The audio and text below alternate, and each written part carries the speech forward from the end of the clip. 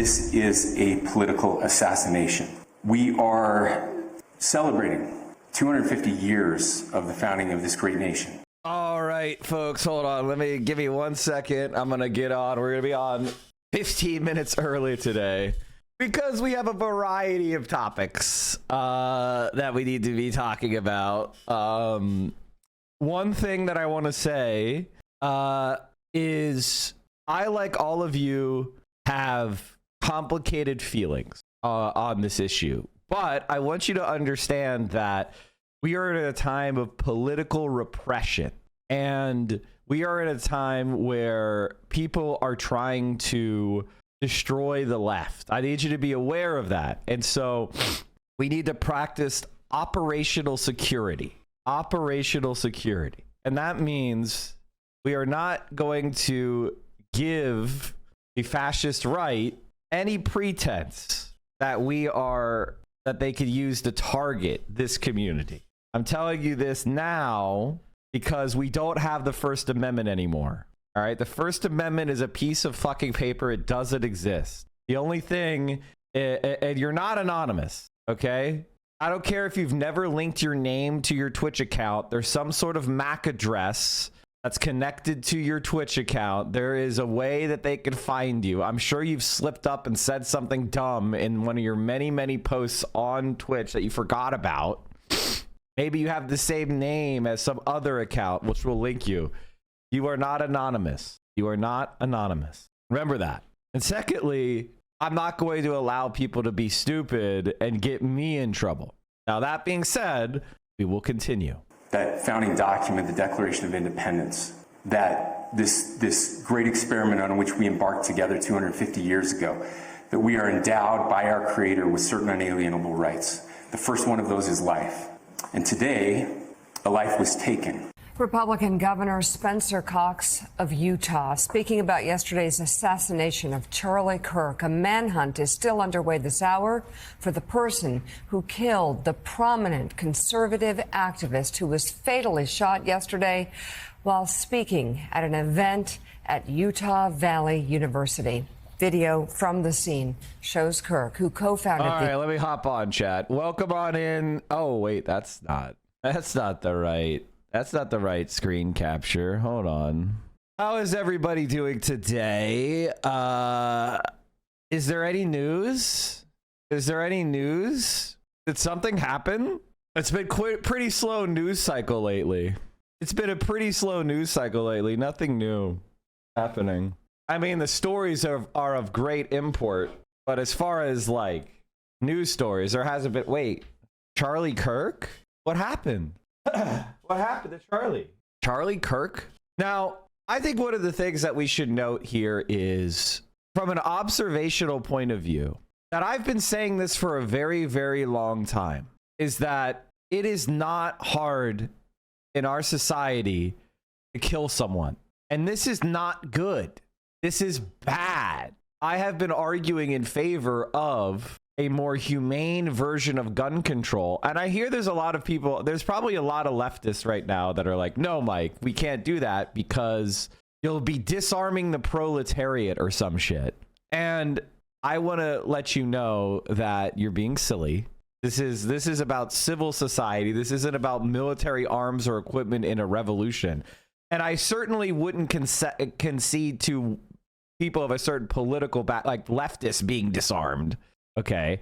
But in a society that Charlie Kirk has largely argued for, when guns are this hyper available, there is a Hobbesian fact.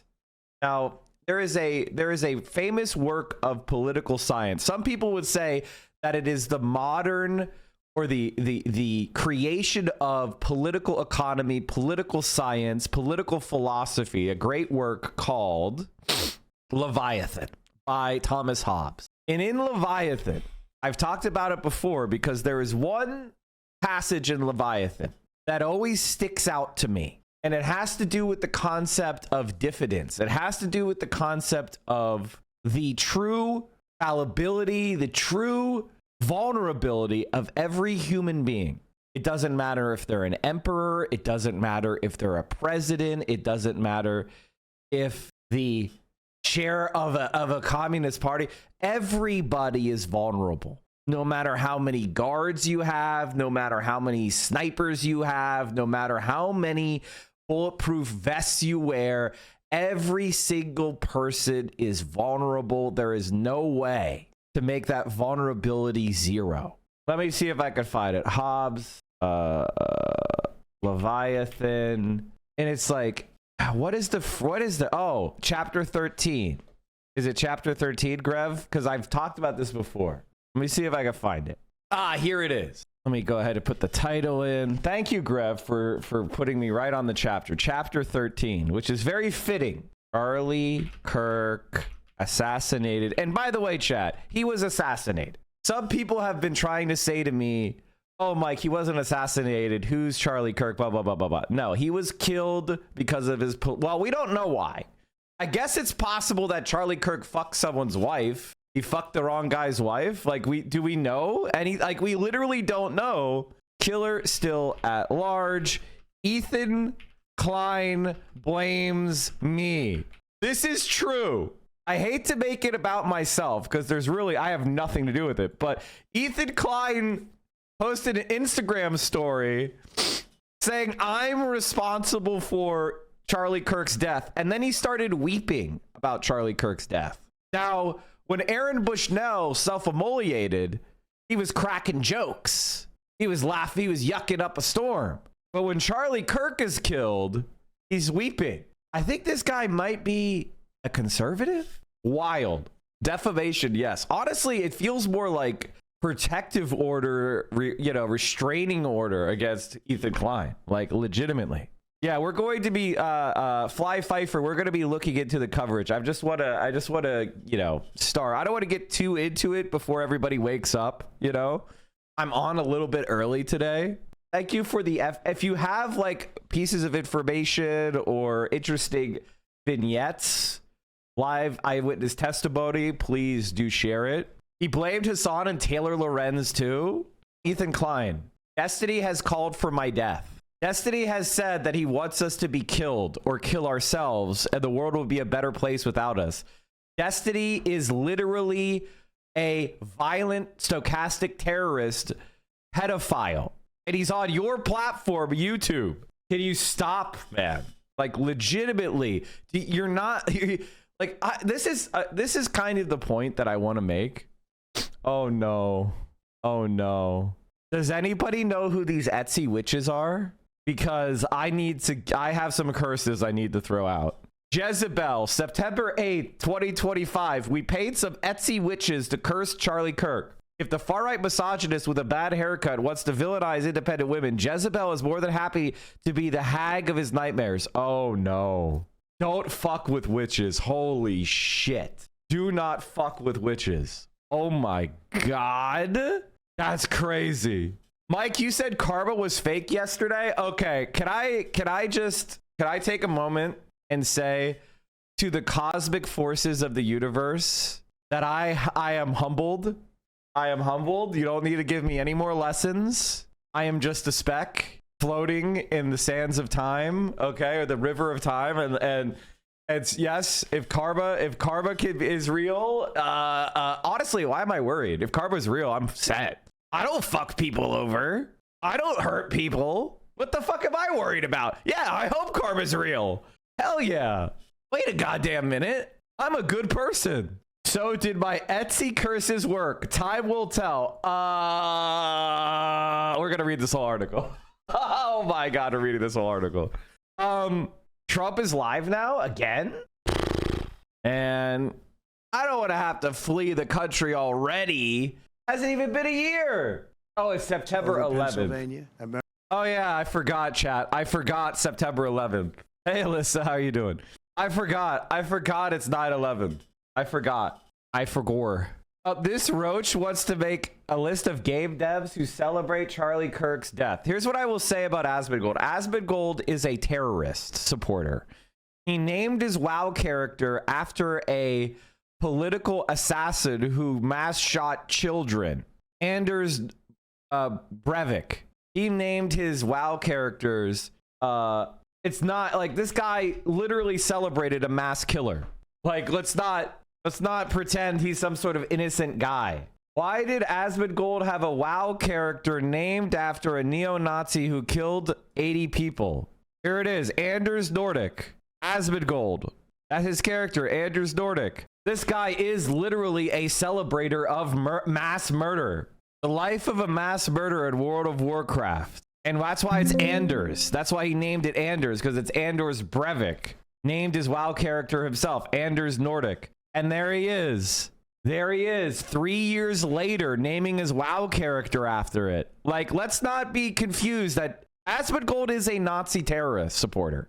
Like, there's nothing to be confused about. So if he's clutching pearls over people cracking jokes, who the fuck are you, bro? You support a goddamn terrorist.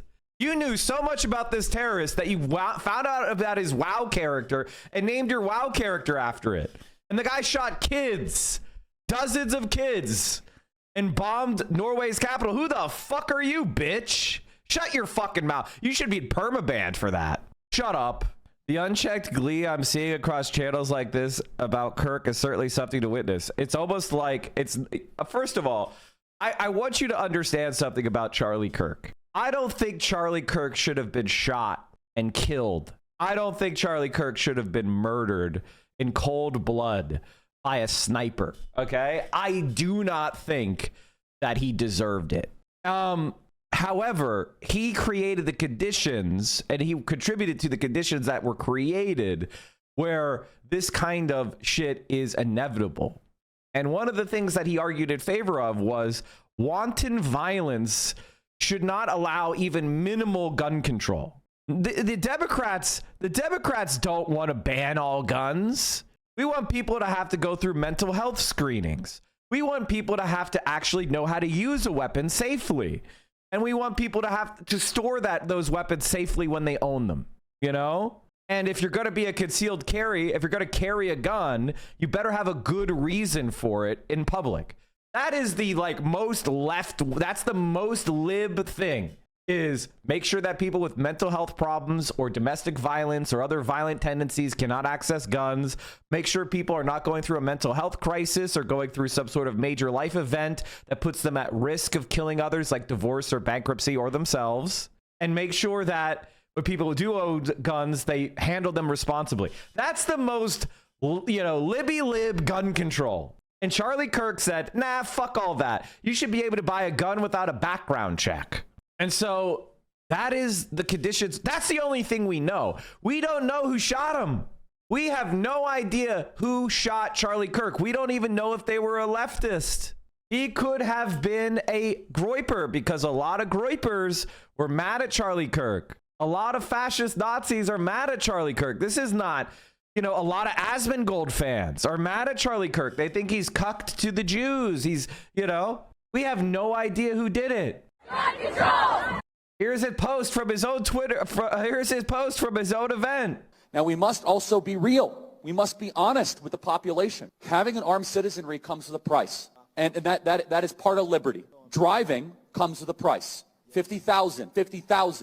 By the way, chat, America has too many deaths from cars. We have speed. Hey, Charlie Kirk, you stupid son of a bitch.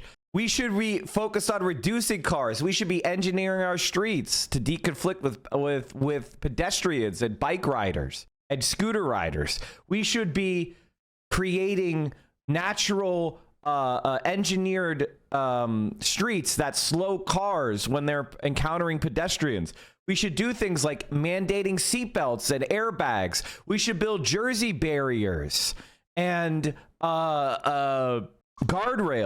We should mandate crumple zones and airbags and collision detection safety features.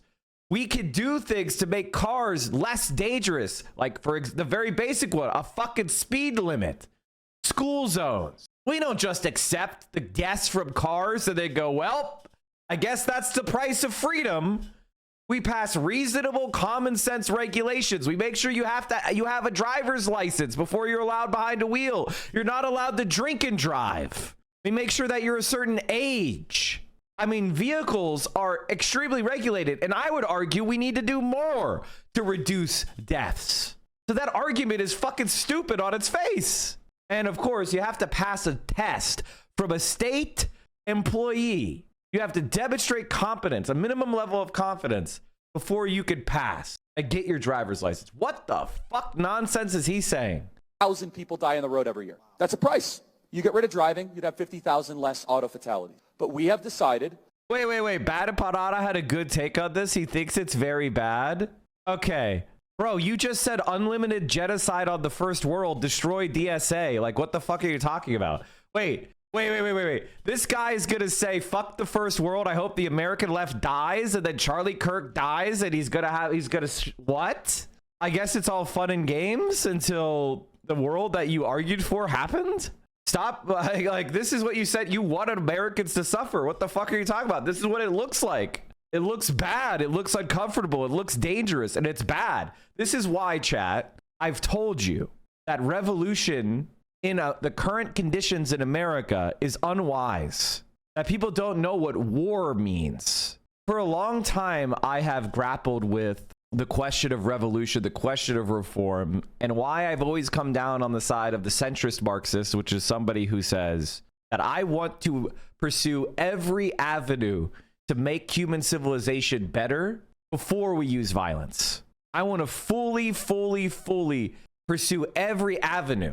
But if revolution is necessary, then the course of history, that is the course of history.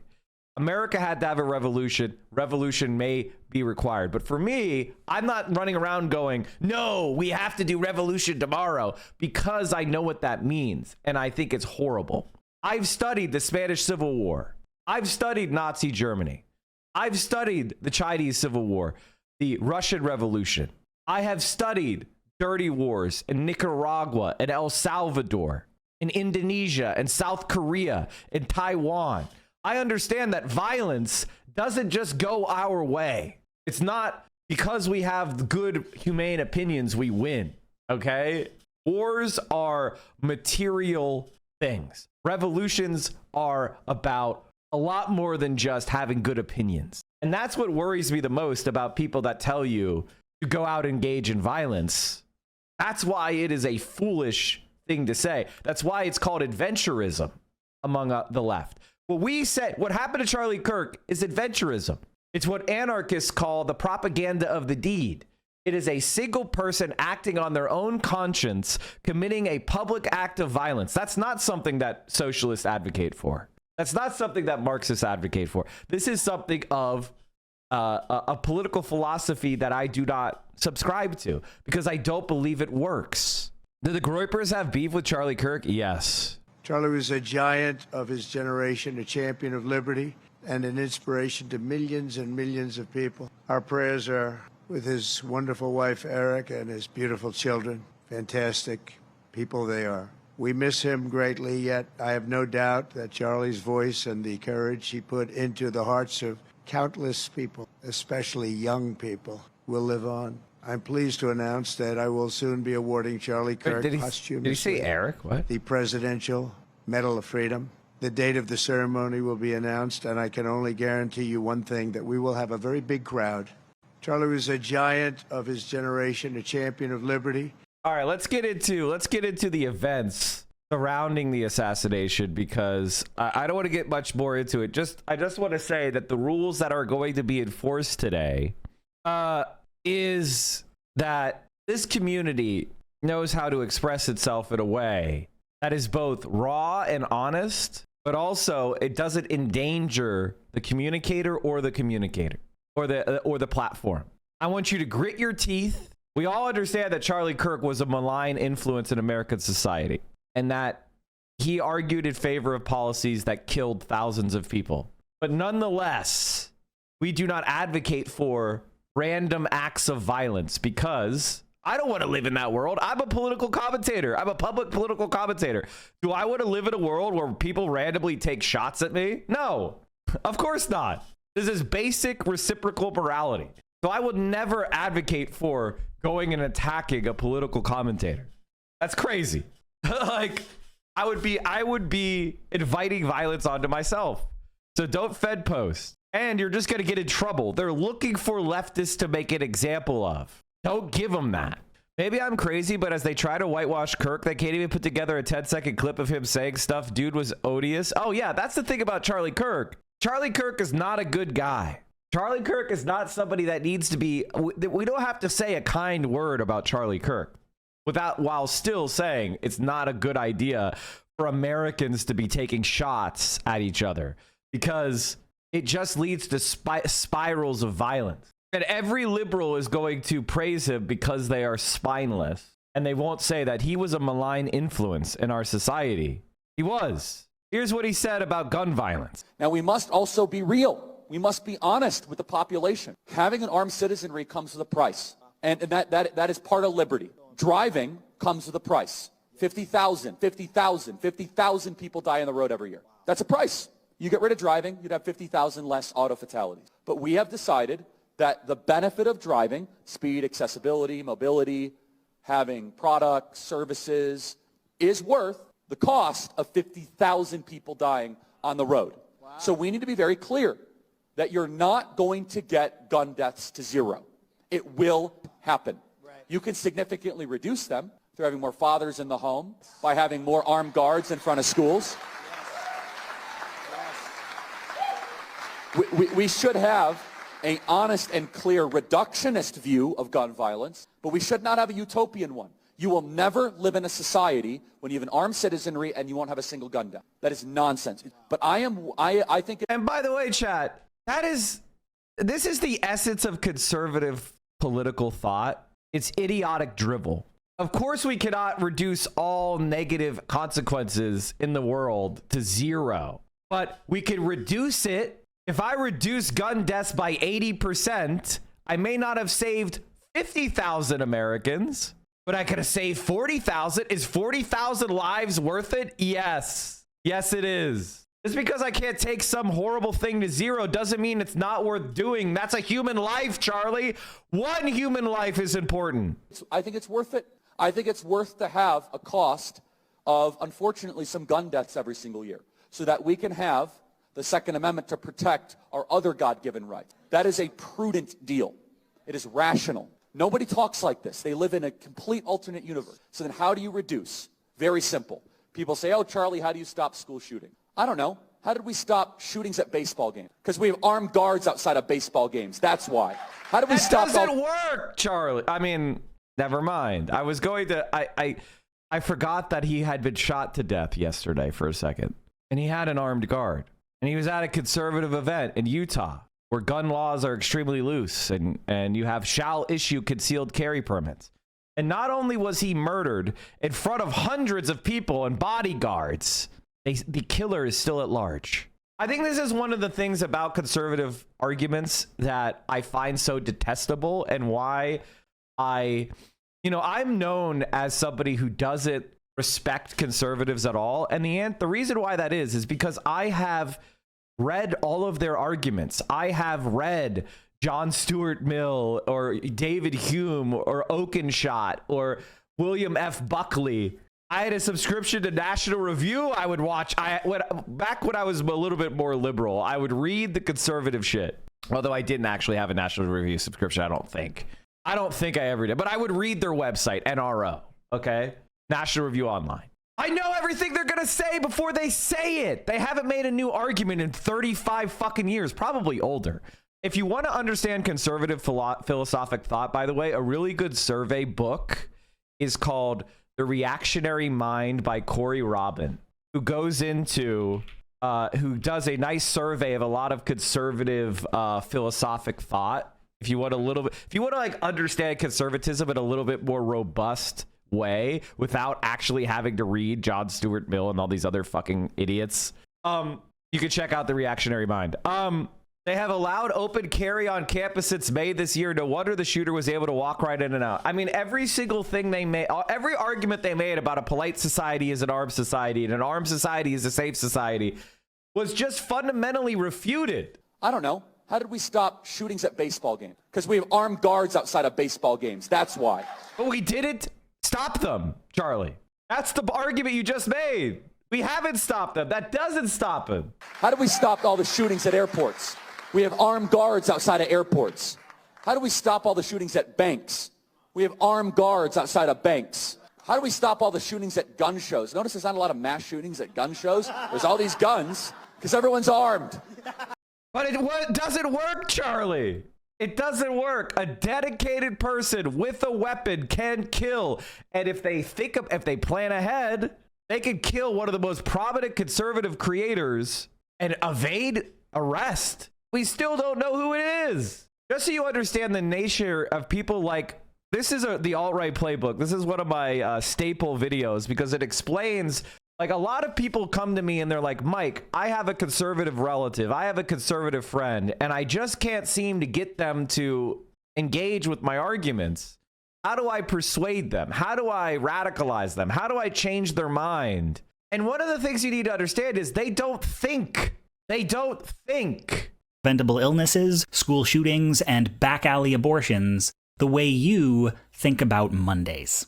The conservative mindset tends to sort things into binaries with no room for scale. Mass shootings either happen or they don't. You can talk about how much safer countries with robust gun control are, and they'll just say, here's a shooting that happened in England. Here's a shooting that happened in Australia. Gun control didn't stop them. You can't regulate evil. And this is the kind of sentence that can drive you up the wall because it is, on its face, obviously true, but it's only applicable in this context thanks to the word that's implied but not stated.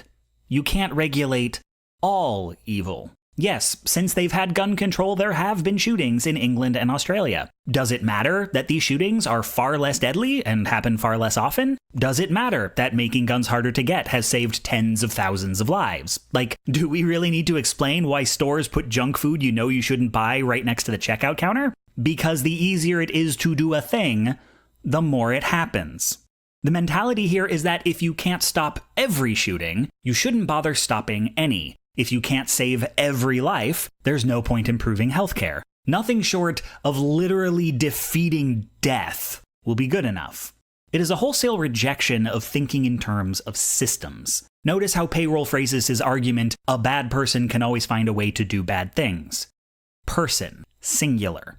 If a criminal can still get a gun, they extrapolate that every criminal can get a gun, in the same way that if a poor person can get a job, every poor person can get a job. Which, no! If there are fewer jobs than people who need them, there's going to be unemployment. And if there are fewer guns than people who want to shoot them, there's going to be less gun crime. If they talked about populations of people, they'd have to acknowledge that some percentage succeeds at doing bad things, and a percentage fails. And since percentages are different across cultures, we must have some influence over them. But a binaristic model of things either happen or they don't leaves no room for percentages. The other thing is that I want to say is, like, China is a perfect example of this. China used to have a lot of crime. 35 years ago, China had crime. China had violence. China had theft. They had problems with social order. There was people with desperate poverty, and people were stealing. There were human trafficking and drug cartels and organized crime syndicates. And you know what the Chinese Communist Party did? They smashed it. They set a program where they said, we're going to defeat poverty in this country by helping people. And they raised 800 million people out of poverty. And at the same time, they focused like a laser beam on organized criminals and organized crime, and they swept it off the streets. So they went after the causes of crime. They have built a society. There's never been a safer society on the planet Earth than China right now. Period. You will not be victimized if you go and visit China. Period. Does it mean that it's completely gone? No. It's like this. There's a tiny sliver. Now people will look at that and they'll go, no, it's because China has like panopticon surveillance, Mike, and it's super oppressive. And it's like, no, it's fucking not. America has all the same cameras, all the same big data, all the same shit. What we don't have is a civil society dedicated to improving the lives of every citizen, not just the super rich. We don't have programs to actually attack poverty at the root. And we don't give everybody in society buy-in. There's so many marginalized people that are hanging out at the edges, barely alive. Of course they're going to resort to crime. Of course they're going to rage against the society which alienates them. but a binaristic model of things either happen. Oh, yeah. This is something we saw yesterday in China. This is how they deliver shit. They just leave it out in a park, in a public park, on a busy street.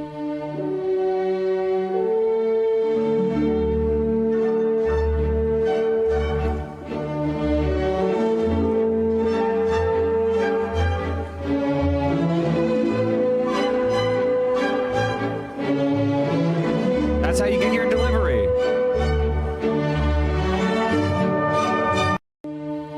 And nobody comes along and grabs that shit. Because if they do, they'll get fucking caught. If you call the cops and say somebody stole my Uber Eats, they'll investigate. That's crazy. Somebody steals your car in America, and you know what they do? Here's what they do. What the fuck is that movie? Shit. Oh, it's The Big Lebowski. Here, The Big Lebowski car scene. Car impound scene. This is what they do to you in America. Someone steals your fucking car. It was discovered last night, lodged against an abutment. Oh, man, lodged where? You're lucky she didn't get chopped, Mr. Lebowski. Oh, man. Must have been a joyride situation. They abandoned the vehicle once they hit the retaining wall. Oh, my fucking briefcase, man. It's not here. Yeah, Shit. I saw that on the report. Sorry. You got to get in on the other side. The side view was found on the road by the car. You're lucky they left the tape deck, though, in the credence. Oh, Jesus. What's that smell, man? Yeah, it's probably a vagrant slept in the car. Or maybe just used it as a toilet and moved on. Hey, man, are you going to find these guys? Or, you know, I mean, you got any promising leads or... Leads? Yeah, sure. I'll just check with the boys down at the crime lab. They got 4 more detectives working on the case. They got us working in shifts.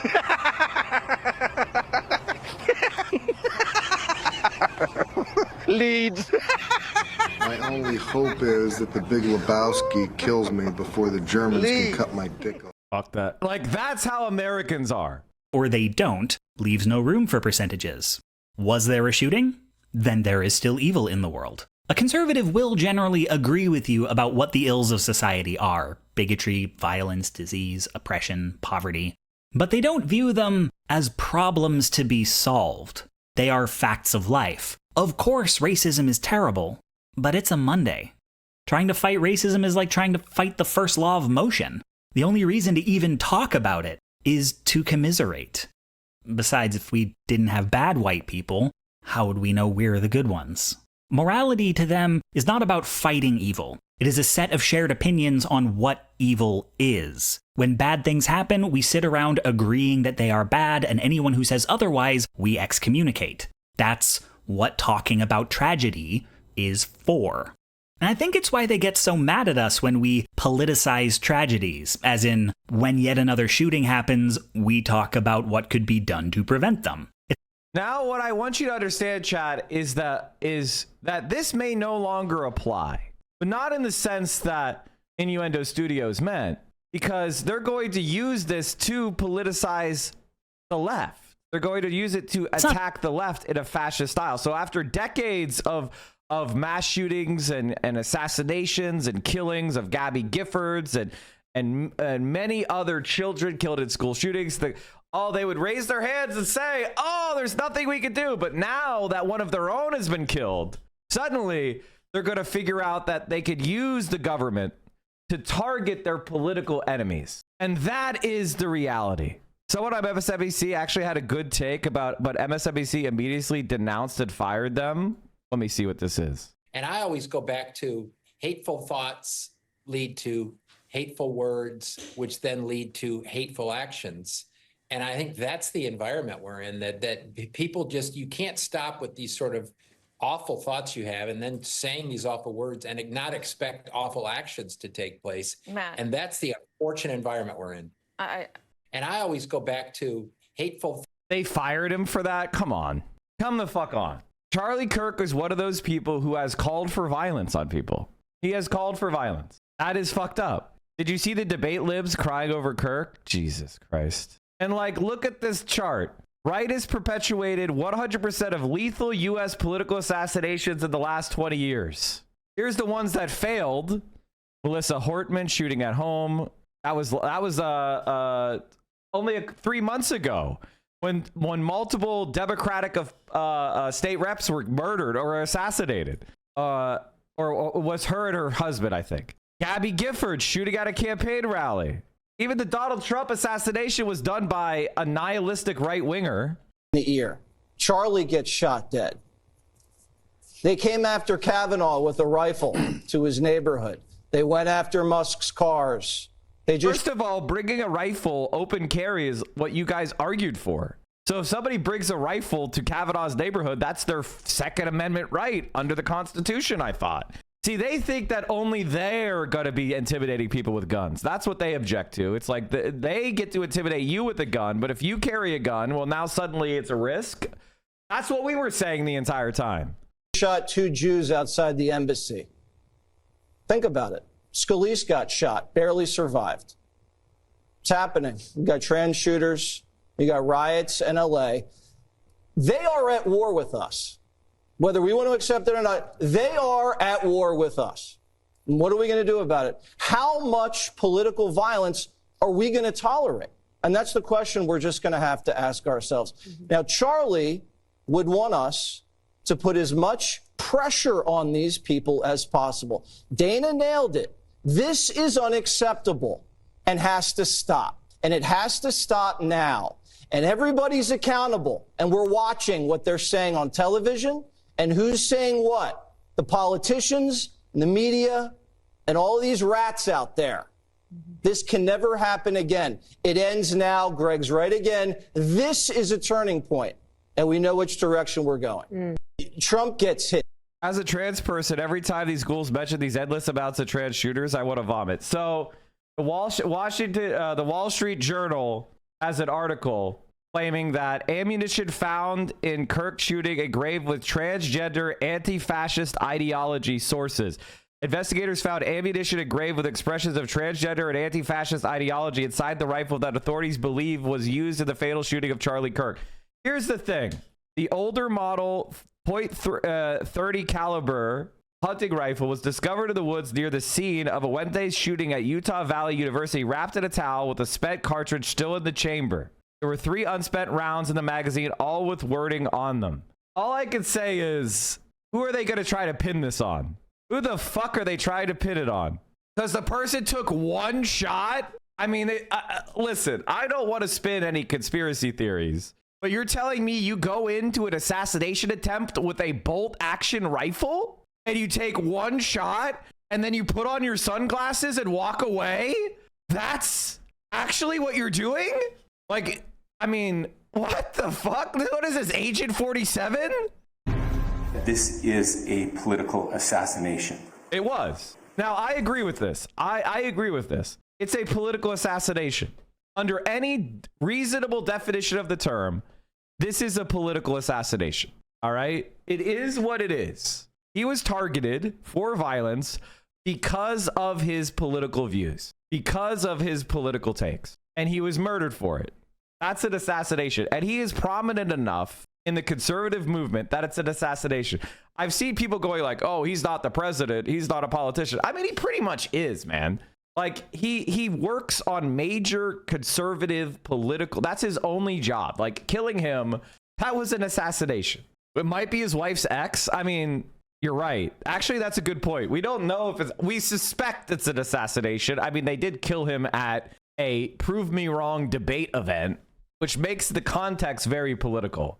But it would be, it seemingly is an assassination. It would be very surprising if it was his wife's lover that did it, but not impossible. Like, if his wife's lover was trying to kill him, he could use the political smokescreen to cover up him as a suspect. So until we know who did it, I think it's right to be, you know, it's hard to say.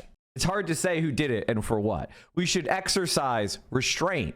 We are celebrating 250 years of the founding of this great nation. That founding document, the Declaration of Independence, that this great experiment on which we embarked together 250 years ago, that we are endowed by our Creator with certain unalienable rights. The first one of those is life.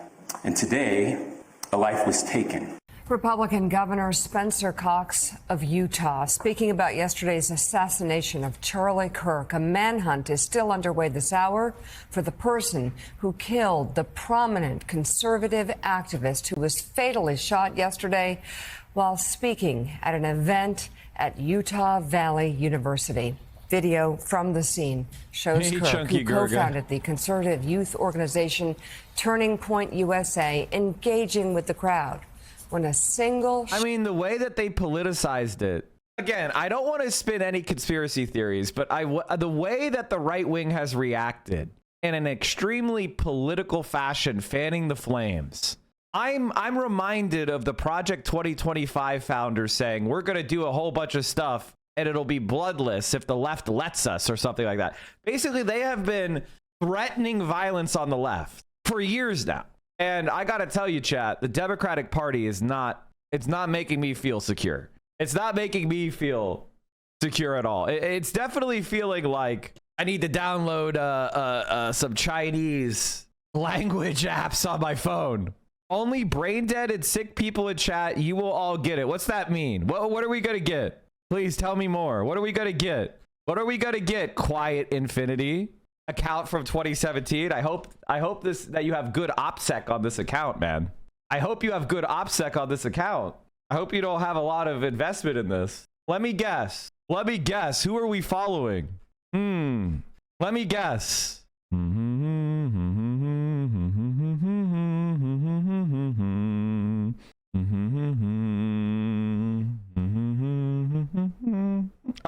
Rich Campbell, you still follow the rapist?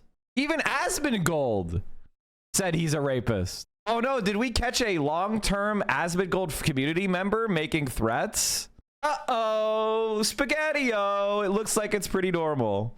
Oh, I wish I knew more about these like absolute zero streamers so I could comment more. Who else are we following? That's funny. Anyway, chat, let's go ahead and report this guy, get this account banned. Losing a 2017 account, that's rough. But you can't call for violence on Twitch. Wah, wah, unfortunately. Okay, let's see here. Threatening violence. There it is. Threatening violence toward the community. Let's go ahead. Make sure you hit that report. The user is Quiet Infinity. Make sure you hit that report. We don't want to have anybody... Just keep pushing. Don't care. I'm from Switzerland. Imagine being an Asmongold political supporter while being from Switzerland that has 1 million welfare programs. Crazy. And if they removed all the welfare programs they have for people like you would have a shit fit, because the only way you can be a mold enjoyer is if you're getting supported by the state or your family. Shot rang out and struck him in the neck. Eyewitnesses describe the moments surrounding this horrific act of violence. Did you hear the gunshot? Yeah, we did. We heard the gunshot and people just started dropping, and so my wife... It's so funny to be a European and being like, I'm so disgusted over the killing of Charlie Kirk, the man who advocates for political violence and wanton guns. I'm talking to you from Europe, where we have strict gun control. Like, you know why you don't have these shootings in Europe as much is because you have gun control. Now, are guns banned in Europe? No. In Switzerland, you could easily get a gun. In fact, everybody's given a rifle as part of their reserve training program. But yet, because of the heavy regulations, because of the controls around ammunition, and the fact that they force people to be trained in these weapons, there's a lot less mass shootings. And a lot less shootings in general. How about that?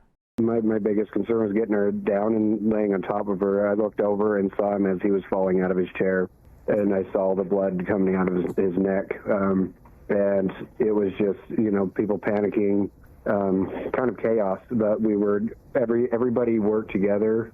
Everybody kind of came together and was, what can we do to help everybody and get everyone safe? I just remember the pop and everyone looking around questioning the same question, and I was questioning if that could have been a real gun. Kind of sounded like a louder version of a pop gun. And then there was like a more military stature looking man in front of us, and he was pushing people down saying, everyone get down, that's a gunshot. And then the next thing you know is you're just trying to look for your exits, and he's saying to stay down, but do you run? Do you stay down? Do you crawl? You don't know what to do.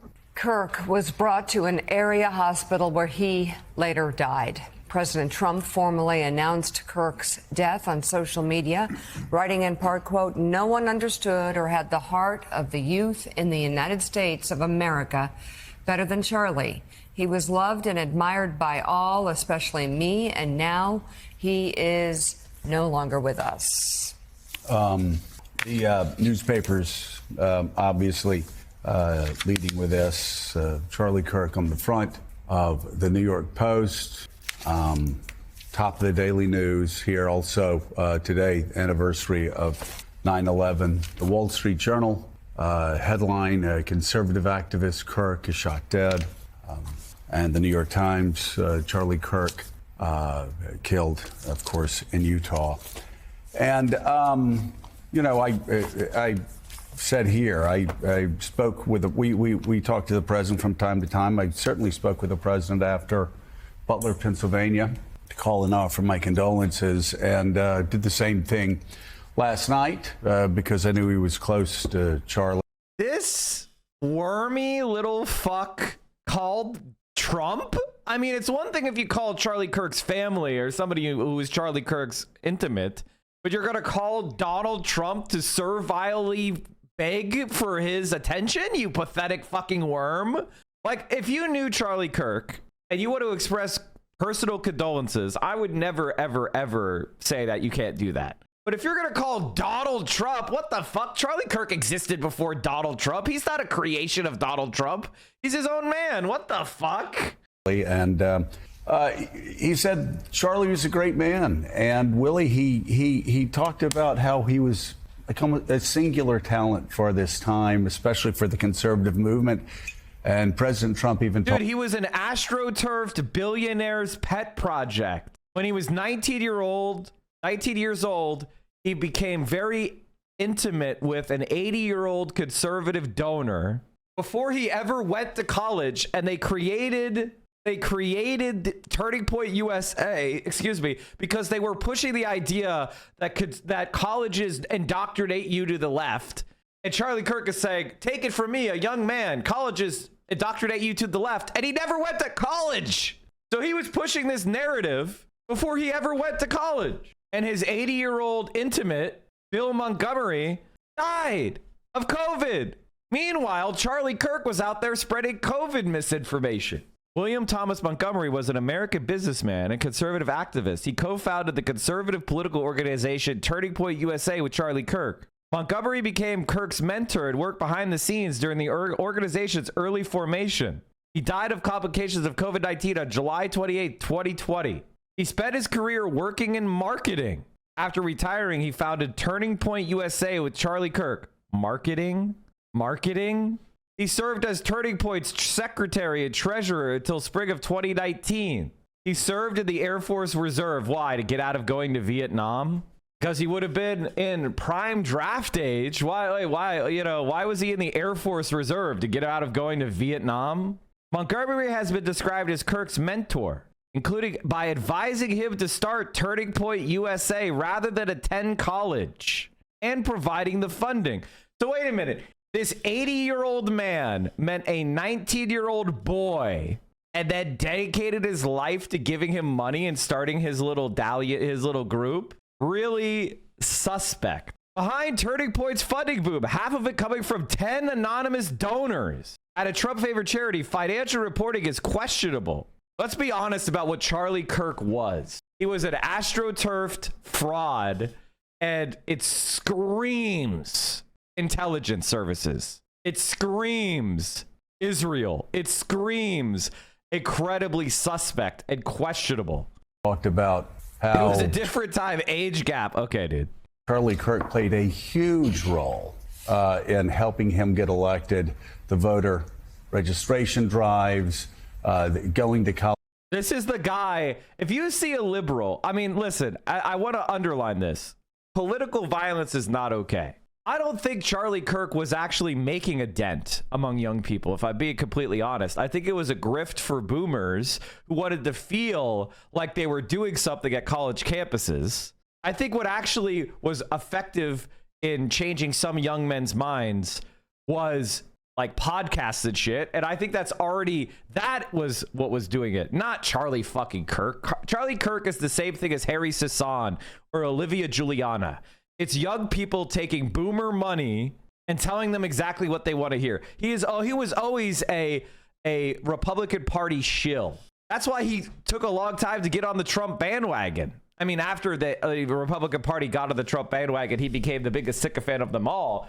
But he took a while to get on the Trump bandwagon. Data shows they were actually better in the 1940s. It was bad. It was evil. But what happened? Something data shows they were actually better in the 1940s. It was bad. It was evil. But what happened? Something changed. They committed less crimes. Maybe they were afraid. I mean, 4,000 black men, women, and children were killed in violent lynch mobs. That's your explanation. But racial terror permeated American culture for hundreds of years. Black America is worse than it has been that in the last affected 80 years. The generational psyche of an entire group of people? Well, I'm sure it did. I'm not discounting that. I'm just, it shows they were actually better in the 1940s. It was bad. It was evil. But what happened? Something changed. They committed less crimes. Maybe they were afraid. I mean, 4,000. First of all, he's not even right. The crime rate in the 70s was significantly higher in the 60s than it is now. The highest crime rate was in the 70s and the 80s. What the fuck is he even talking about? He's just making shit up. College campuses, you know, before the election, we were talking about how Republicans were depending on young men to get out to the election. And, you know, that hardly ever happens. It's usually you focus on older voters to get out to the polls and vote, and high propensity voters, younger men, college students were always lower propensity voters. And after the election, people stood back and were shocked. So why did this happen? Well, Donald Trump explained last night one of the reasons that happened was told me it was because of Charlie Kirk. And he's right about that. Please prove he advocated for violence. Just one clip or quote would be good. Oh, okay. I mean, Charlie Kirk started an organization called Turning Point USA, for people who don't know, more than a dozen years ago, focused on campuses. It has more than 800 chapters now. And he was, as a matter of fact, instrumental in Donald Trump's reelection. A very close friend, not just a political ally, but a friend of Vice President Vance. And Don Jr. called him a little brother yesterday. They're very close as well. So they do give him a large portion of the credit for that victory. And this is, at first, a human tragedy. This is a young man who was killed in broad daylight in front of 3,000 of his supporters. And his wife and his two young children were there. They'll grow up without a father. That's the human part of this. And if there's anything to be taken from this, it is the near universal condemnation of what happened yesterday. I have in front of me statements from every living president condemning this, offering their prayers and support for Charlie Kirk's family. Republican, Democrat as well. You have flags being ordered to half staff in states run by Democratic governors, Pennsylvania and Colorado. There is a statement being made. The president has made it as well. And of course, there are always people on the fringe on social media who are going to be idiots and celebrate the horrible moments like this. But there is near universal condemnation from political leadership for this act of violence and all acts of violence. And this is a really important moment for our leaders. Well, I mean, obviously, right? Like, as a political commentator, I condemn violence against political commentators. You know, if you're a prominent political figure, you condemn violence against prominent political figures. Obviously, I don't want to be shot by some random who would lose a debate to me. Like, obviously, it's just basic self-preservation. Just common sense. Of course, we're going to say this is bad. To step up and say that again and again. Speaker Johnson said it yesterday, and then Minority Leader Jeffries said almost the same thing. So we're getting it from both sides of the aisle, and let's hope that holds. Well, let's hope that holds, and it also from leadership of this network. Somebody came on, Matthew Dowd yesterday came on and made a wild speculation that was obviously wrong and extraordinarily hurtful to many people. And Rebecca Cutler said so last night, came out and condemned his words in the strongest terms. So we're glad that she did that. This obviously, though, and we're going to be getting into just what he did, so those who don't understand the extraordinary impact Charlie Kirk has had on American politics will have a better understanding that this guy that was a podcaster for 2 hours a day, that's a job in and of itself. He ran organizations all over college campuses, the best organized person Democrats would have loved to have. No, they don't. You despise these guys. You despise Zohran Mamdani. You despise me. You despise Hassan. You despise all organizing that's done on the left. You want centrist Democrats who are in favor of corporations. You fucking despise it. Shut the fuck up. Don't start with me.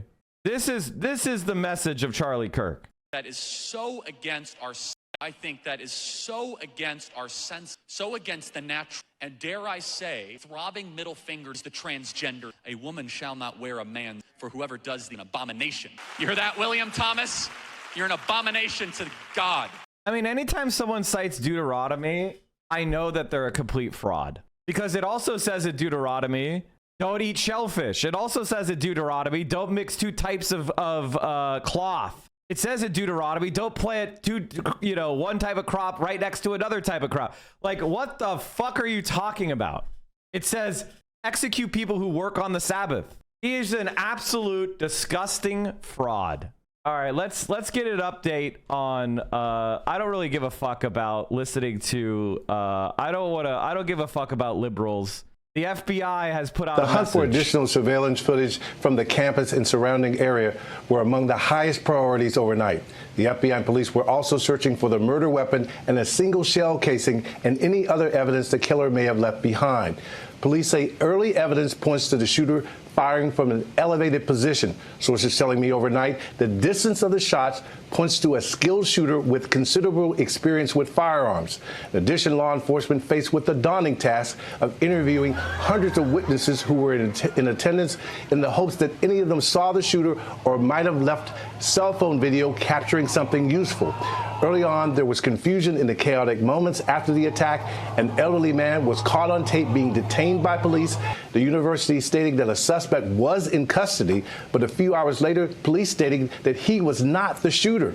Then the FBI director announcing that a different subject was in custody in connection with the shooting, but less than 3 hours later, authorities released yet another statement saying that both men believed to be persons of interest had been interviewed and released, saying there are no ties, they have no current ties to the shooting. So the bottom line, the hunt is on, and the FBI is desperate for the public's help, setting up a digital... Oh, they don't know who did it. They have no idea who did it. Did this guy actually get away with it, and all we're gonna have is shell casings? All we're gonna have is shell casings, so it literally could have been anyone. It could have been a Israeli agent, hypothetically. It could have been a false flag. They don't know who did it at all. High-powered bolt-action rifle recovered from area where suspected Kirk shooter fled. Okay, let's watch the FBI press conference. Only a half an hour. Go ahead and introduce everybody. Ready for that spelling? Speaker is Special Agent in Charge, Robert Bowles, R-O-E-R-T. Good morning. I am Bo Mason, Commissioner for the Utah Department of... I'd be remiss if we didn't start off today and recognize this. Historically on 9/11, law enforcement has come together to recognize and honor those that sacrificed to preserve the ideals of this country, the freedoms of this country. And instead, we find ourselves today hunting a murderer who chose to violate our rights, the rights of an individual within this country. Just to recap yesterday's events, at around 12:20 p.m., political influencer Charlie was at Utah Valley University participating in a student-sponsored event with Turning Point USA. Charlie was shot at that event. He was transported to a local hospital where he later passed. Last night, his body was moved to the state office of the medical examiner. We will continue to facilitate movements to get him home today and with his family. Yesterday, during the investigative process, we located a couple of persons of interest. We interviewed those individuals, and after releasing them and after clearing them of being suspects, they face scrutiny. They face threats. We asked the public, be patient with the investigative process. These individuals were not suspects. They were people of interest. We ask that you do not impose into those people and that investigative process. They don't deserve that harassment for being subject to that. I'd like to thank all the investigators that are involved in this. They have worked around the clock, all day yesterday, through the night last night. Investigators from the State Bureau of Investigations, from county, from city agencies, the university, our federal partners with the FBI, the ATF, and many others. Those are just a few of the people that we have involved in this. I'd like to thank all of them for their strong work. Through all that work last night, we were able to make a few breakthroughs. We were able to track the movements of the shooter. Starting at 11:52 a.m., the subject arrived on campus, shortly away from campus. We have tracked his movements onto the campus, through the stairwells, up to the roof, across the roof to a shooting location. After the shooting, we were able to track his movements, moved to the other side of the building, jumped off of the building, and fled off of the campus and into a neighborhood. Our investigators have worked through those neighborhoods, contacting anybody they can with doorbell cameras, witnesses, have thoroughly worked through those communities, trying to identify any leads. We do have good video footage of this individual. We are not going to release that at this time. We are working through some technologies and some ways to identify this individual. If we are unsuccessful, we will reach out to you as the media, and we will push that publicly to help us. We're confident in our abilities right now, and we would like to move forward in a manner that keeps everyone and moves this process. Last night I communicated with Erica. The family's devastated.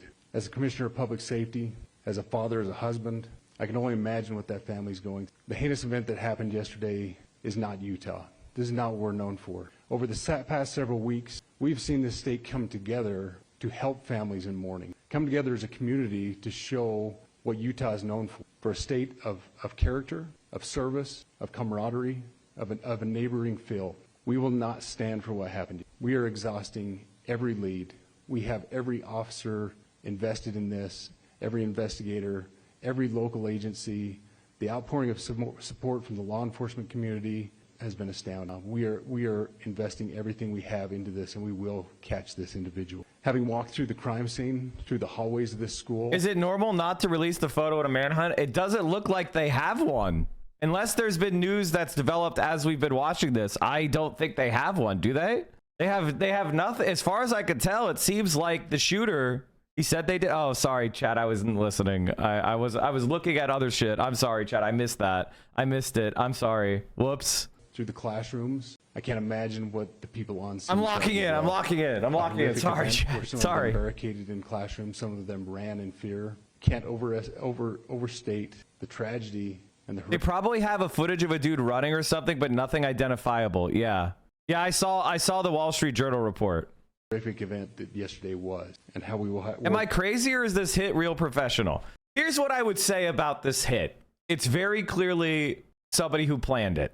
Somebody who sat down with cold blood and said, I want to kill Charlie Kirk and I want to get away with it. That's what the plan, and they did that. And they said, how could I do it? And they want to make a statement. So with the prove me wrong emblazoned above him, the shooter said, here's my counter argument.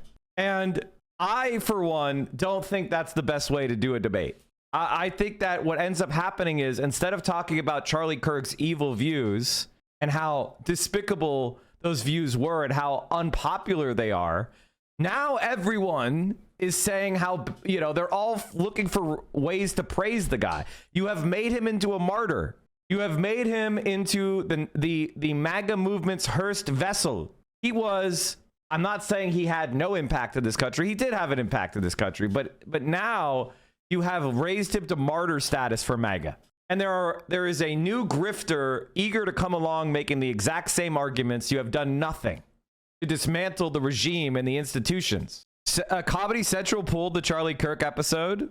Did you see the close-up footage? What did you think? Yes. Yesterday, once I saw the close-up footage, seconds after minutes after the shooting, I knew he was dead. And we could go and take a look at how I reacted. And as you can see, chat, I want to show you guys that I didn't celebrate. I don't celebrate violence. I don't call for violence. But I analyze violence in the sense of looking for the root causes. Okay?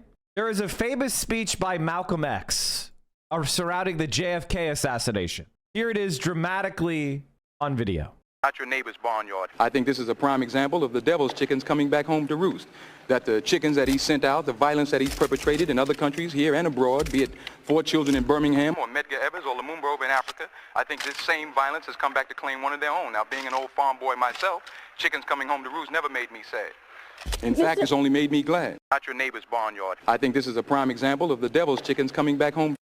Now, I think that Denzel playing Malcolm X is going a little bit far, right? That's a little bit far. I wouldn't say it made me glad. I would just say when somebody perpetuates violent rhetoric, violent racist rhetoric. So the Koch network has made their decision. Now, before I tell you about it, just so we're clear, that for years, Charles Koch and the Koch network funded organizations and still against neoconservative warmongering. They even partnered with George Soros on something called the Quincy Institute to try to stop foreign intervention in wars. So I say that for a reason, because it goes to show how inconsistent, unprincipled, undisciplined, and hilarious this endorsement is. One of the key pillars of Koch world is don't invade the world.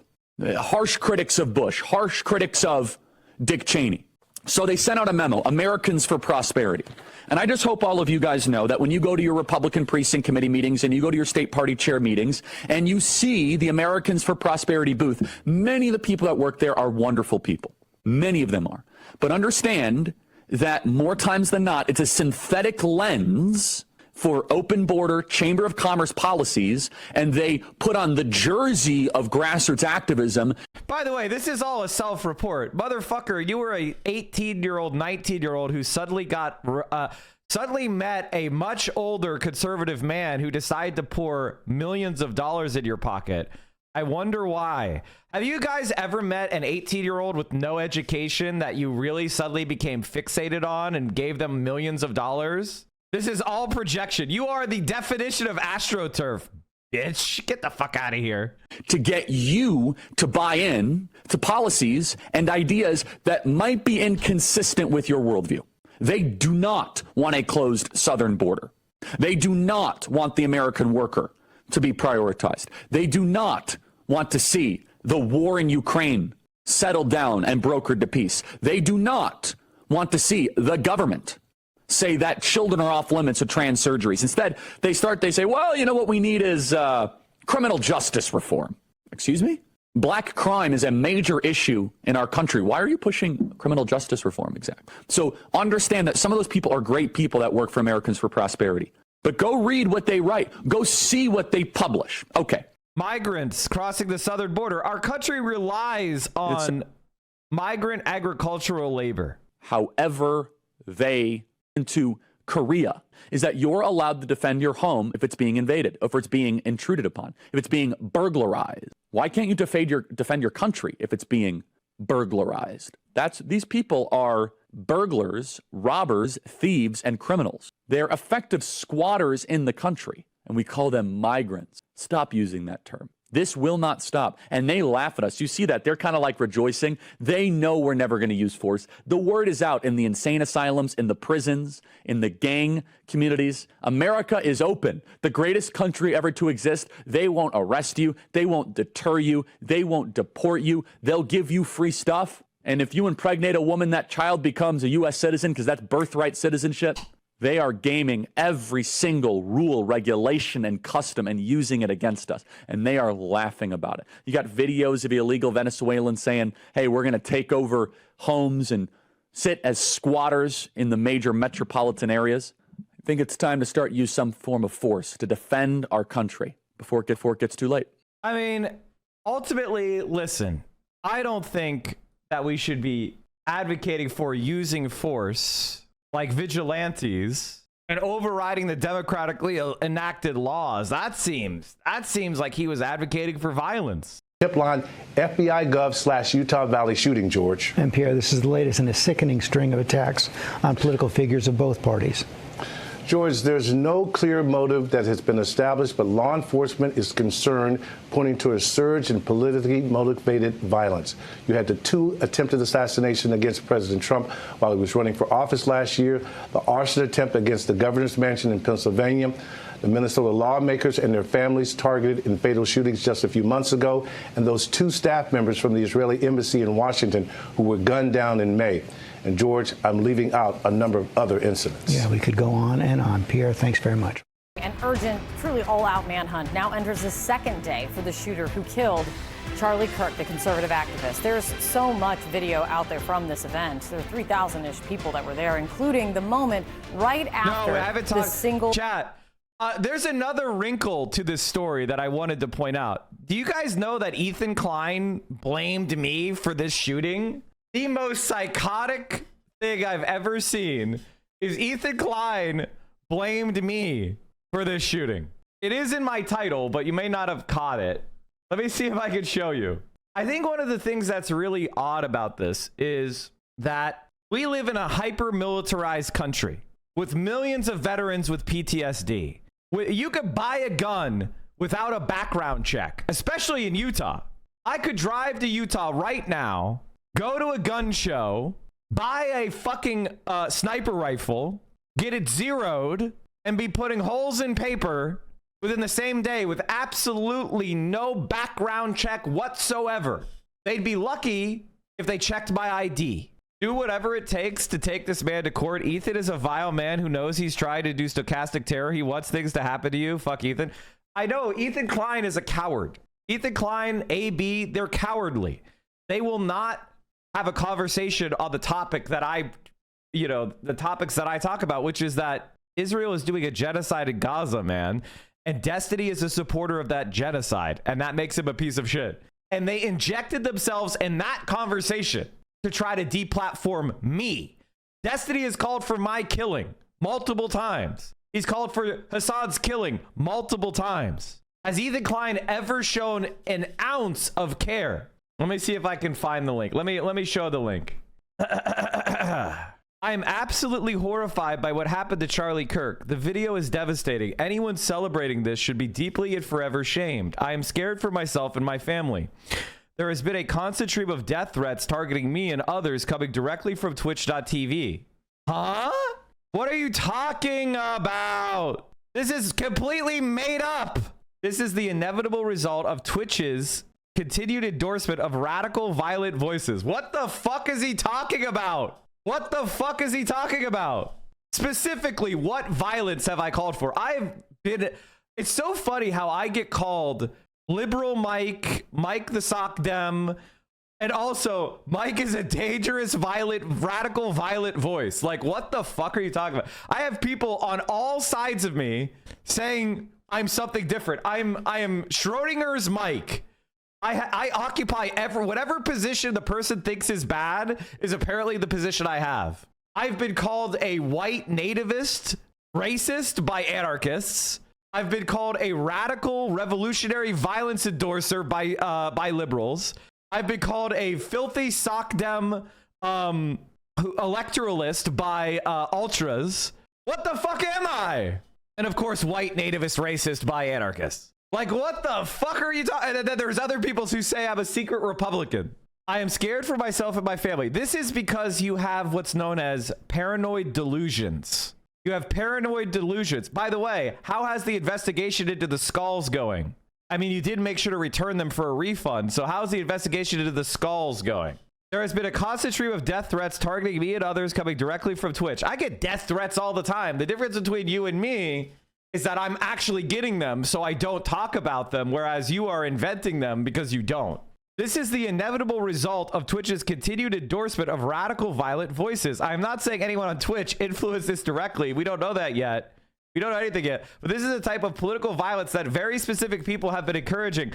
Mike from PA has been broadcasting consistent threats of violence for years with zero accountability. What are you talking about? Be specific. With zero accountability for Twitch. Twitch ensures it will continue to happen. You're a YouTuber. Destiny's on YouTube, and he has said he wants to kill multiple people straight up. He said he wants to murder multiple people. He said he wanted me and Hassan to kill ourselves and the world would be better if we were dead, which is directly endorsing our deaths to his audience, which is blatant stochastic terrorism. What the fuck are you talking about? I am sorry to Charlie's family and wife, and this is his 1-year-old son. Okay, I'm pretty sure. I mean, bro, you celebrated the deaths of Aaron Bushnell. You cracked jokes about the deaths of Aaron Bushnell.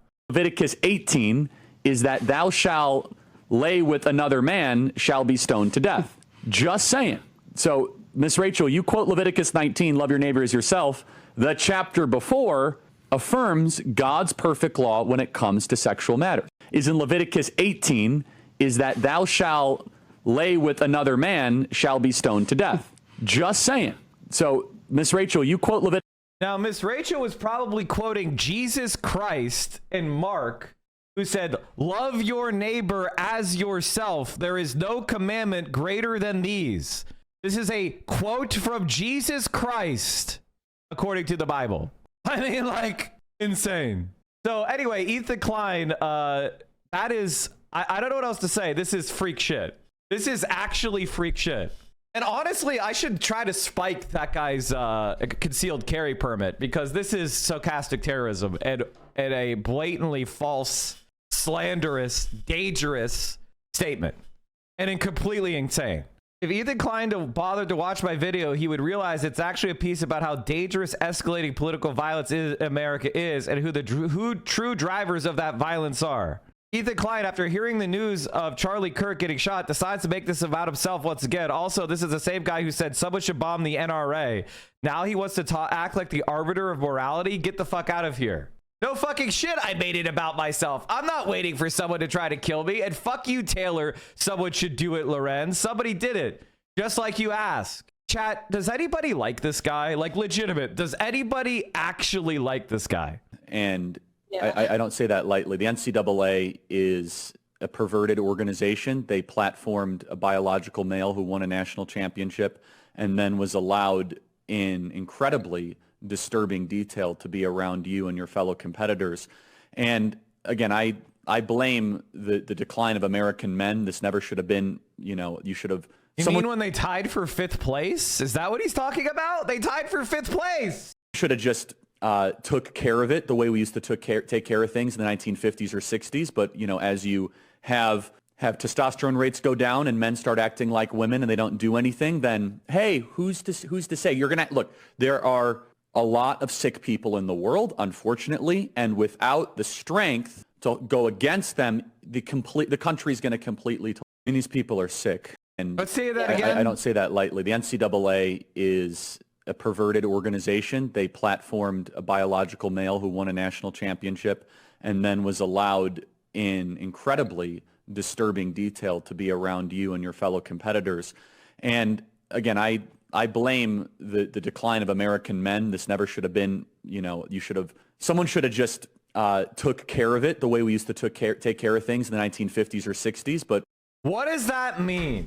I mean, this is a more direct call of violence than I have ever made in my entire life. Took care of it like the 50s and 60s? You mean lynching people? I think one of the things about Charlie Kirk and many fascists is they call for violence because they have this delusional belief that they'll be immune from violence. I mean, Hitler was the same way, right? Like Hitler, they thought that they were going to be able to fight and destroy others and walk around the world imposing their will with violence because they were the Ubermensch and they were more powerful.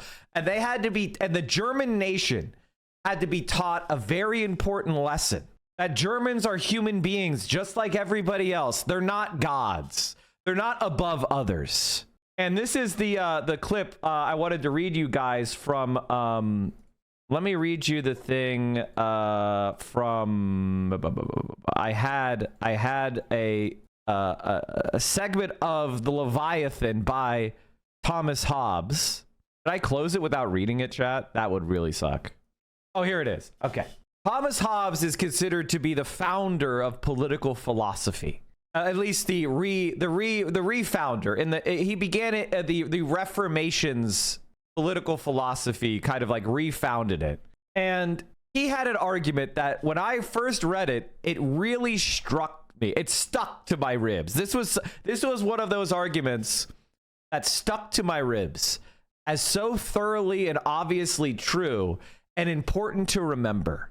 Nature has made men so equal in their physical and mental capacities that although sometimes we may find one man who is obviously stronger in body or quicker of mind than another, yet taking all in all, the difference between one and another is not so great that one man can claim to have an advantage of strength or skill or the like that can't just as well be claimed by some others. As for the strength of body, the weakest man is strong enough to kill the strongest, either by a secret plot or by an alliance with others who are in the same danger that as he is in.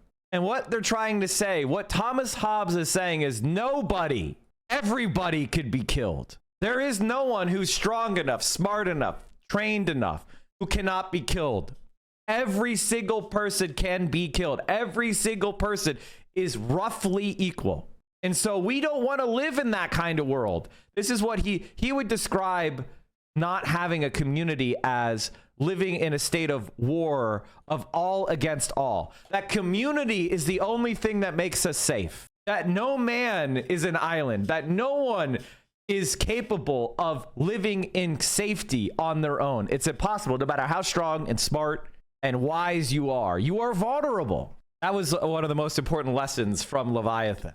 No one is safe. And so when you call for violence, wanton, random violence on others, you are setting out chickens that will come home to roost.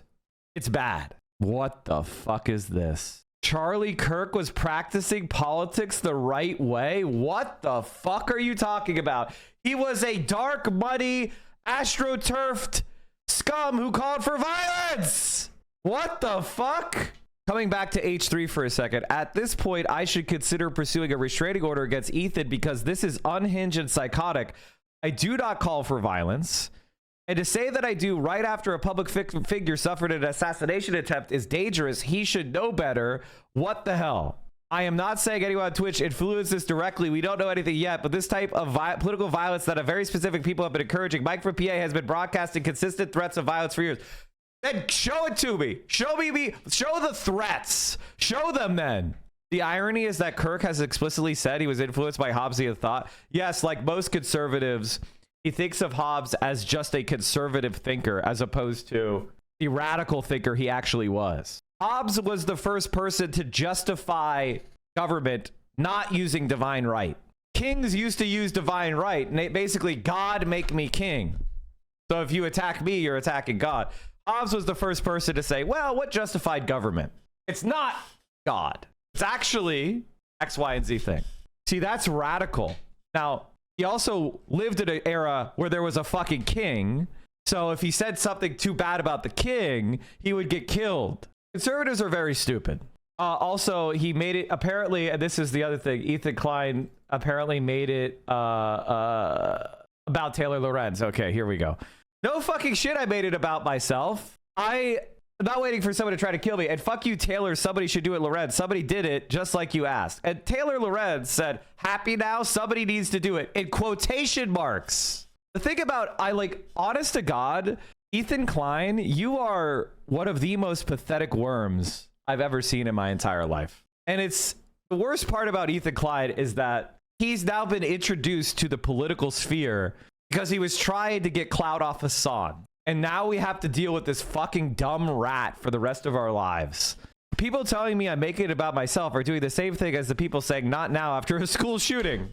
No fucking shit, I'm making it about myself. I'm rightfully worried about me and my family's safety. I'm not going to wait for someone to try to kill me to speak up. Disgusting snark-brained freaks like Taylor Lorenz retweet this bullshit. Well, Taylor, you and all the other leftist freaks that regularly call for political violence are right to be nervous about developing news because if it turns out that this person was influenced by any of you, the jig is up. You will be fully exposed for what you are. What are you talking about? Charlie Kirk had multiple mass shooters, including the Christchurch shooter, which I guess he targeted Muslims, so it doesn't matter. Or the Quebec mass shooter was also influenced by Charlie Kirk and Ben Shapiro. I guess, but the jig wasn't up for them, I guess. Even if the shooter was some sort of leftist, we didn't call for it. Who gives a fuck? I honest to God can't remember the last time that I said anything about Charlie Kirk except make fun of the size of his face. Democrats are going to, Jewish Democrats or Jews in general are going to have to make a decision. Until you crush the cultural Marxist lens of which they view the world, you will never actually be able to build support for Israel. You cannot subsidize support and play footsie with cultural Marxism and have a future for the state of Israel. So you have to choose. And Jews have been some of the largest funders of cultural Marxist ideas and supporters of those ideas over the last 30 or 40 years. Stop supporting causes that hate you. Now you might say, well, you know, how is one thing applied to the other? If you train a generation to view everything through an oppressor-oppressed lens, they will apply that lens to the Israel-Hamas conflict. The same way that they apply it to the police issue, the gender issue, good guy, bad guy, somebody on top, somebody on bottom. Until you cleanse that ideology from the hierarchy and the academic elite of the West, there will not be a safe future. I'm not going to say Israel won't exist, but Israel will be in jeopardy as long as the Western children of the West are... I think Ethan Klein agrees with this. I think Ethan Klein agrees with this, honestly. I don't even think Ethan Klein would object. I think Ethan Klein would say, yes, we need to purge the pro-Palestinian Jews. Like, I think Ethan Klein is in favor of that. Like, the way he reacted to Matt Lieb giving a speech talking about how proud he was that Jews had come to the pro-Palestinian rally. Like, I don't think Ethan Klein even would disagree with this. No wonder he was crying when Charlie Kirk died. Senator Cotton, can I ask you a question about the Gaza Humanitarian Foundation? How can the U.S. continue to support it when the UN says over 1,000 Palestinians have been killed at their hate sites? You believe the UN? Give me a break. Well, that's... Who would you wouldn't believe the UN? No, I would not. So you don't believe those numbers? Palestinian terrorists. We've been filming in Gaza. We filmed with a boy whose mother was killed in front of him while they were at the hate sites. Really? You've been filming in Gaza? Yes. Who's letting you go into filming Gaza? That would be Hamas. Would you use Hamas to justify a famine? There's no famine in Gaza. The world's leading experts on famine, the IPC, have declared it a famine. You're saying they're wrong? The world's leading experts on famines are left-wing clowns who are anti-Semites and anti-Zionists. You're asking the world to not believe what they can see with their own eyes on video. What, they see a child who has a terrible affliction but is not malnourished by a bunch of fat terrorists sit right next to him off camera? Why would the IPC lie about famine? It's what they do. Because it's riddled with anti-Zionists and anti-Semites. Who are you with? Al Jazeera English. That's what I thought. Beautiful. Yeah. So what would you say to the people of Gaza who are trying to get food and they're facing Israeli bullets to get there? I'm very sorry that Hamas continues to terrorize its own people. That's what I would say. But it's not Hamas that's starving. What do you say about working for a terrorist sympathizing network? I would say you don't watch much Al Jazeera English. I'd say you're an embarrassment. Do you have anything more? I'm happy to keep going. Yeah, absolutely. Can you justify genocide by saying Hamas? You mean the October 7th attacks against Israel? That genocide? Long before October 7th. Yes. It's been going on for decades. Since 1947? Efforts to eliminate the Jewish people and the Jewish state? Yes. No, there wasn't a Jewish state in 1947. There wasn't. There was Palestine. British man named Palestine. In 1947. Palestine is a made-up fiction. Palestine's a made-up fiction? Yes. That's part of a genocide there. Erasing the people, erasing the culture, erasing the country. Okay, buddy. Have you been to Gaza? No, I have not. There you go. I want you to understand that the people that Charlie Kirk works with, the people that Ethan Klein cries for, like, these are people who are justifying the murder of men, women, and children. In fact, there was a story that was buried by the death of Charlie Kirk that was published in The Guardian. The Gaza family torn apart by IDF snipers from Chicago and Munich. 5-month investigation reveals how 4 members of one family were shot and killed in a single day and highlights a pattern in which Israeli troops target unarmed civilians. Did Ethan Klein weep? Daniel Robb shows no hesitation as he watches footage of 19-year-old Salim Dagmash crumpling to the ground beside his brother in a street in northern Gaza. That was my first elimination, he says. The video, shot by drone, lasts just a few seconds. The Palestinian teenager appears to be unarmed when he is shot in the head. Rob, a former varsity basketball player from a Chicago suburb who became an Israeli sniper, concedes he knew that. He says he shot Salim simply because he tried to retrieve the body of his beloved older brother, Muhammad.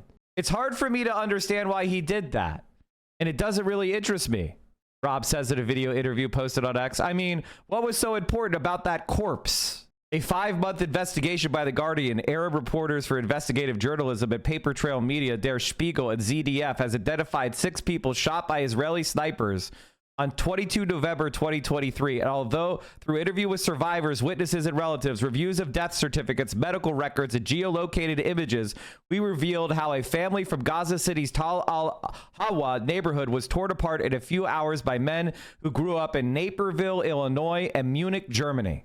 Let me make sure there's no violent graphic death scenes. Okay, it's nothing. Israeli snipers killed 4 members of the Dagmash family that day and injured 2 others. Their story illuminates patterns of killings by Israeli troops who have repeatedly treated unarmed men between 18 and 40 in Gaza as targets. The mass slaughter of tens of thousands of civilians is one factor cited by scholars, lawyers, and rights groups who say Israel is committing genocide. They're thinking, oh, I don't think I'll get shot because I'm wearing civilian clothes and I'm not carrying a weapon and all that. But they were wrong, said Rob, who majored in biology at the University of Illinois before joining the IDF. That's what you have snipers for.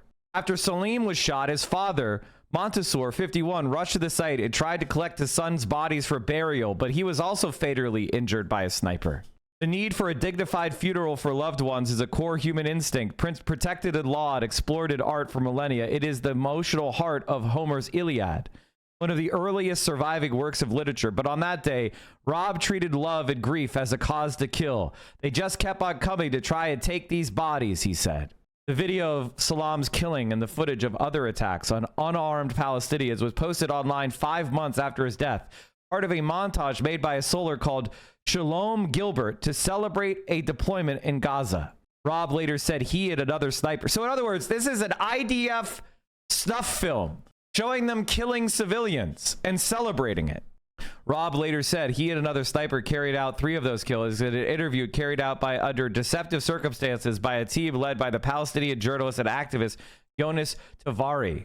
Rob was approached by a Hebrew speaker who claimed he wanted to write about the squad's experiences and to commemorate fallen soldiers. Rob was promised anonymity, but Terwari posted extracts of the interview online, justifying the decision by saying it was a public interest given the scale of civilian killings. Residents knew Israeli forces were in the area, but on the morning of 22 November 2023, the sound of someone chopping wood in the street reassured locals there wasn't active combat in the area. It was a false sense of security. When Mohammed Dagmash set off toward the park with his cousin, Rob and Gratz were already in place. The men were part of a sniper team whose members called themselves Rifam, or Ghost. They had no connection to elite official special forces unit, also known as Rifam. Many members of the unit were dual nationals, and photos and videos of their operations posted online have helped human rights organizations alert prosecutors in Belgium and France to suspected war crimes by unit members.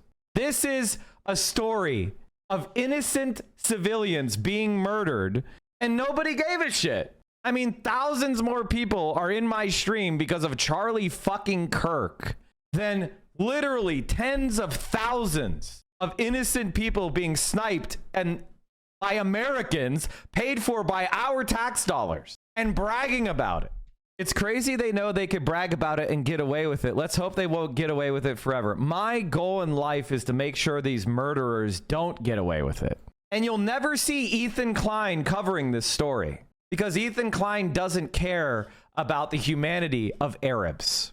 He participated in and Ethan Klein supported the Gaza Humanitarian Foundation. There has just been another story from yesterday about an investigation into the Gaza Humanitarian Foundation. Apparently they hired an Islamophobic biker gang called the Infidels who expressed a willingness and desire to kill Muslims.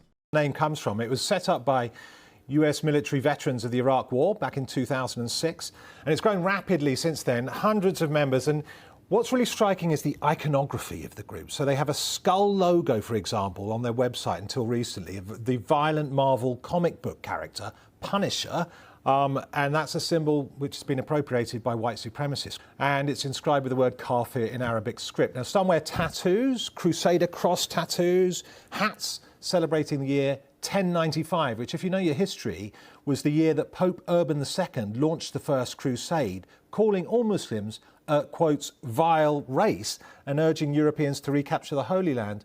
So it's a sensitive subject that they're playing on. Gang members see themselves as modern crusaders. Many have these crosses on the backs of their biker jacket. They're tattooed on their forearms or their shoulders. And we've discovered that they're currently hosting anti-Muslim hate speech on their Facebook site, and also have previously held a pig roast in defiance of the Muslim holy month of Ramadan. And how did these bikers get involved in running security for the GHF thousands of miles away? Well, they're all ex-veterans, and the infidels is mostly ex-veterans, and the attraction was the money. According to our sources and contract documents we've seen, they're paying each of them about $980 a day. That's about £720 every day, including expenses, rising to about $1,500 for team leaders. So if they're there all year, they can make hundreds of thousands. And we've got images of some of the people in this gang. I mean, you identified the names of some of them. Yes. How did you then... Ethan Klein and Gila Klein recommended this group. They said that it was evidence that Israel is not committing genocide. They said it's evidence that Israel cares about the Palestinian people. FOB, Mar-a-Lago, Make Gaza Great Again, the infidel biker gang with... I mean, this is who Ethan Klein is, and he's talking about me. You called for this violence. You celebrated these people as good people. You are a disgusting genocidal maniac. Establish that they were working for this agency. Well, this is interesting because at first we were up against a wall. There was just one member of the gang who we knew about. That was Johnny Taz Mulford. He's a former sergeant in the US Army, and he posted a picture of himself on the gang's page, posing with a machine gun. And then there was another picture with 1095 tattooed across his chest.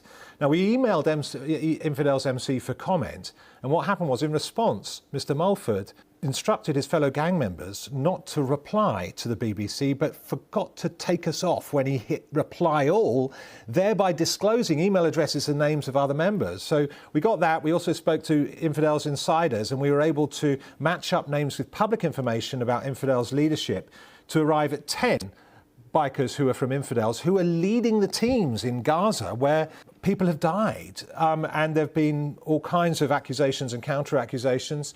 Now, UGS, according to estimates by a former contractor, at least 40 bikers are among the 320 people they've hired.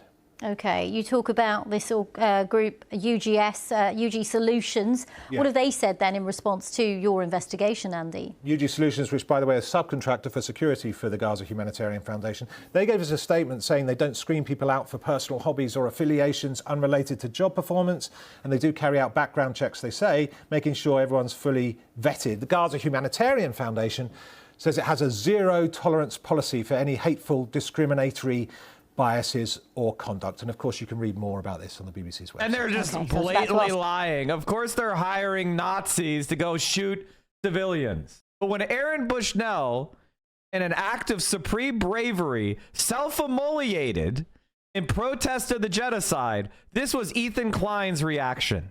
Really struck me about that video was how he stood there.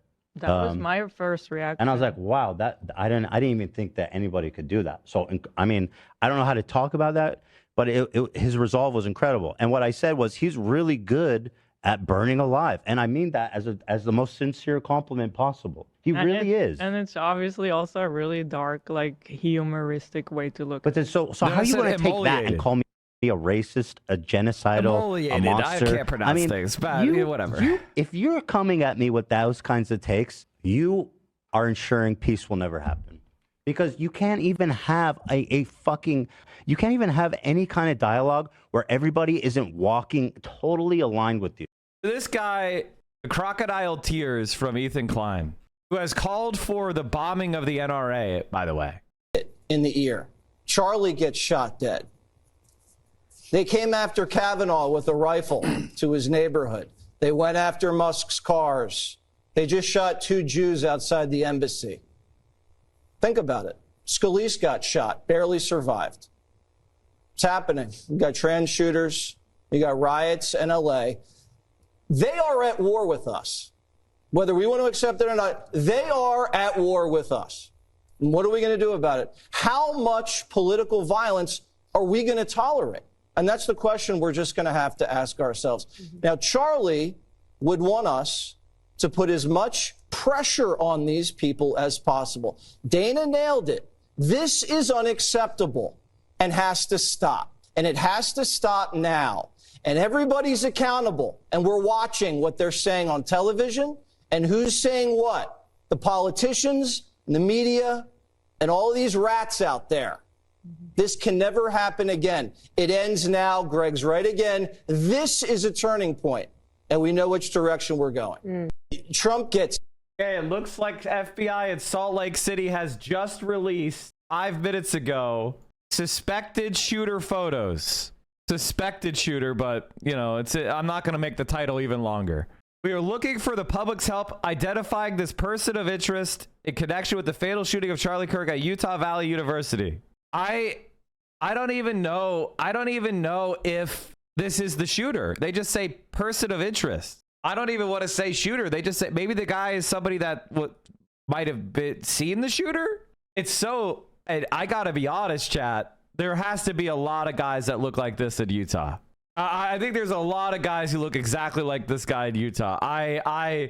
This is the most Utahian. Utahian? What are they called? Utah citizens. I don't even know. Utahan?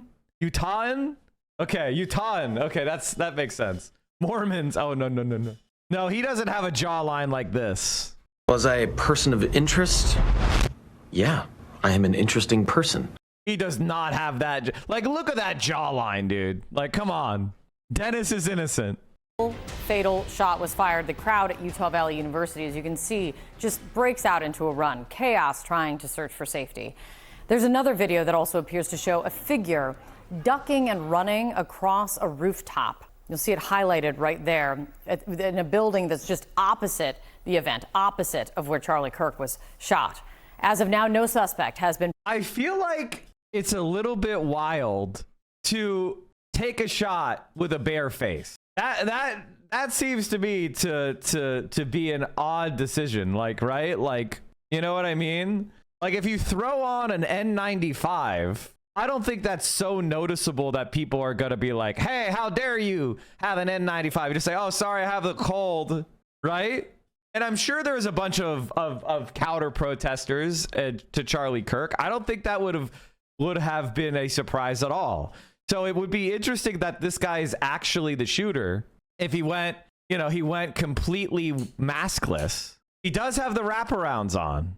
I am not advocating blood in the streets, and I'm certainly not supporting it. But you know what? I get it. Okay, so this is violent. This is calling for violence. Like, this is ridiculous. Like, come on. Come the fuck on. 5 years ago, if someone were to say, you know what? And again, I've been very clear before you came on the show, not condoning, not supporting violence of any, just going out, not. But 5 years ago, if someone said, man, it looks like it's blood in the streets time, and we really have to do, I would have been, that's a little bit sharp. That's a little radical.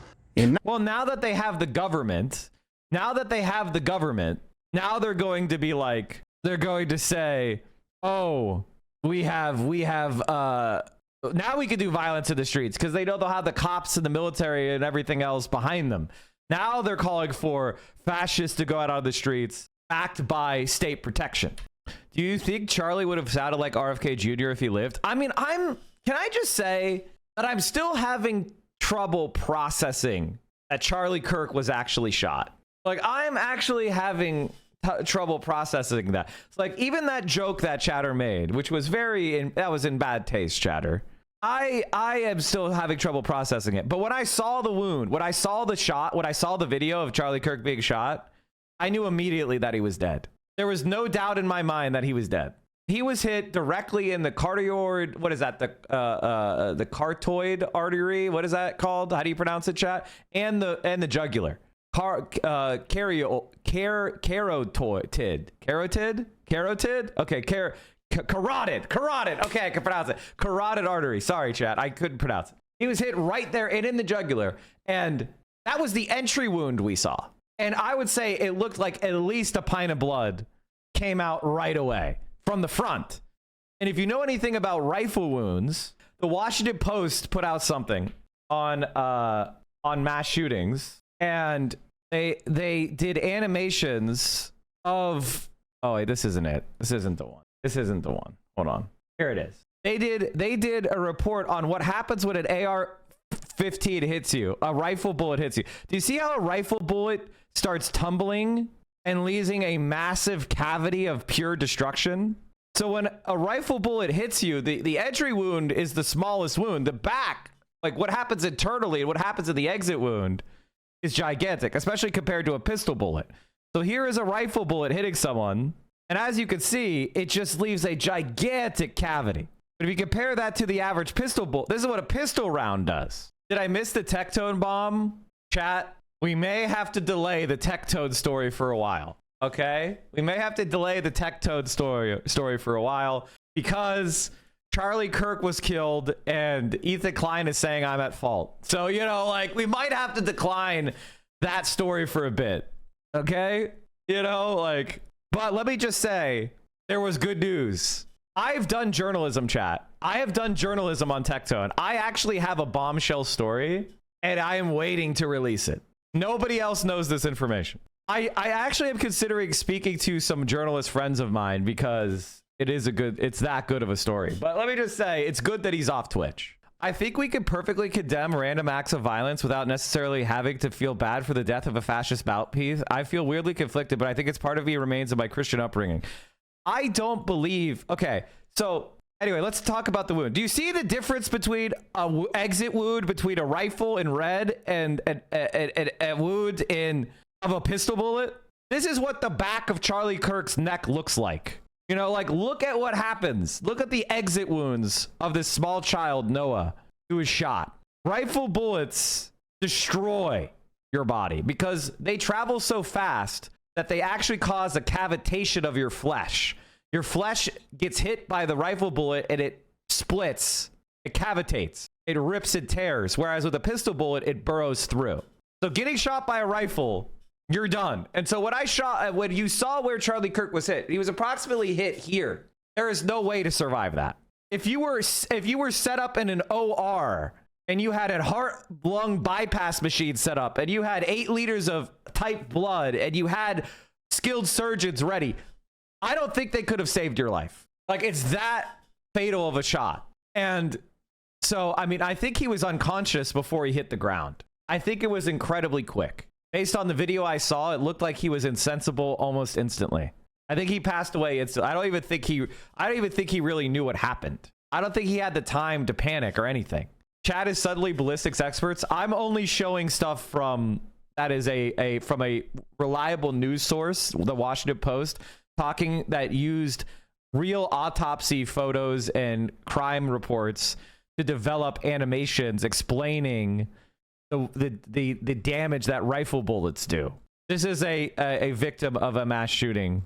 These are various victims of mass shootings who were hit multiple times by rifles.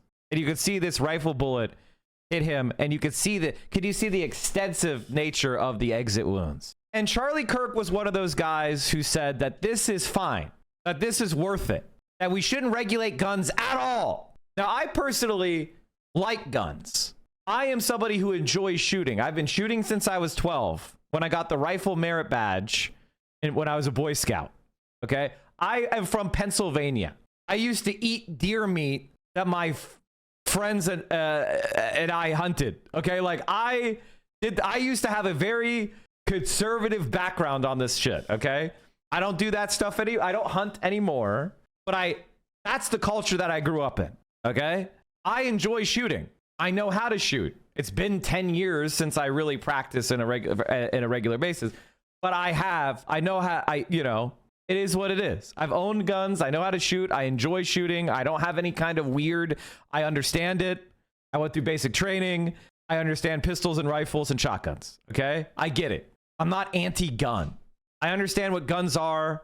They are a tool. But I also understand that in America, we hand out guns to anybody with no background check and no training requirement and no storage requirement and no mental health screening and no and you could buy a gun at a gun show with no criminal background check. That's batshit fucking crazy.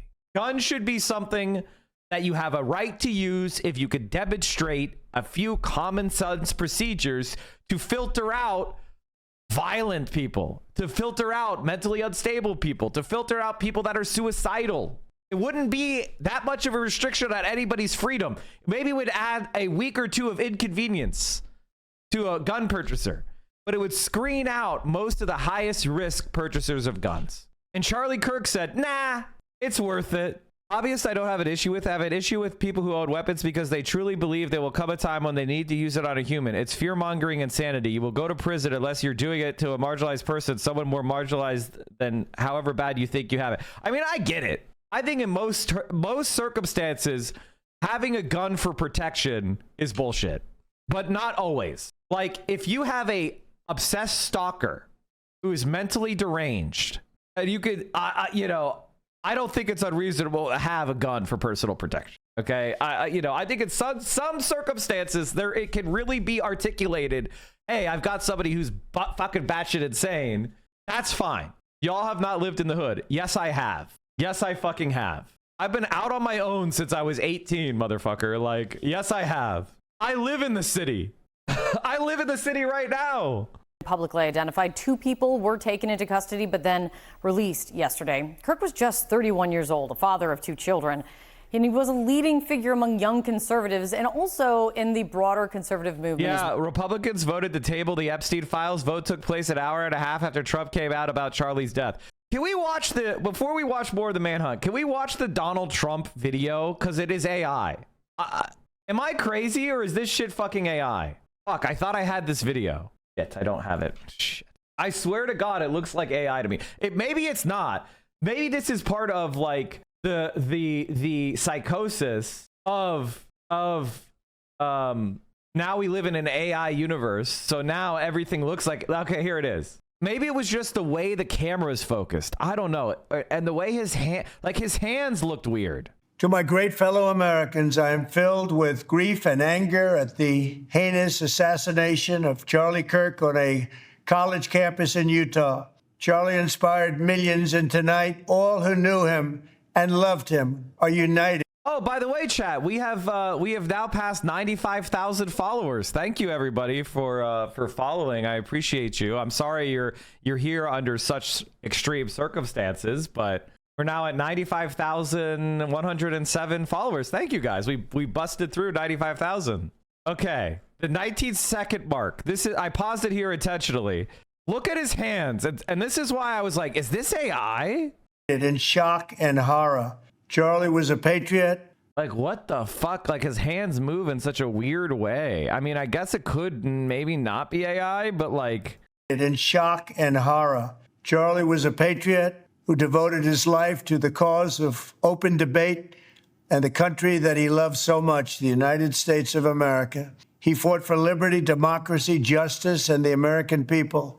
He's a martyr for truth and freedom, and there's never been anyone who was so respected by youth. Charlie was also a man of deep, deep faith, and we take comfort in the knowledge that he is now. I'm inclined to say that it isn't AI based on this. I'm inclined to say it isn't AI, but like it seems to me it's like it has the visual style of AI.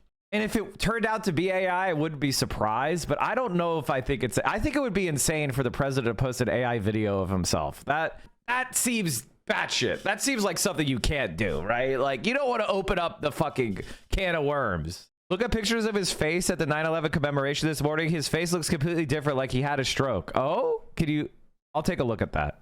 At peace with God in heaven. Our prayers are with his wife, Erica, the 2 young, beloved children, and his entire family, who he loved more than anything in the world. We ask God to watch over them in this terrible hour of heartache and pain. This is a dark moment for America. His pinky disappears? Yeah, it looks weird, Denham's. Like, it looks weird. Yeah, like, do you see the animation? It's like, what the fuck is happening? Yeah. Okay. Look. Look at this. Yeah. It's like it was here, but then it teleports to here. What the fuck? It's just frame interpolation. I can see that. Is DaVinci smoothing to hide a cut? I think it's over edited. The programs all have AI processing, so frame rate could have gotten wonky on export. Dennis is here, chat. Dennis is here. Friend of the show, Dennis. I feel like I shouldn't even make that joke because it's kind of mean. You know, I know I'm like clowning on myself. Chat, this joke happened because of this. Hold on. Oh, wow. My Charlie Kirk video has 200,000 views. And I got 6,000 followers on TikTok. Look at that.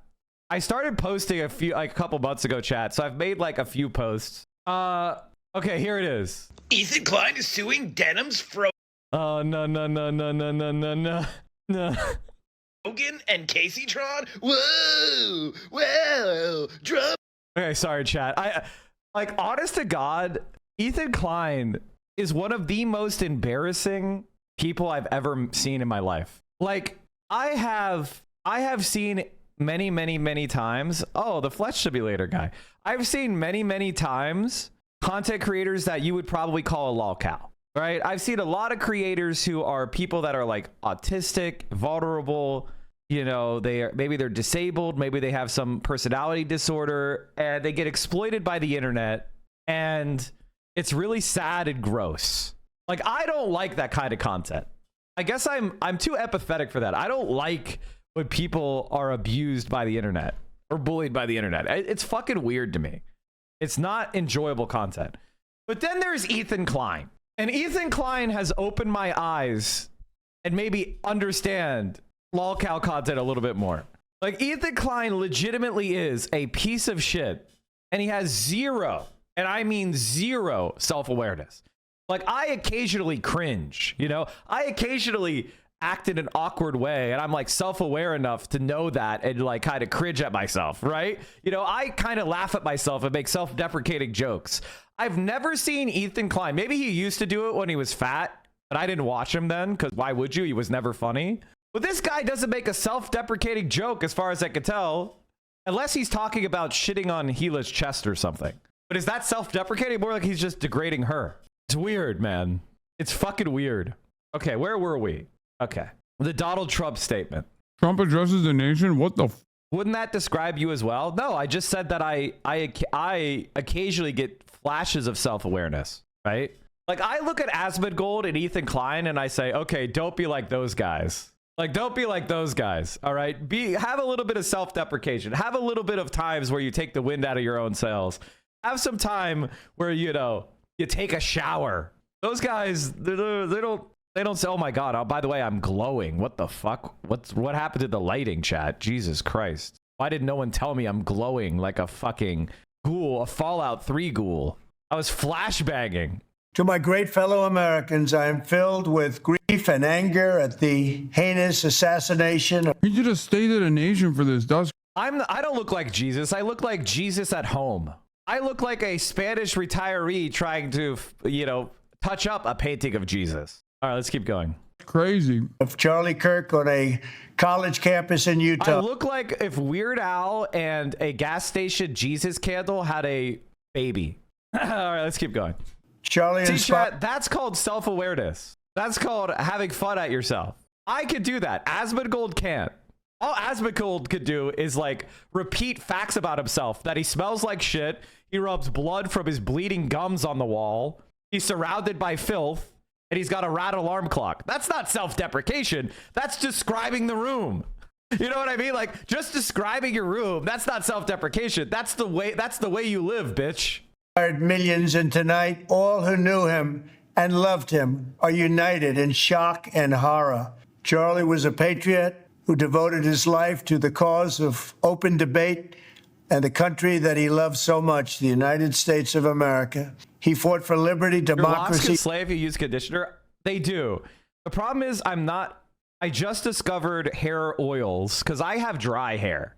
My hair is dark, but it's dry. So like when I condition it, it's nice for like a day. And I don't want to wash and condition again. So I need to I think I need to put a little bit of hair oil in it, and that'll help it, give it like the curly hair, because I have curly hair, so sometimes it like frizzes out. Like you can see right here, there's it's frizz. It's not great. All right, let's keep going. Why is everybody saying AI? Why is everyone saying AI? Why would he cover his left hand if it was AI, chat? Justice and the American people. He's a martyr for truth and freedom. And there's never been anyone who was so respected by youth. I can't deal with this. Charlie was also a man of deep, deep faith. And we take comfort in the knowledge that he is now at peace with God in heaven. Our prayers are with his wife, Erica, the two young, beloved children, and his entire family, who he loved more than anything in the world. We ask God to watch over them in this terrible hour of heartache and pain. This is a dark moment for America.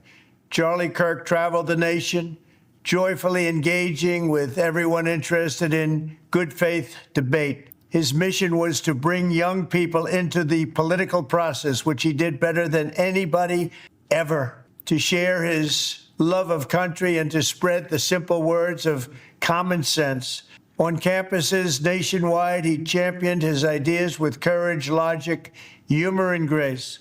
It's a long past time for all Americans and the media to confront the fact that violence and murder are the tragic consequence of demonizing those with whom you disagree day after day, year after year, in the most hateful and despicable way possible. He's going to be like, it's now illegal to criticize Republicans because otherwise people shoot at Republicans sometimes. They shoot at Democrats mostly. They shoot at people apolitically, making it illegal to criticize Republicans, no matter how hard they say you should die. For years, those on the radical left have compared wonderful Americans like Charlie to Nazis and the world's worst mass murderers and criminals. This kind of rhetoric is directly responsible for the terrorism that we're seeing in our country today, and it must stop right now. My administration will find each and every one of those who contributed to this atrocity and to other political violence, including the organizations that fund it and support it, as well as those who go after our judges. Here we go, baby. Oh, man. Remember what I told you? There's two different things that I'm worried about. One was decentralized violence from people who are seeking out revenge fantasies. And then I said, I also worry about the administration using this as an opportunity to engage in unimaginable political repression, going after political dissidents. Well, both of those things are happening. Law enforcement officials and everyone else who brings order to our country. From the attack on my life in Butler, Pennsylvania last year, which killed a husband and father, to the attacks on ICE agents, to the vicious murder of a healthcare executive in the streets of New York, to the shooting of House Majority Leader Steve Scalise and 3 others. Okay, that was how long ago was that? That was 8 fucking years ago or something. What the fuck are you talking about? 8 years ago in America, where we have 20,000 people shot to death every year, you're gonna use? That's what you're going to use? Radical left political violence has hurt too many innocent people and taken too many lives. Tonight, I ask all Americans to commit themselves to the American values for which Charlie Kirk lived and died, the values of free speech, citizenship, the rule of law, and the patriotic devotion and... No mention of the Minnesota? Yeah, of course not. And also, if he were to mention it, he would say it's a radical leftist that killed them too. Also, free speech? What do you mean free speech, brother? What the are you talking about? Your administration has unironically eroded what remained of the limited constitutional protections around free speech. Charlie was the best of America, and the monster who attacked him was attacking our whole country. An assassin tried to silence him with a bullet, but he failed, because together we will ensure that his voice, his message, and his legacy will live on for countless generations to come. Today, because of this heinous act, Charlie's voice has become bigger and grander than ever before, and it's not even close. May God bless his memory. May God watch over his family. And may God bless. MSNBC contributor Matthew Dowd fired for not eulogizing Kirk properly. Are they really going to Hearst Vessel Charlie Kirk for the Republicans? What the fuck? You're not allowed to speak the truth about this guy? You guys do this shit all the time whenever a leftist dies. The United States of America. Thank you. Brother, when a Republican calls someone a terrorist, that person goes to jail. Okay, dude. Okay, I would have called this specific chatter out for being a Fed.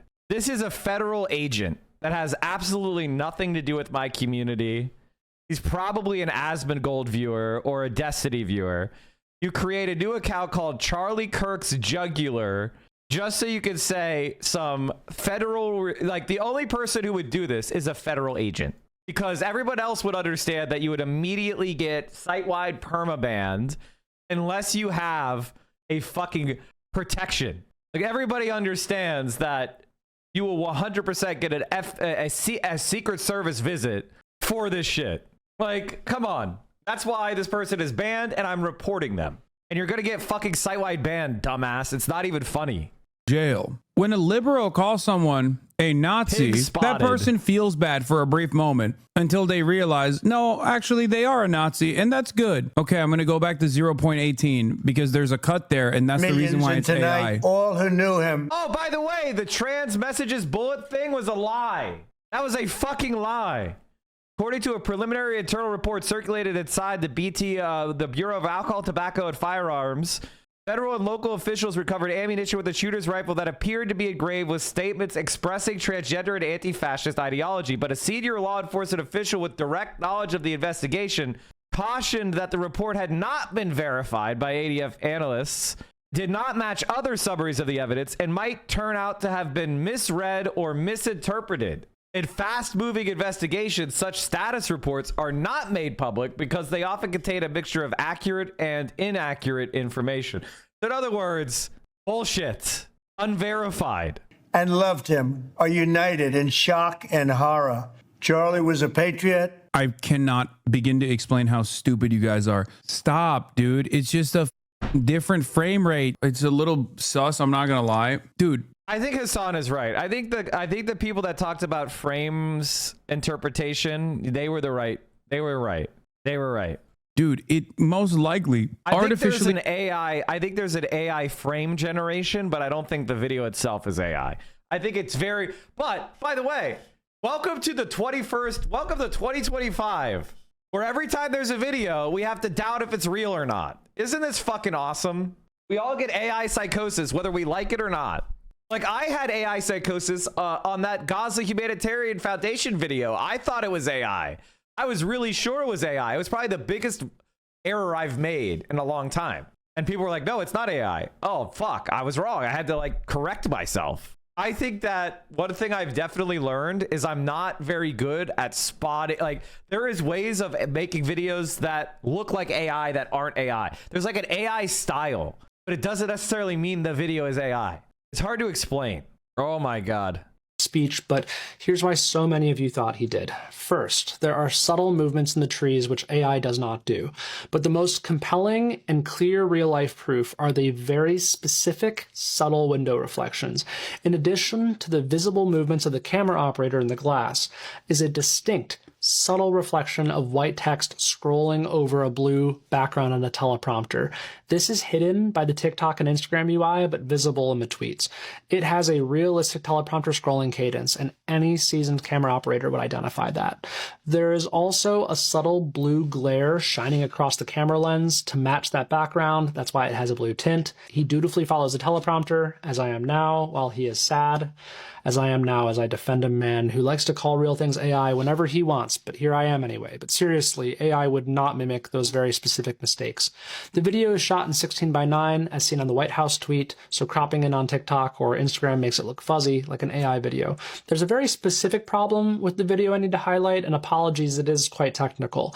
It appears that the camera is shooting 24 frames per second, but the recording looks to have a GOP structure of 60 frames based on an iframe count of just over 2 seconds that I can see, and that points to a frame rate mismatch on the equipment, which yields subtle encoding stutters. So no, those aren't AI stutters, but between that, the frame rate, and the fuzzy look, it looks like a stuttery AI video. And if you don't know what I'm talking about, it's probably because you're a healthy, normal person who hasn't also installed broadcast studios. I'm kind of burdened by that knowledge. There are plenty of other little nuances in his body and hands that AI cannot do well yet. And with the duration of the video and no visible gaps in editing, there's no evidence of AI that can't more easily be explained by typical encoding and camera principles. Oh, and by the way, last week I proved the open window White House video was real with the same methods I just used. So obviously I'm not a fan of making any friends around here.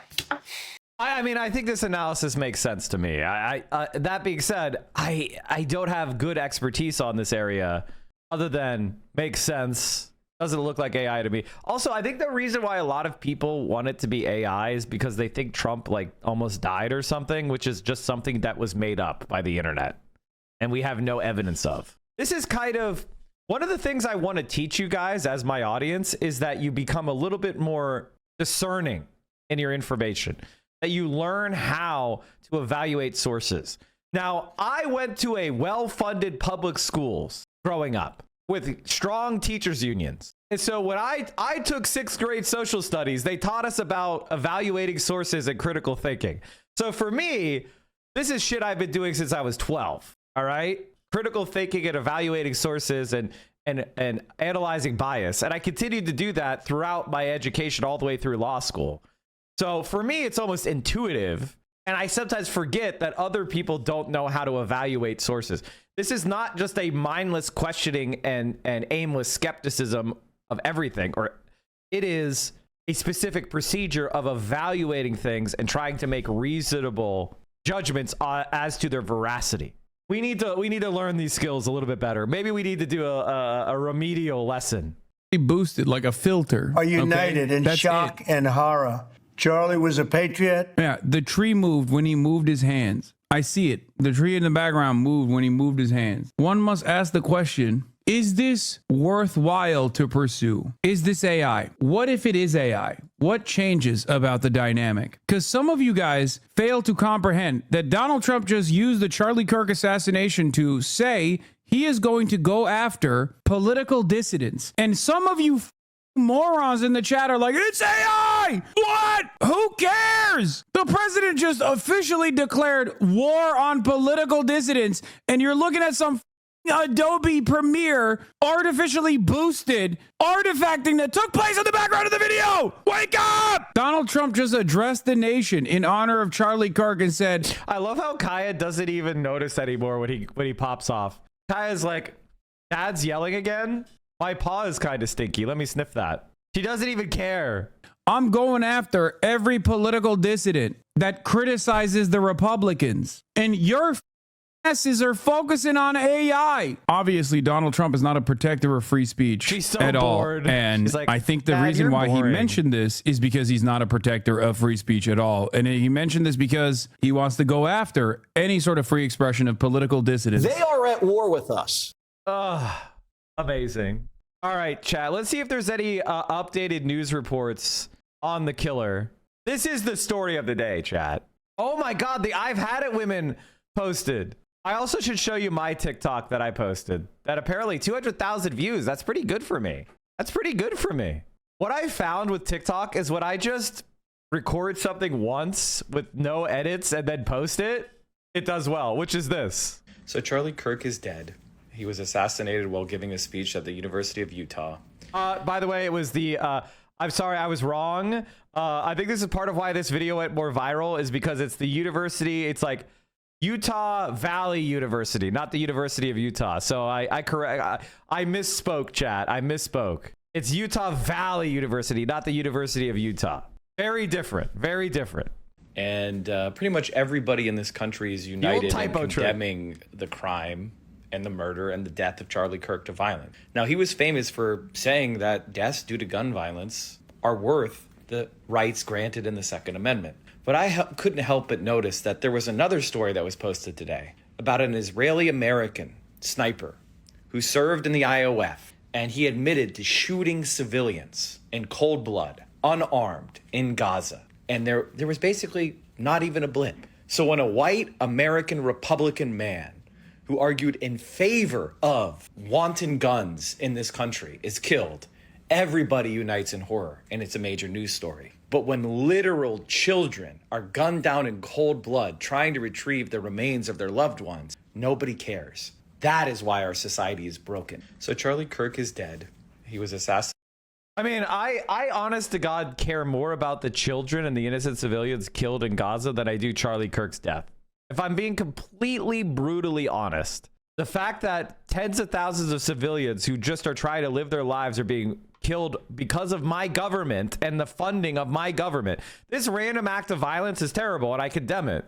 But it is the natural consequence of having guns everywhere in this country that are available to anybody with mental health problems. Whereas the slaughtering of civilians with my money by an American is not the consequence of the system. It's an active decision being made by my government. Hilda E. Taylor. Okay. Trump's face is kind of drooping a little bit. Velvet is Cake asks, do we know anything about the shooter yet? Yes. We have some photos that have been released by the FBI for a person of interest. He appears to be a young man in his 20s. Young white man in his 20s. Lieutenant Colonel P. Taylor, United States Army. So Trump has some... The right side of his face is drooping. Is he having a stroke right then? Like, what if Charlie Kirk got assassinated and then Trump has a stroke the next day? That would be crazy because of like the blood pressure. I'm sorry, chat. If you're a Republican, Melania looks like a villain, right? Like she is the most villain-coded person of all time, right? Like she looks like she doesn't have an ounce of human compassion in her blood. Like can we be completely honest? Like even you guys agree with that, right? Leonard E. Taylor. Sandra Slavic C. Humble Taylor. on the brunch after an all-nighter. Sandra D. Oh my God, he looks so sleepy. Can I just say, how long do we have to do the whole 9/11 thing? Can I? Is that okay? Like, how long do we have to do the 9/11 thing? When did we stop doing Pearl Harbor shit? Do we still go to Pearl Harbor and listen to everybody who died in Pearl Harbor? Can we say 25 years is the cutoff? Can we say you get one more next year and then that's it? No more 9/11 shit. Like you could say like 9/11 was terrible. Moving on. Can we just say 25 years is enough years to do this whole like commemoration bullshit? Like we don't even get a day off. Like it's not even a holiday. I'm sorry. If you're not going to give workers a day off, you don't get to keep doing this shit. I think 25 years, like children who were born after 9/11 are now like lawyers. Okay, can we stop? Like, can we stop? It's enough. It's enough. But talk to me about the environment in which a shooting like this happens. Yeah, and again, I emphasize what you just emphasized. We don't know any of the full details of this. That we don't know if this was a supporter shooting their gun off in celebration, or so we have no idea about this. But following up with what was just said, he's been one of the most divisive, especially divisive younger figures in this, who is constantly sort of pushing this sort of hate speech or sort of aimed at certain groups. And I always go back to hateful thoughts lead to hateful words, which then lead to hateful actions. And I think that's the environment we're in, that people just, you can't stop with these sort of awful thoughts you have and then saying these awful words and not expect awful actions to take place. Matt. And that's the unfortunate environment we're in.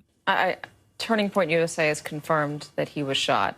And there are a number of videos online that show the same. There's also reports that he was there with his daughter. He's got a young daughter. He's got 2 young kids. And it also appears that they could potentially have a suspect in custody. Like that? Wait, well, they fired him for that? That's it? He didn't say it was good or anything. He just said Charlie Kirk has contributed to the environment of violent rhetoric in this country, and that's fucking true. It's just a fact. Not even an opinion. All right, how are right-wingers handling this? This is such bullshit. I've never been so pissed in my whole life. And this murder Charlie Kirk right here in Utah. I'm so freaking pissed right now. This is bullshit. I just saw blood squirting out of his neck. I love that guy. He would have been on. Is this This is fake, right? This is fake. He went and showed the flag at half-staff of a parking lot, which is the most a gigantic American flag in a strip mall parking lot. A hideous strip mall parking lot. I swear to fucking God, if I never go in one of these parking lots again, I'll be so happy. There's something in my mind that's starting to turn. I fucking hate parking lots like this. Like, I'm so tired of these disgusting, rotten, hideous parking lots. Can you put a couple trees in? Can you put a couple strips of grass, you cheap fuck? Why is everything so hideous? Next president. I am so pissed right now. Why do they always come with fucking violence? Gosh, damn it. Use your freaking words as they're talking to you people. Who shot Charlie Kirk? I'm driving down a Provo right now. I'm so pissed. Damn it. This has to be a bit. This has to be a bit. That has to be a bit. But at least Dick's Sporting Goods flag is flying at a half staff. Or is that a Cracker Barrel logo? I can't make it out. Do you think every Cracker Barrel lowered their flag to half staff? Did you guys see the video? Yeah. Whoa, you should. I watched it like 50 times. Yeah, dude. Just fucking pop. Right in the neck. Exploded. And they were like, he's in critical condition. I'm like, no fucking shit, dude. Pretty sure he's dead, dude. I was like waiting. I'm like, they were all like, he's gonna make it. No, he wasn't. If you saw this video, he was. The only person who was wondering was Stevie Wonder. Like, did he make it? All right, listen. I believe in the First Amendment. And the First Amendment means that people are allowed to make fun of Charlie Kirk's assassination. Now, is it uncouth? Is it bad form? He hasn't even been buried yet. It's a bit too soon to immediately be cracking your Charlie Kirk bits at the comedy club. It's a little bit hacky. You know, I've seen a lot of jokes. Hollow Point USA, spin in your grave USA, all sorts of very poorly put puns. I've seen somebody say that they give neck like Charlie Kirk.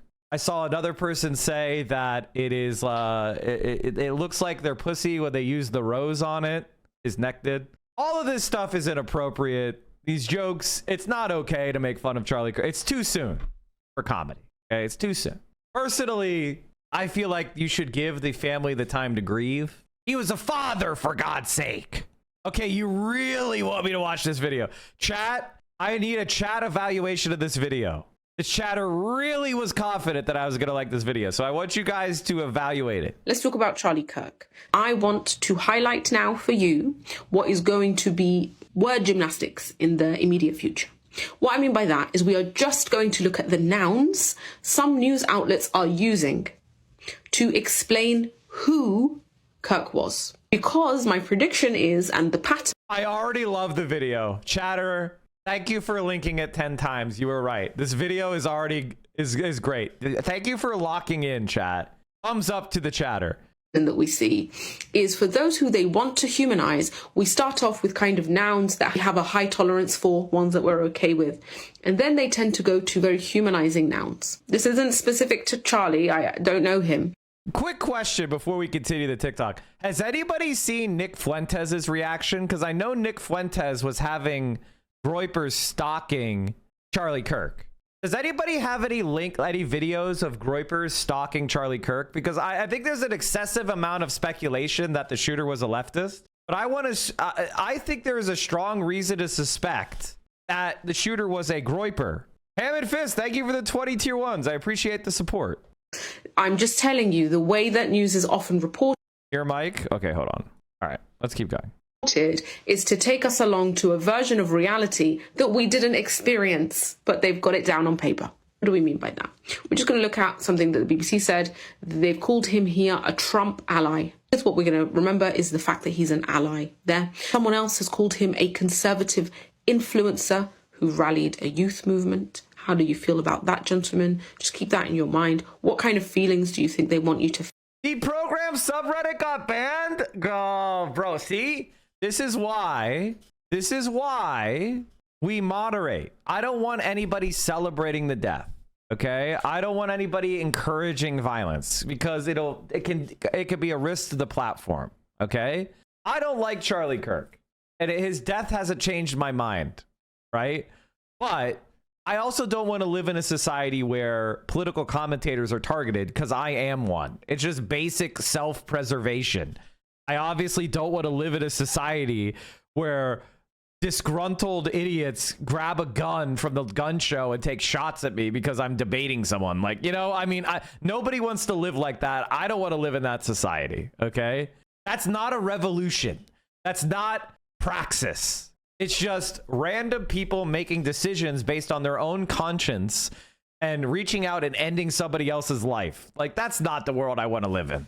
And I can tell you this right off the bat. If you disagree with me, you're stupid, because leftists don't do this kind of shit often. So you're going to have 20 times it's a right winger for every one time it's a left winger. Just from the perspective of common sense, that's an undesirable reality to live in. So don't advocate for it or you'll get banned by me.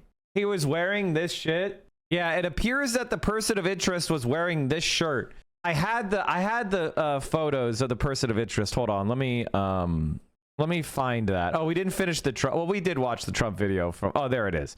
This is a photo of the person of interest, chat. It appears that he was wearing this shirt, and he has wraparound Oakley sunglasses and a forward-facing baseball cap. I declare the shooter a groyper. Ladies and gentlemen, I believe the preponderance of the evidence is that the shooter was a groyper. I don't even own wraparound Oakleys, and I'm white as hell. I have aviators. Wraparound Oakleys? This is only right winger would even purchase that. This is why I believe it may be a groyper. Charlie Kirk will not debate me because I would fucking devour him. I would eat him alive. And at the end of the day, that's going to happen one way or the other. Whether he chooses to confront me or not, whether he has dignity and honor or not, it's just a matter of time.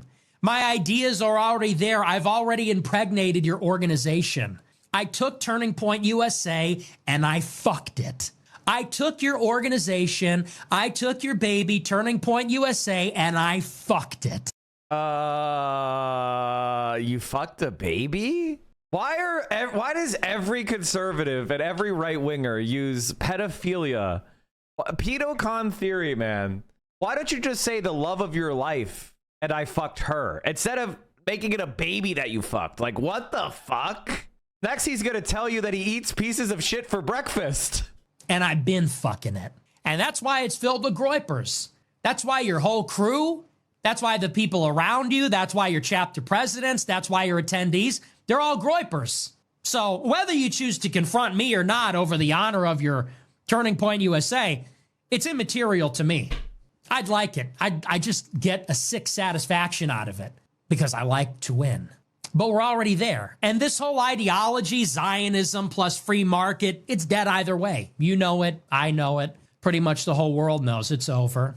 In the last 7 years, who's moved closer to who? What the fuck is a groyper? Oh, I'm sorry. We could talk about it. We'll talk about it in a second. There's a New York Times article on Nick that was also published yesterday. Very good timing. I think it's pretty. If I had to guess, I would say the odds are that it is a groyper, and the guy was probably, if he consumed any streaming content, the guy probably watched Asmongold.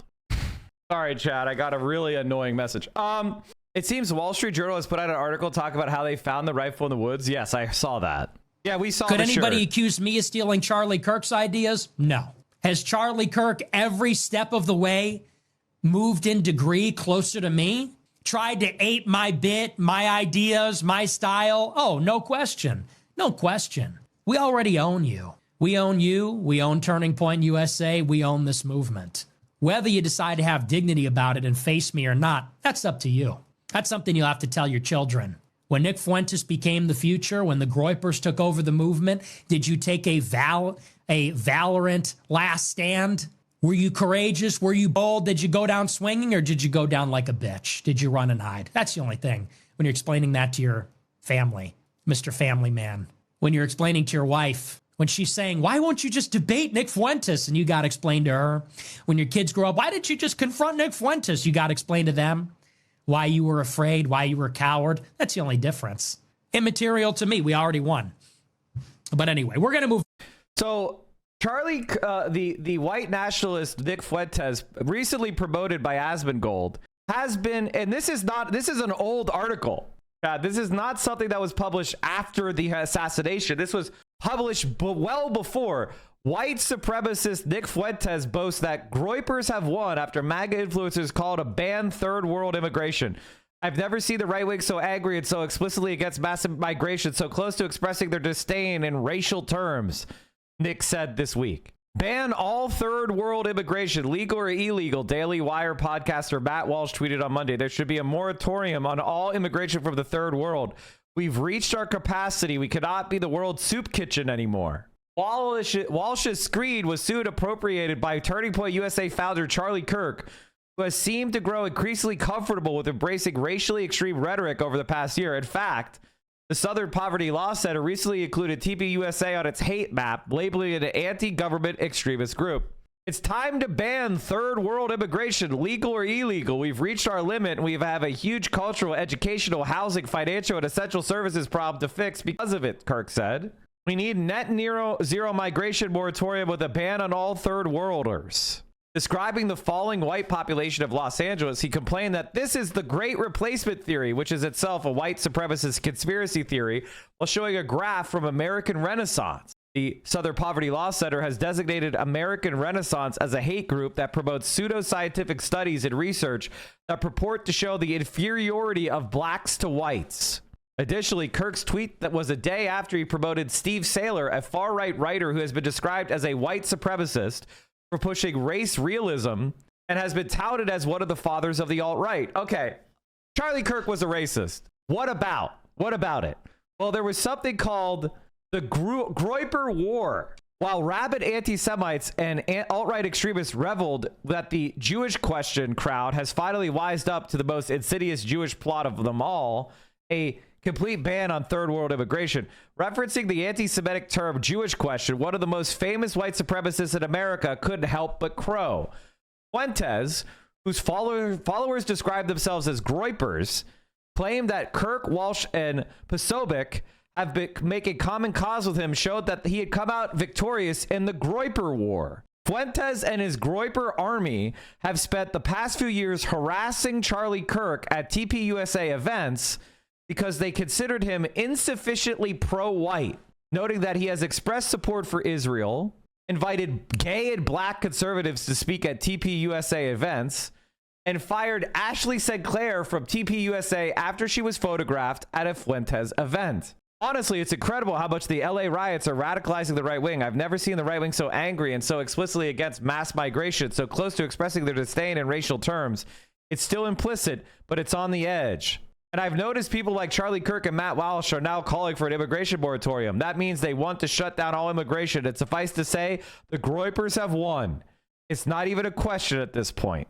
He went on to take Walsh and Kirk to task for backing the Groyper position on immigration, claiming they denounced it just a few years ago as neo-Nazism. You know, 6 years ago, they said it was racist to say that we should have a whites-only immigration policy, or that we should have an immigration policy that's intended to sustain our white demographics. They said, both of them said that was racist. It was un-American, he declared. But now, here we are in 2025. Both of them say no more non-whites, no more third worlders, deport them all, bring in a dictatorship to shut down this rebellion, Fuentes added. It's unbelievable. And this kind of it's really become a phenomenon, the extent to which the mainstream right appears to be moving further to the right. Like, so these Groypers have been harassing Nick Fuentes-led Groypers have been harassing Charlie Kirk, calling him insufficiently pro-white for years and years and years. Here's Charlie Kirk being chased by Groypers. Nick Fuentes! This guy is a Groyper. You said you take it.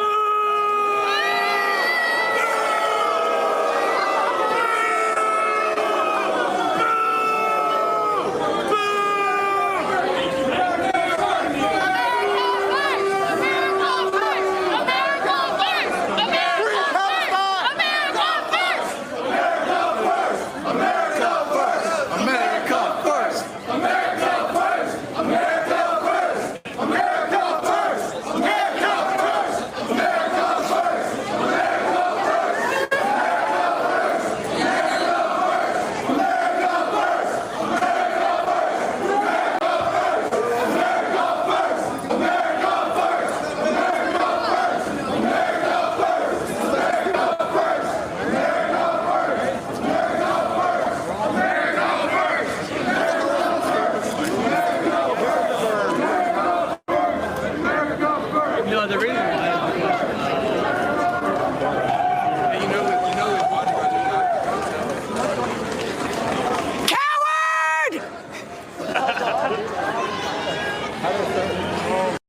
right-wing base are the most monstrous of them all. They push their leaders to be worse. And this is the reality. This is who. So all of a sudden, with basically, sorry about sneezing, chat. I should with basically no evidence at all, just speculation, unconfirmed reports, everybody's going to say it's a leftist. The only photos we have are of a white guy wearing the Land of the Free shirt. Meanwhile, Nick Fuentes and the Groyper army have been harassing this guy. This is a picture of the person of interest. I'm sorry, but I think it's much more reasonable until we get more info to say it's probably a Groyper or a Nazi who's doing it. It looks like they wanted to take out a guy who was insufficiently pro-white. They were seething with resentment that Nick Fuentes wasn't getting the attention and credit he deserves, right? That Charlie Kirk was stealing his arguments and excluding Nick, and his cult-like followers went and shot him. That is a reasonable idea. Now, I'm not saying that's definitely what happened. I'm just saying that could easily be as true as saying the left did it at this point. And Utah is full of ultra-nationalist, far-right neo-Nazis. And it just goes to show, by the way, Charlie Kirk, who a week ago said, I'm doing a focus group. I'm open to a contrary opinion on Israel and Palestine. He's now doing damage control on their behalf. And one has to wonder, is he being paid by Israel? Without a doubt, the answer is yes. For Charlie Kirk to go on his show today and say, there is no forced starvation, here comes a rabbi to tell us why, without a shadow of a doubt, he is being paid by them. That is why he is doing damage control on their behalf, because he is on their payroll. And someone who is on the payroll of a foreign state making excuses for war crimes is not somebody that you can trust on anything. That's not somebody that you can take the good with the bad. How can anybody take him seriously as a Christian? How can you go up there and pretend to be a godly man? Why? Because you tell people to get married? Oh, look, I have my kid. You know, he posted the other day, he's on Fox and Friends, and his daughter runs up and jumps into his lap. And we're supposed to look at this carefully manicured public relations material and say, aw, what a family man. What a good Christian. He's practically a pastor. The way he evangelizes the young. Well, it's a good thing Charlie Kirk's daughter doesn't live in Gaza, because his daughter would have been fucking murdered. It's a good thing Charlie Kirk's daughter was born to a rich man in America who lies for a living and is paid by billionaires to do it, and wasn't born in Gaza. Because if Charlie Kirk, the family man, if him and his family were over there, if they were born in the wrong place at the wrong time, they would be getting shot in the back of the head for trying to get food and water while they were starving to death by the Israelis that they defend. This is part of why, but this is why Nick Fuentes is growing in support, because everybody who could see what's going on in Gaza, you have to understand that the far right is a danger. And intelligent Nazis have always been able to spit a couple of lies upon, you know, they use a couple half-truths or even truths, and they spit it into, that's why we need to target the minorities at home. And that's disgusting. It's especially disgusting in light of what he'll defend. Oh, look, his daughter's in the studio. She runs, oh, daddy. She runs up and jumps onto his lap. And then 2 days later, he goes on his show and says, they're babies. Babies are being starved to death. Well, Hamas is stealing the aid. They deserve it. It's collective guilt. They support Hamas. Release the hostages. It's sick. It's disgusting. And people need to push harder. We need to push for more. It's not good enough. Donald Trump throwing a little throwaway statement. Oh, we need to get more food in there. Charlie Kirk saying, oh, I'll hear you out in Israel, but I'll basically do propaganda on their behalf. It's not good enough. You got to go, dude. You got to go. What has to happen with Charlie Kirk is one of two things. One, he needs to recant his support for Israel. Not I'm going to hear everybody out, you're not an anti-Semite. No, you need to come out and say, I took foreign money. I shilled for a foreign country, and I won't anymore. That's what we need to hear. That's option one. You can't take money from a foreign government and lie on their behalf and then say, oh, well, you know, I'm just not going to be as aggressive anymore against and calling people anti-Semites and things like that. No, you need disclosure. You need accountability. Or two, you need to leave the stage. People cannot listen to somebody that they cannot trust. In particular, cannot trust that they're not taking money from a foreign government. You can't have it that way. Can't call yourself Turning Point USA. I'm an ally of the president. We're waving the flag for the young people. and do the rest. So that's the situation in Gaza. I mean, like that, ladies and gentlemen, you're telling me it's a left winger? I mean, Nick Fuentes has been targeting this guy by name for years at this point. Have I established it? Have I established the evidence? And this is not a small time. I mean, he's getting fawning political reports. Now, Hassan doesn't get this. Hassan doesn't get a political spread. Hassan is in the style section of the New York Times. Nick Fuentes gets the political section. U.S. politics, Nick Fuentes, Trump, September 9th. Nick Fuentes, a white nationalist problem for the right. He gets a posed, well-lit photo while he's in a suit. Until a month or so ago, Nick Fuentes was regarded by right-wing influencers as a mosquito-like interloper whose lifeblood was attention. Ignore his openly racist and sexist rants, their thinking went, and Mr. Fuentes would eventually flitter off into oblivion. The footprint of the oratorically proficient late-night streaming show host has not dwindled in the least, with his tens if not hundreds of thousands of alienated young male conservatives known as groypers, a nickname derived from an alt-right meme. If anything, his anti-Israel, anti-immigrant, anti-transgender, anti-civil rights views seem to have gained new currency during the second Trump administration. Kirk's billionaire benefactors are trying to squeeze the last remaining propaganda value out of his body. Oh, absolutely. Like, this is the reality. And now that Charlie Kirk is dead, Nick Fuentes is going to be stepping into that position. Full display of the difference between a Nazi and an evangelical nationalist. Fuentes is fully America first. Yeah, Fuentes is an anti... He doesn't... what's ironic is this half Latino man is a white supremacist. You have the name Fuentes. You're a Roman Catholic. That's not the founding stock of America. The founding stock of America are white Anglo-Saxon Protestants. They're Scottish Presbyterians and British Puritans. They have names like Smith and Nigel and Brown, not Fuentes, Nicholas. What the fuck? You are not made of the same stock as the founding fathers. That's what's so comical about modern white supremacy. I mean, I'm half German, half Scottish, and Benjamin Franklin would have called me a half-breed. He would have been said, I'm not sure that you're half German heritage. That's awfully swarthy of you. I'm not sure I count you as white. Questionable about whether you could handle democracy, you German swarthy man. But you, Nicholas, his name is. That's practically from the Middle East, Nicholas. What are you from, Anatolia? Are you half Turkish? Now, see, chat, this is all satire. Obviously, whiteness is completely made up. That's why being a white supremacist is funny. It's like saying PC master race. Oh, somebody prefers video gaming with PCs over consoles. Therefore, they're a superior type of human. Like, what the fuck are you talking about? It's so funny. That's the right way we live, because we live in America. It's a melting pot. There is now growing alarm along leading conservatives about Mr. Fuentes, who routinely tests the cult-like devotion of his young male fans by savaging their patriarchal figure, President Trump, for not being right-wing enough. In the process, he has emerged as one of the loudest voices on the right to turn on the president. When I was a teenager, I thought he was a Caesar-like figure who was going to save Western civilization. Now I view him as incompetent, corrupt, and compromised. Current and former members of the Trump administration, as well as outside advisors, would not be quoted for the record about Mr. West Fuentes out of fear, they said, of inviting online attacks from him and his zealous online followers. Hey, guys, the White House staff are scared of Fuentes and you're blaming leftists? This, but y'all done pissed me off in my Instagram requests.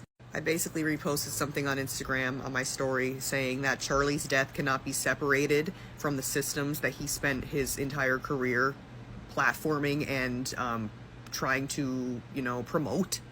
And yes, before you ask, every single person who messaged me something like that, along the lines of being like, fuck you, Vanilla, what the fuck, they were, you guessed it, white! And they also all had profile pictures of them and their fucking mid-ass husbands standing on a beach that looked exactly like this. But that's beside the point, because then if I was like, hey, there's children in Palestine that are getting killed every day, they're like this. And then I'm like, hey, so what about all the school shootings and everything? Are we serious? Like, but now you want to wake up. Oh, but now we want to wake up. Now suddenly we're awake? Oh, okay. So yeah, that kind of really grinded my gears. So if that's you, I'm going to leave you with one big... And if you're going to unfollow, click that button, and also do me one big favor. After start digging in your butt, twin, push your finger to your nose, tell me how it smells. All right, have a good one. Vanilla Mace is a fucking queen. Vanilla Mace is a fucking queen. Okay, let's get back to this TikTok that I got like I got 8 distractions. Let's talk about Charlie Kirk. I want to highlight now for you what is going to be word gymnastics in the immediate future. What I mean by that, I'm going to look at the nouns some news outlets are using to explain who Kirk was. Because my prediction is, and the pattern that we see, is for those who they want to humanize, we start off with kind of nouns that we have a high tolerance for, ones that we're okay with. And then they tend to go to very humanizing nouns. This isn't specific to Charlie, I don't know him. I'm just telling you the way that news is often reported is to take us along to a version of reality that we didn't experience, but they've got it down on paper. What do we mean by that?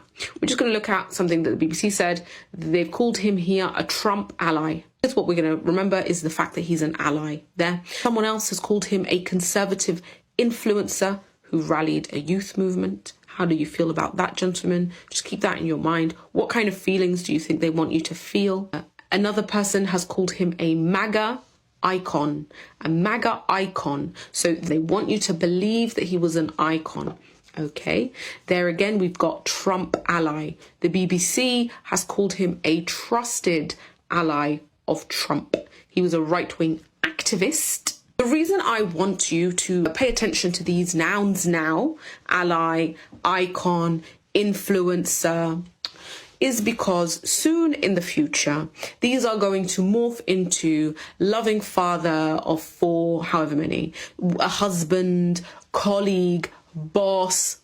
These words are going to start coming out of the weeds. But the words that you've just seen here, the influencer, the icon, the ally, they set the foundations for this humanizing. Because we can't go polar. We've got to go smooth. And they're taking us along. Okay? All right. Have fun. See you soon. I mean, that's a really important thing to keep track of, right, chat? Like, that is the way that this stuff is being presented. That is the way this stuff is being argued. Is Charlie Kirk was some sort of like really good guy, and all the liberals are doing it. Gavin Newsom came out and said it. We had Ezra Klein come out and say it. Now, here's the thing. I want to triple underline this so that everybody understands that this is my point of view. I do not agree with random acts of violence against political commentators. Okay? I don't want to live in that world. Right? I don't want to see myself targeted. I don't want to see Hassan targeted. I don't want to have random schizophrenic people taking shots at us.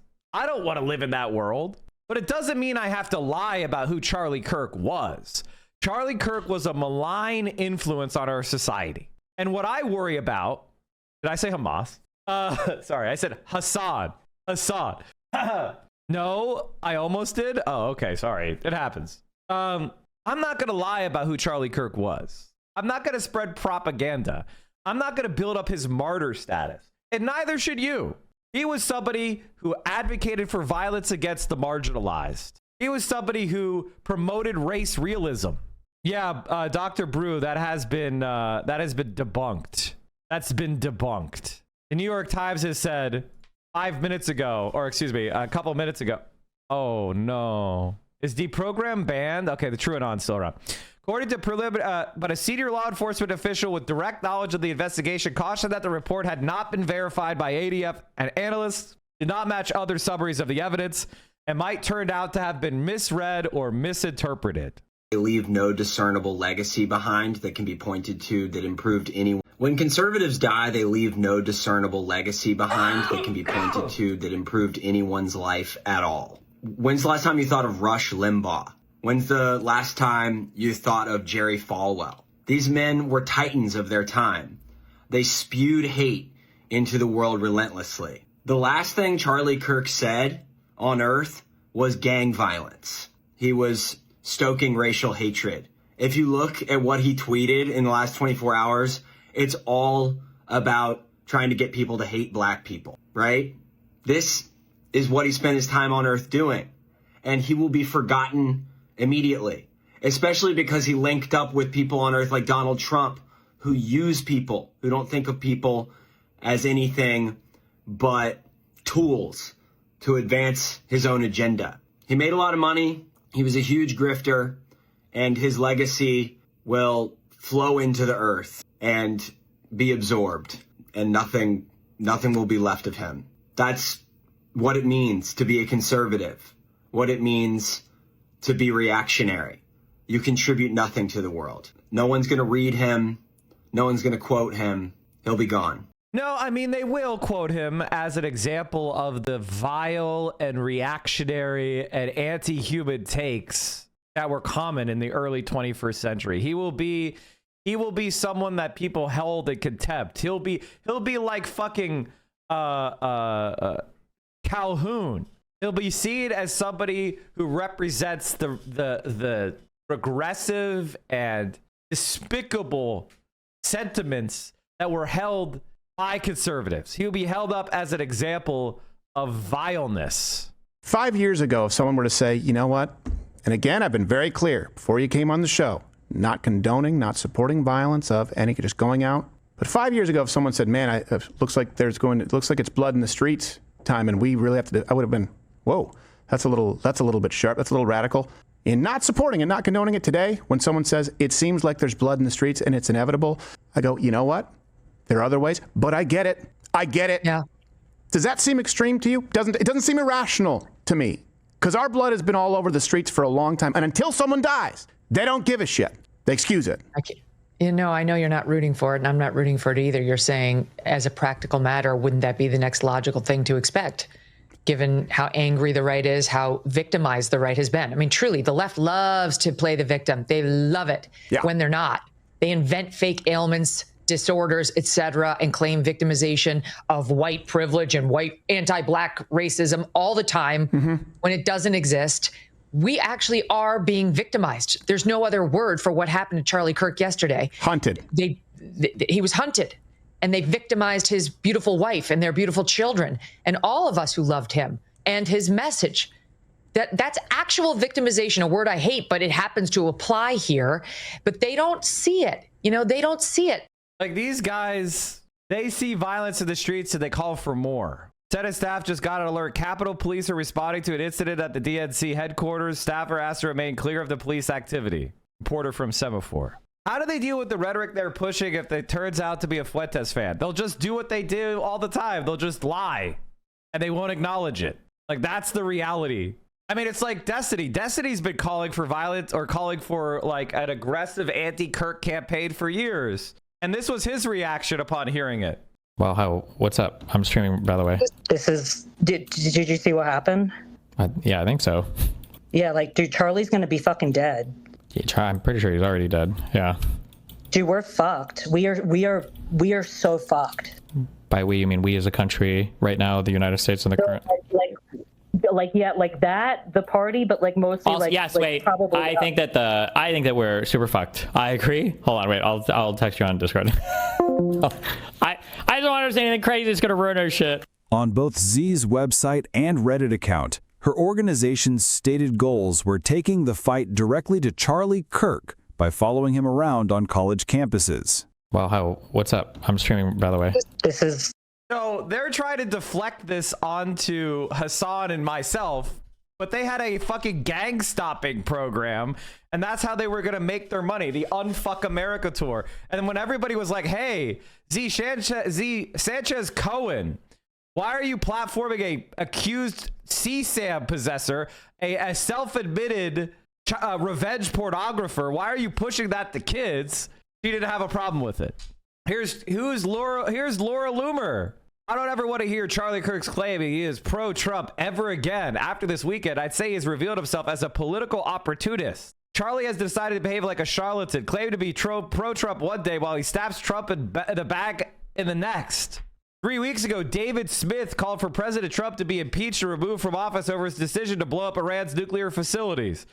Charlie played both sides of the Iran issue on his show, as we all saw, because he wants to play to both sides of the aisle. Smith said all of MAGA should turn on Trump and abandon him. He said that 3 weeks ago. See the clip of TPUSA is definitely not pro-Trump. If they were, they certainly aren't anymore. There has been a right-wing targeting of Charlie Kirk from the center right with Destiny all the way to the far right with Nick Fuentes. Also, Nick Fuentes and Destiny are personal friends and allies. This is what Destiny has said about Nick Fuentes.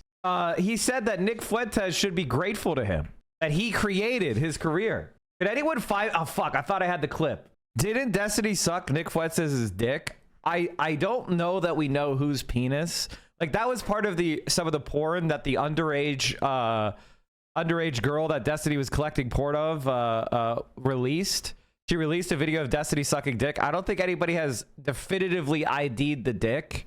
People have speculated that it was Nick's dick, and there is a lot of accusations that Nick is actually a homosexual, so we don't know whose penis it was, as far as I know. It's just that it was released by the underage girl that Destiny was getting porn of. What's a bigger problem in America? Left-wing violence, right-wing violence? Not sure. But in reality, it's overwhelmingly right-wing violence. If you're a Republican, you say it's left-wing. If you're a left-winger, you say it's right-wing. And if you don't identify with either movement, you say not sure. Whenever you see 3 questions, like a question with 3 answers, and it's roughly 33 1/3, that's random chance. Everything coming from the right has been projection from them claiming the left was full of abusers or claiming the left is a party of violence. They literally closed a black and brown university because people were making threats like this, and his worldview and vision playing. I mean, it is what it is. Does anybody have that Destiny talking about Nick Fuentes clip? I can't seem to find it. Fuck. I want you to see how close Destiny is to Nick. Oh, here he is taking credit for Nick's career. And Fuentes' treatment of me is so bad. I don't understand. That's something he'll have to learn and grow. Not to sound like not to be too self-aggrandizing, but like Fuentes should be worshiping me because I am literally I was the only lifeline that he had to like being able to breach like mainstream political conversations. Like I represented a huge potential opportunity to him, and he just was so bad faith in the way that he treats me. It's unbelievable. I don't know why the fuck you would do that. Like he should have been so conciliatory towards me. And I'm not looking for that. I'm not asking him to be my bitch or anything. But for him to be like relentlessly bad faith against me all the time, I'm like, bro, who the fuck are you? Like I can put you on a stream in front of 14,000 people. Like I'm giving you your phone number to like Adam22 so you can go to a show. Why the fuck would you like burn my shit so hard? Like you're so. Destiny was actively promoting Nick Fuentes, not just platforming him, but treating him. He had his wife, his now ex-wife, prance around and cook for him. He shook his hand, he hugged, he gave him kissy faces. He was never that nice to me. All that he said is that I changed his life. All that Destiny said about me is that I made him realize just how interesting politics is. I'm so sorry, chat. I'm so sorry. This is what after Destiny lost the debate to me, he had to break out a cigarette because I fucking blew his mind so much and defeated him so much. This is what he said. Hold on. I really enjoy this guy's perspective, and he seemed to have like a huge amount of knowledge about electoral politics. Now electoral politics are way more interesting to me, and this guy seems to have like a good backing. I'm so sorry. I'm so sorry, chat. Mike, Nick called Destiny a super Nazi. Yes, I know. Mike, look at this incident at the DNC. All right, hold on. I got to make sure that I'm not as white as this guy. Okay, I'm starting to glow again.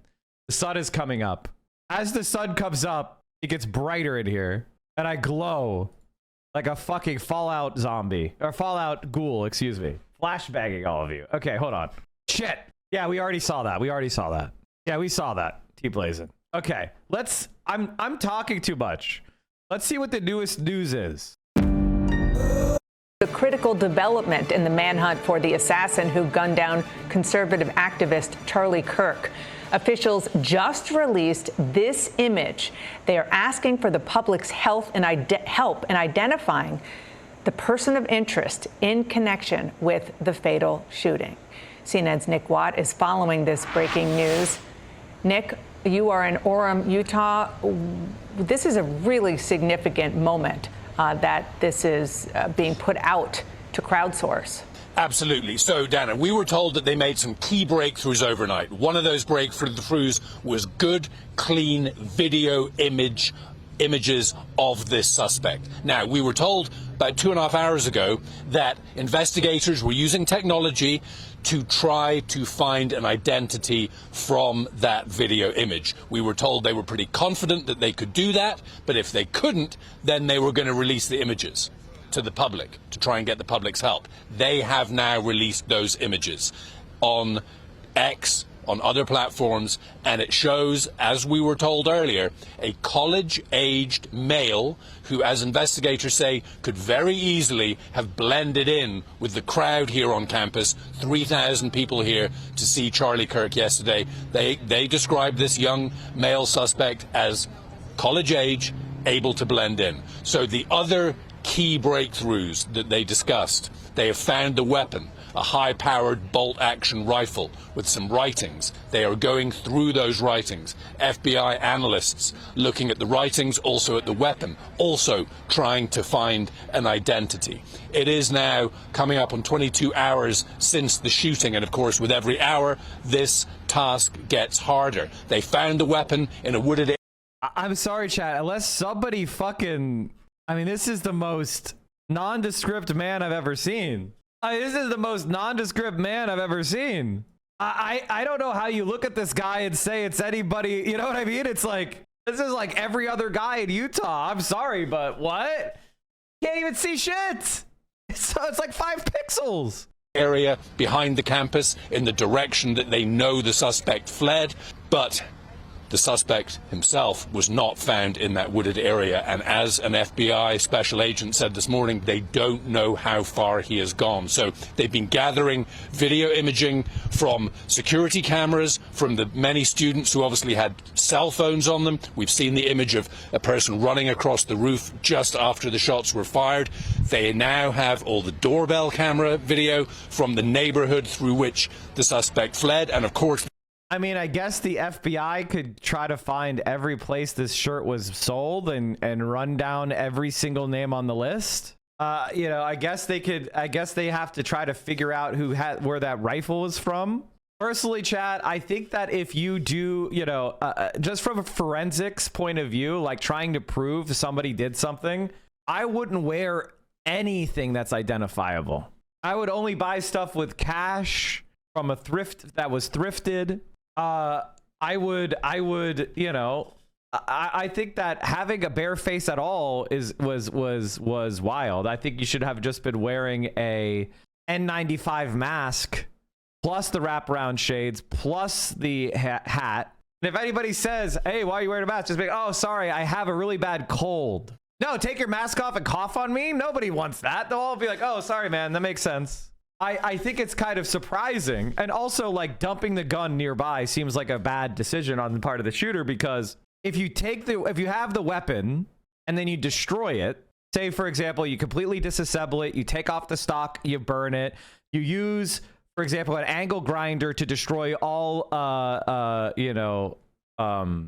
serial numbers and identifying marks, and then you melt the gun in a crucible into an undifferentiated mass of metal, and then you dump that undifferentiated mass into a lake, there's nothing for them to go on. You know what I mean? Like, so it's very surprising to me how these shooters have left so much forensic evidence. And so that is why I don't think it's any kind. I think this is a groyper. I think this is a person making an intentional political statement. And that's why I declare, I think it's a terroristic assassination, right? They wanted their weapons to be caught. I think they actually kind of want to be caught. I don't think it's an operator. I don't think it's like an Israeli Mossad agent. You know, I think it is somebody who just decided to take the shot. Luigi held the gun like you must want to be caught. Like, I think abandoning the gun, exactly, that's what I'm gonna, like, Luigi kept the gun and he was hundreds of miles away from the shooting. Why didn't he dump the gun hundreds of miles away from the shooting? Like, he kept it on him until he was arrested. That's crazy.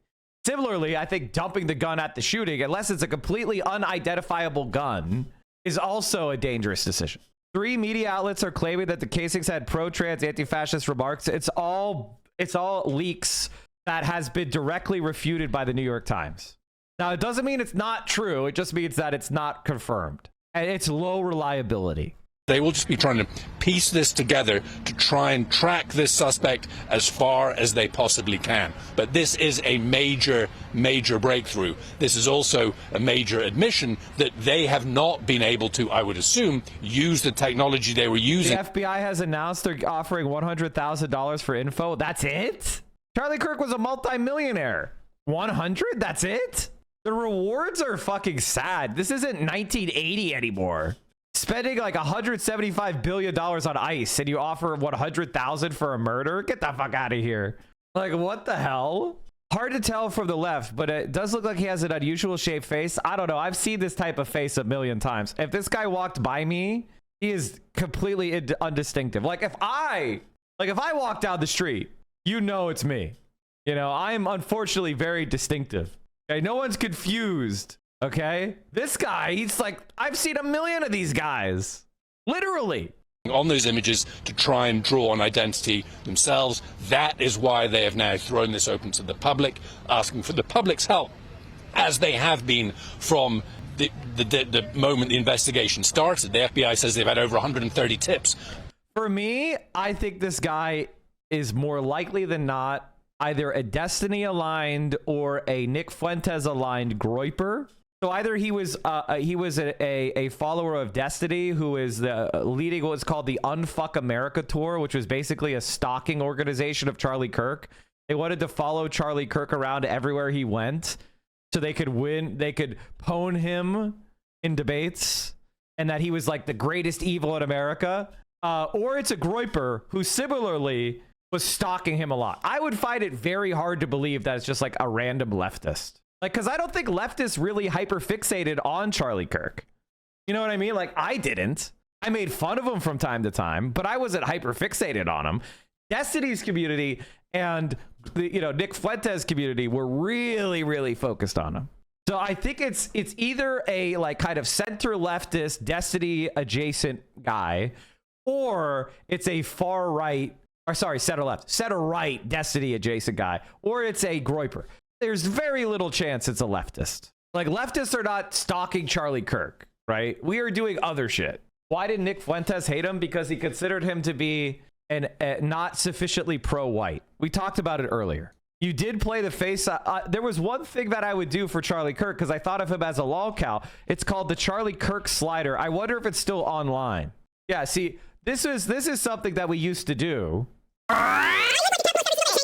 I live like a capitalist every single day, Shank. Because I live like a capitalist every single day, Shank. I feel like the slider is in bad taste now because it talks about how he's living as a capitalist. So I don't think we can use the Kirk slider anymore. But that is something that was on my stream before. I think it's in bad taste to show the Kirk slider. I don't think we should laugh about how he's living as a capitalist every single day. But because he's no longer living, it's not in good taste. We should give the time and his family time enough to grieve. Okay, we want to give his family time enough to grieve. And I disavow the use of the Kirk slider. I mean, in case you missed it, you could tell that this is a pretty bad taste, right? I live like a capitalist every single day, Shank. I live like a capitalist. I live like a capitalist every single day, Shank. You can't be doing this. I live like a capitalist every single day, It's Shank. not okay. So I hope I don't see any other streamers doing that, because I will have some cross words for you, primarily because I'm the one who's always used it. And it's my thing, and you better give me credit. And it's in bad taste. And it's in really bad taste. FBI, look into this man immediately. Okay, can we talk about the absolute insane TikTok brain that has now occurred? Does anybody have that TikTok of the guy who was like, going like, hey guys, it's me. I'm here at the Charlie Kirk thing. He was just shot. Like, did you guys see that? It's like a public service announcement. I don't have it because I didn't save it. But when I saw it, yeah, thank you. Look at this is we're living in simulation and simulacra. People no longer experience, oh, I'm at an assassination. Let me look at the assassination. They're so fucking internet brained that they're now only able to experience it through their own phone screen. They have to grab their phone and they have to put themselves in content to have their own authentic experience. Like, we are living in simulacra world. It's your boy Elder TikTok. There was just a gunshot at Charlie Kirk. We're in Utah. There's a gunfire. This is not a joke. Hey, let's go. Hey, let's go. Hey, let's go. It's your boy Elder TikTok. There was just a gunfire in Utah. This is not a drill. There is a gunfire in Utah. Shots fired here in Utah. This is not a joke. Charlie Kirk, Elder TikTok, Mormon Central, Utah. There was a gun that just fired off here at Charlie Kirk. I am not playing with y'all. Hey, make sure you go to church on Sunday. Read the Book of Mormon. This is not a drill. I'm not playing with y'all. Hey, Jesus is Lord. Jesus will protect you. Jesus is your savior, bro. I'm not even lying. Make sure you subscribe to Elder TikTok on Instagram. What do you even say? Like, I am a guy who makes content 5 days a week minimum. What do you even say? What do you even say? How do you even react? We're cooked. We're fucking cooked. This guy's like, oh, I could try to... Do you see how many times he put Elder TikTok into his fucking... Oh my God. And then he went and grabbed merch? He went and grabbed merch from the crime scene? This guy's going to prison. This guy is going into prison immediately. You dumb motherfucker. There's probably blood on those hats. Bro, you are going to super prison. This isn't a devious lick. This is a non-devious lick. This is like licking a cat's asshole. This is not a lick. This is a go directly to jail. Do not pass go. Do not collect $200. This is like starting Monopoly by rolling 3 doubles in a row, landing on no properties, and then immediately going to jail. Your ass is cooked. I don't know. This may be the most capitalist thing I've ever seen. I don't even know how to react. What do you even say? You're in a fucking assassination. Everyone around you is panicking, and you're doing peace signs on your tickety talk. This is beyond last stage capitalism. This is floating in the void capitalism. This is, you're out of fucking Delta V and you're on an escape trajectory into deep fucking space capitalism. This is, your ass is going to be background radiation level cold. You're going to the absolute 0 level cooked. You are freeze dried at this point.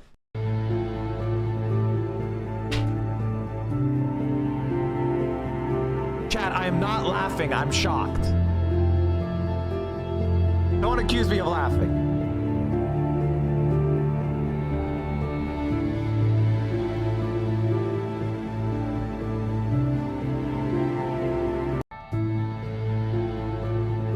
I gotta say, people on TikTok are going absolutely feral. They're going absolutely feral. By the way, that chat, that reminds me, we are 4 hours and 20 minutes into the stream. If you appreciate having a honest and responsible coverage of the Charlie Kirk assassination or any other political coverage from a leftist perspective, please consider supporting the stream by subscribing. This is September, so right now subscriptions are discounted if you're a new subscriber or you subscribe for multiple months. Make sure you subscribe on the website, not through mobile devices. You use the website because it's significantly cheaper, so you can get up to a 30% discount on a 6-month sub. Open Presents, thank you for the 25 gifted subs, chat. Remember, there's a lot of people working paycheck to paycheck, parents of young children, college students, people on a fixed income because of retirement or disability, or just regular people struggling to make ends meet. And when you subscribe to a channel, not only do you support me, you're also helping the stream grow because it helps boost us in the algorithm.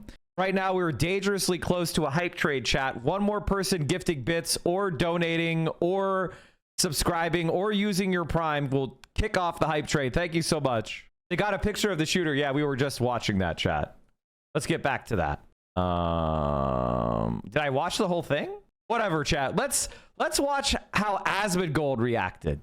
Anyone who's been in the crosshairs. Thank you, Flimsy Fishy, for the 10 gifties. Welcome in, everybody. Thank you for all the followers and support. I'm here every day at 10 a.m. Eastern, 7 a.m. Pacific, here at the Central Committee stream. We are the second largest leftist stream on Twitch, political stream.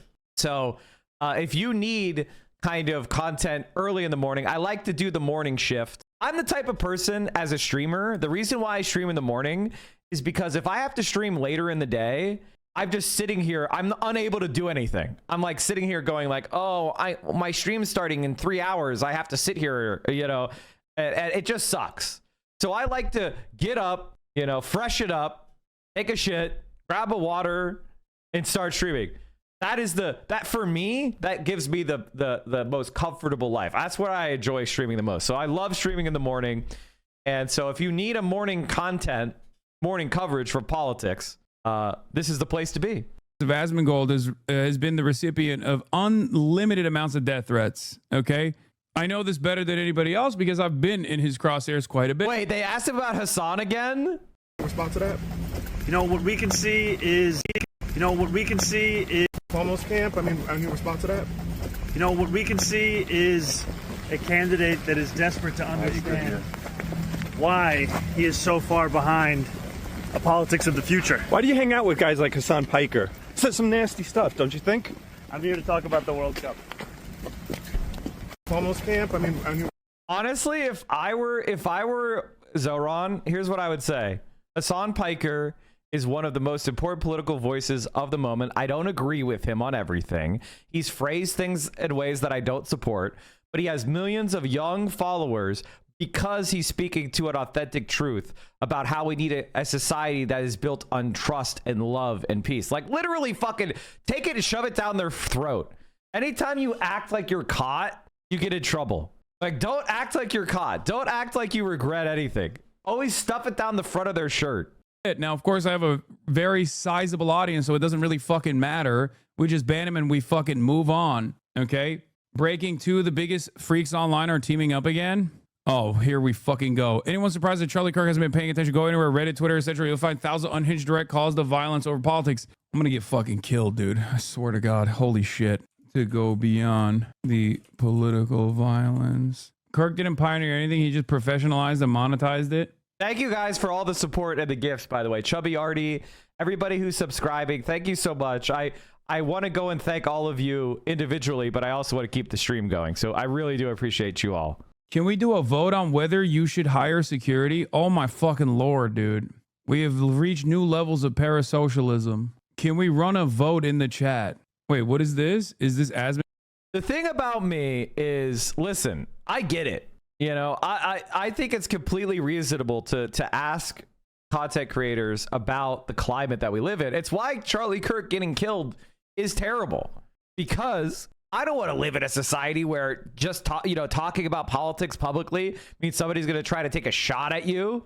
That's fucking terrible. And Charlie Kirk had a really big security team. Donald Trump had Secret Service counter snipers and they almost took him out. Like, Donald Trump was hit in the head. You know that, chat, right? Charlie Kirk basically had the same luck as Donald Trump, except instead of hitting him in the ear and passing safely by his head, it hit him in the throat. Assuming the shooters were aiming at the center of his forehead, it's the same level of a miss to hit here as it is to hit here. Just draw a circle of uncertainty. Trump had Secret Service counter snipers and they almost took him out. So, like, the idea that security is gonna stop this shit, like, come on.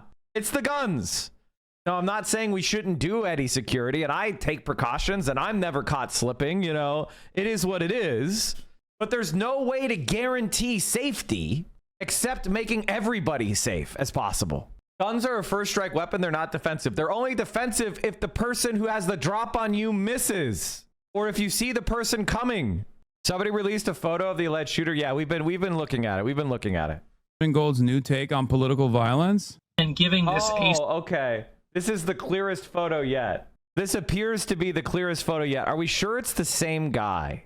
Fuck. Did I close it? Shit. Yeah, fuck these. I don't know if this is the same. It looks like it could be, but he doesn't have a rifle and the backpack is small. Are we sure it's this guy? Maybe he's just a witness. That's a Grok enhanced image. Yeah, this seems enhanced. Like, this shirt doesn't look right. This shirt doesn't look right. Yeah, you posted me an AI photo that Dog Mom made. Come on, chat. Symmetrical, in my opinion, advantage to left-wing people to fully and with complete freedom practice genuine terrorism on a daily. Dude, Bro, you supported fucking Anders Breivik! What are you talking about? He went and assassinated a bunch of kids! He's such a pussy. Just say you want me to be fucking killed, okay? What is this?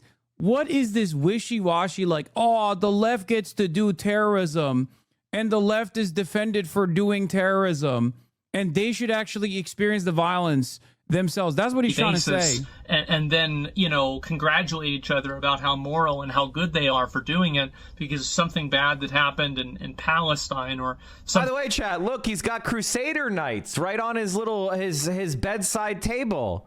Have you ever leave your home? Leave your fucking home. Something bad that Donald Trump did 3 years ago. This is just Twitch partner streamer, by the way. Simply a response. This is what's going to happen. And so, and I think that that's probably what it's going to take for these left-wing people to realize what a bad idea what they've been doing is. Because until it starts happening to them... How can you... what a dumb piece of shit. He should be banned for this. He should absolutely be banned for this. This is stochastic terrorism and drivel. This is fucking stupid. No, he absolutely should be banned for this. Both Hassan and I have made very clear that we don't think this is a good idea because it's just going to cause a spiral of violence. And this is adventurism. It's not political change. Charlie Kirk will be replaced instantly by the next sellout. Until they start having people that are their friends or, you know, their, you know, like icons that they look up to the same way people looked up to Charlie. Dude, this is so fucking stupid, okay? This person is more my contemporary on the opposing side than fucking this rat is. I was supposed to debate him 2 weeks from now. What the fuck are you talking about? I've known this person for longer than I've known Asmongold. He has abhorrent views, okay? And I despise his views. But he's over here using the death of a dude I was supposed to debate 2 weeks from now to fucking call for violence in the pussiest way possible without naming names here too, because he doesn't want to get banned. He doesn't want to go that far because he already experienced that. He already experienced that issue one time when he actually said, you know, Palestinians deserve genocide. While he's fucking crying on the sidelines about 86-47, he's literally saying until the left start dropping like flies, they won't understand the violence that they're causing in this country. Why the fuck would I want to debate Charlie Kirk if I wanted him to be killed? It's so fucking stupid. This is a much more active death threat than any number of different clip chimp things that he could point to about me, okay? Charlie Kirk, you know, until they start seeing those people get killed, I don't think it's really going to be real for them.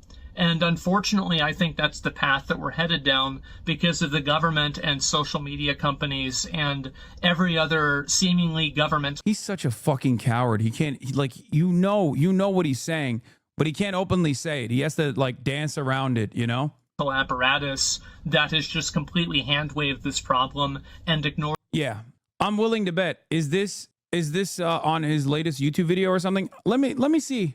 Let me see if Asmongold's audience understood the assignment here. Let's take a look. Because anytime this fucking clown actually goes offline, as you guys know, right on fucking cue, I know about it. Why do I know about it? Because his fucking audience comes in here to start issuing death threats. Okay? They kill us while calling us violent. Nick Fuentes didn't stream last night. Shooter is likely a groiper. Yeah, we talked about it earlier, chat. I went over why I believe that groipers are the most common sense suspects at this point. Rapid developments according to the FBI and the New York Times. Oh, okay, hold on. Let me look. I'll play this while I look. He hasn't streamed in a week. I know. That's why I haven't been getting as many fucking death threats. The way the left is celebrating this on Reddit and threads is absolutely disgusting, shameful, which is why we must kill them. People are so fucking stupid in the way that they analyze the situation. They're so horny to fucking disparage. They're so horny to just be like, oh yeah, fuck this guy. Hassan deserves worse or whatever the fuck. They're so cowardly in their commentary and their rhetoric. Why would I advocate for violence to take place against a person that I'm supposed to be sitting next to in a public event? Well, like, it doesn't make any sense. It's also outside of my advocacy in general. It's not something that I advocate for anyway. But it's crazy. They're saying it was a Mauser 30-06. I saw that the deprogrammed subreddit got banned. Yeah, see, you got, that's why, like yesterday in my Discord, I said, listen, I despise Charlie Kirk's views, but we have to be careful if we want to keep our platforms. Okay? We can't be too wild in what we say. So remember that. Do not Fed post. It doesn't even make sense from the perspective of just self-interest. It's not even, it doesn't even make sense from self-interest. Yeah, dude, I want to get fucking killed personally. That's what I want. Oh my God. Using the death of a political commentator to issue a non-specific, somewhat vague, within the confines of permissibility death threat to another political commentator who was supposed to debate the first political commentator that died today. Sick. Crying about how all the violence is coming from. See, the difference between Asmongold and Hassan is Asmongold only sits in his rotten room, never goes outside, never participates in anything, never exposes himself to the wider community. Whereas Hassan, and to a lesser extent myself, we do. And so when he's like egging people on to attack, he somehow thinks that his home is a castle and it's going to make him safe. And it's like, bro, stop advocating for violence against content creators. Like, what the fuck are you doing, idiot? The left. Entirely. So the death of Charlie. Yeah, he's couching his death threat in the they won't stop this violence until we start killing them. Charlie Kirk and the assassination of him should not come as a surprise to anyone. This should be something that everybody could have expected. All you had to do is read Twitter for an hour and you could have told me this would have happened, of course. Same with Reddit. And until that core problem is addressed, you will continue to see a rapid decline in... Anyone who's been in the crosshairs of Asmongold has been the recipient of unlimited amounts of death threats, okay? I know this better than anybody else because I've been in his crosshairs quite a bit. Now, of course, I have a very sizable audience, so it doesn't really fucking matter. We just ban him and we fucking move on, okay? This post full of death threats for pointing out Charlie's comments about empathy. I mean... any type of social discourse, and I'm actually kind of afraid to see what's going to happen next, because... yeah, he doesn't have to worry about it because he doesn't do anything outside. He never leaves his fucking house. I do, like, all the fucking time. I think it's just going to continue getting worse, and I don't see the reason for it to stop. Yeah, until the left has a couple of their content creators killed, will the violence not stop? Meanwhile, the violence, is it coming from the left? Nobody knows. We don't know.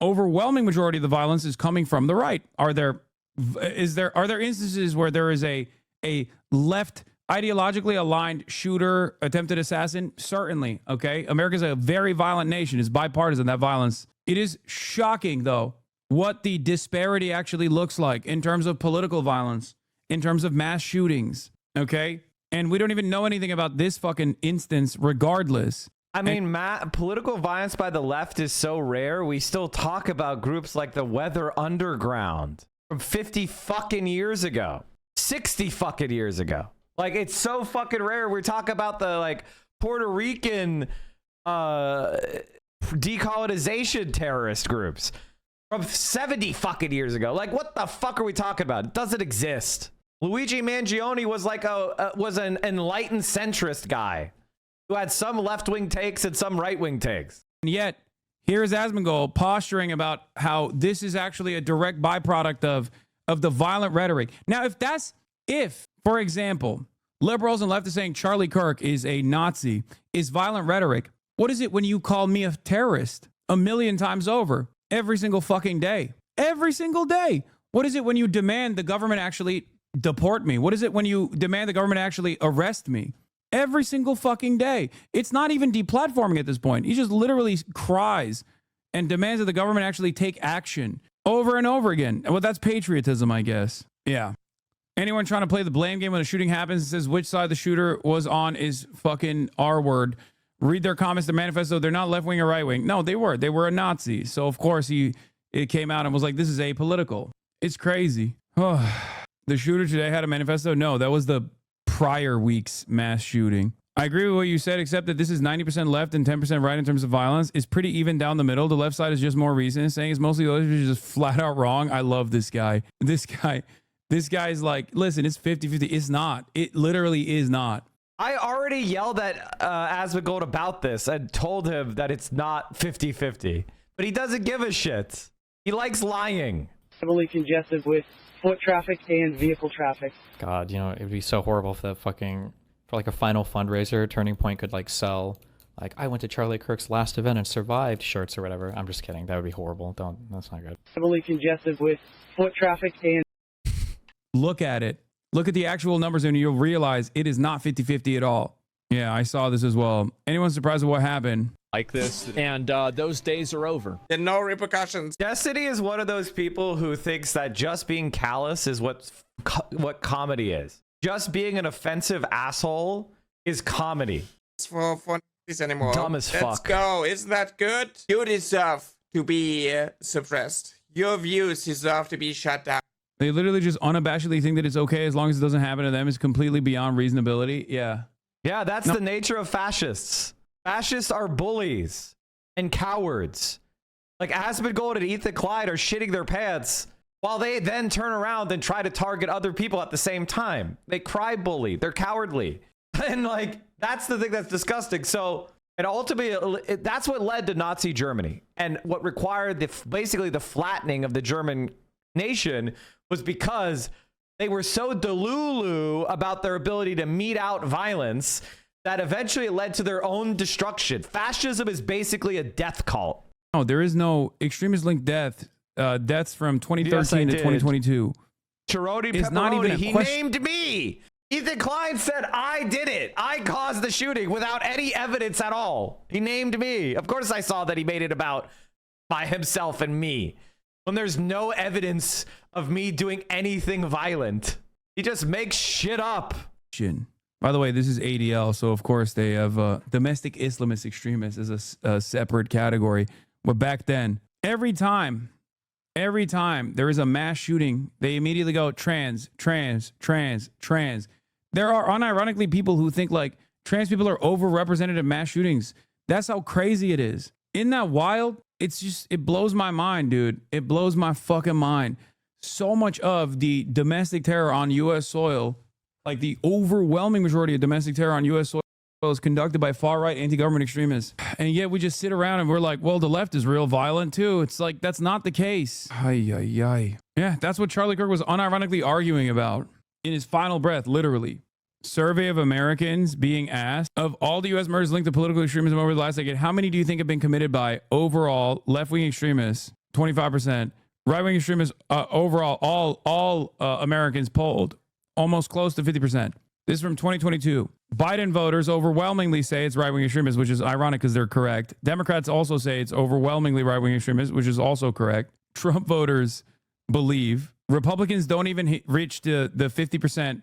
Not even 50% of Republicans think that most of the murders, U.S. murders linked to political extremism over the last decade are from left-wing extremists, except for Trump voters. I wonder why. Almost all versus more than half.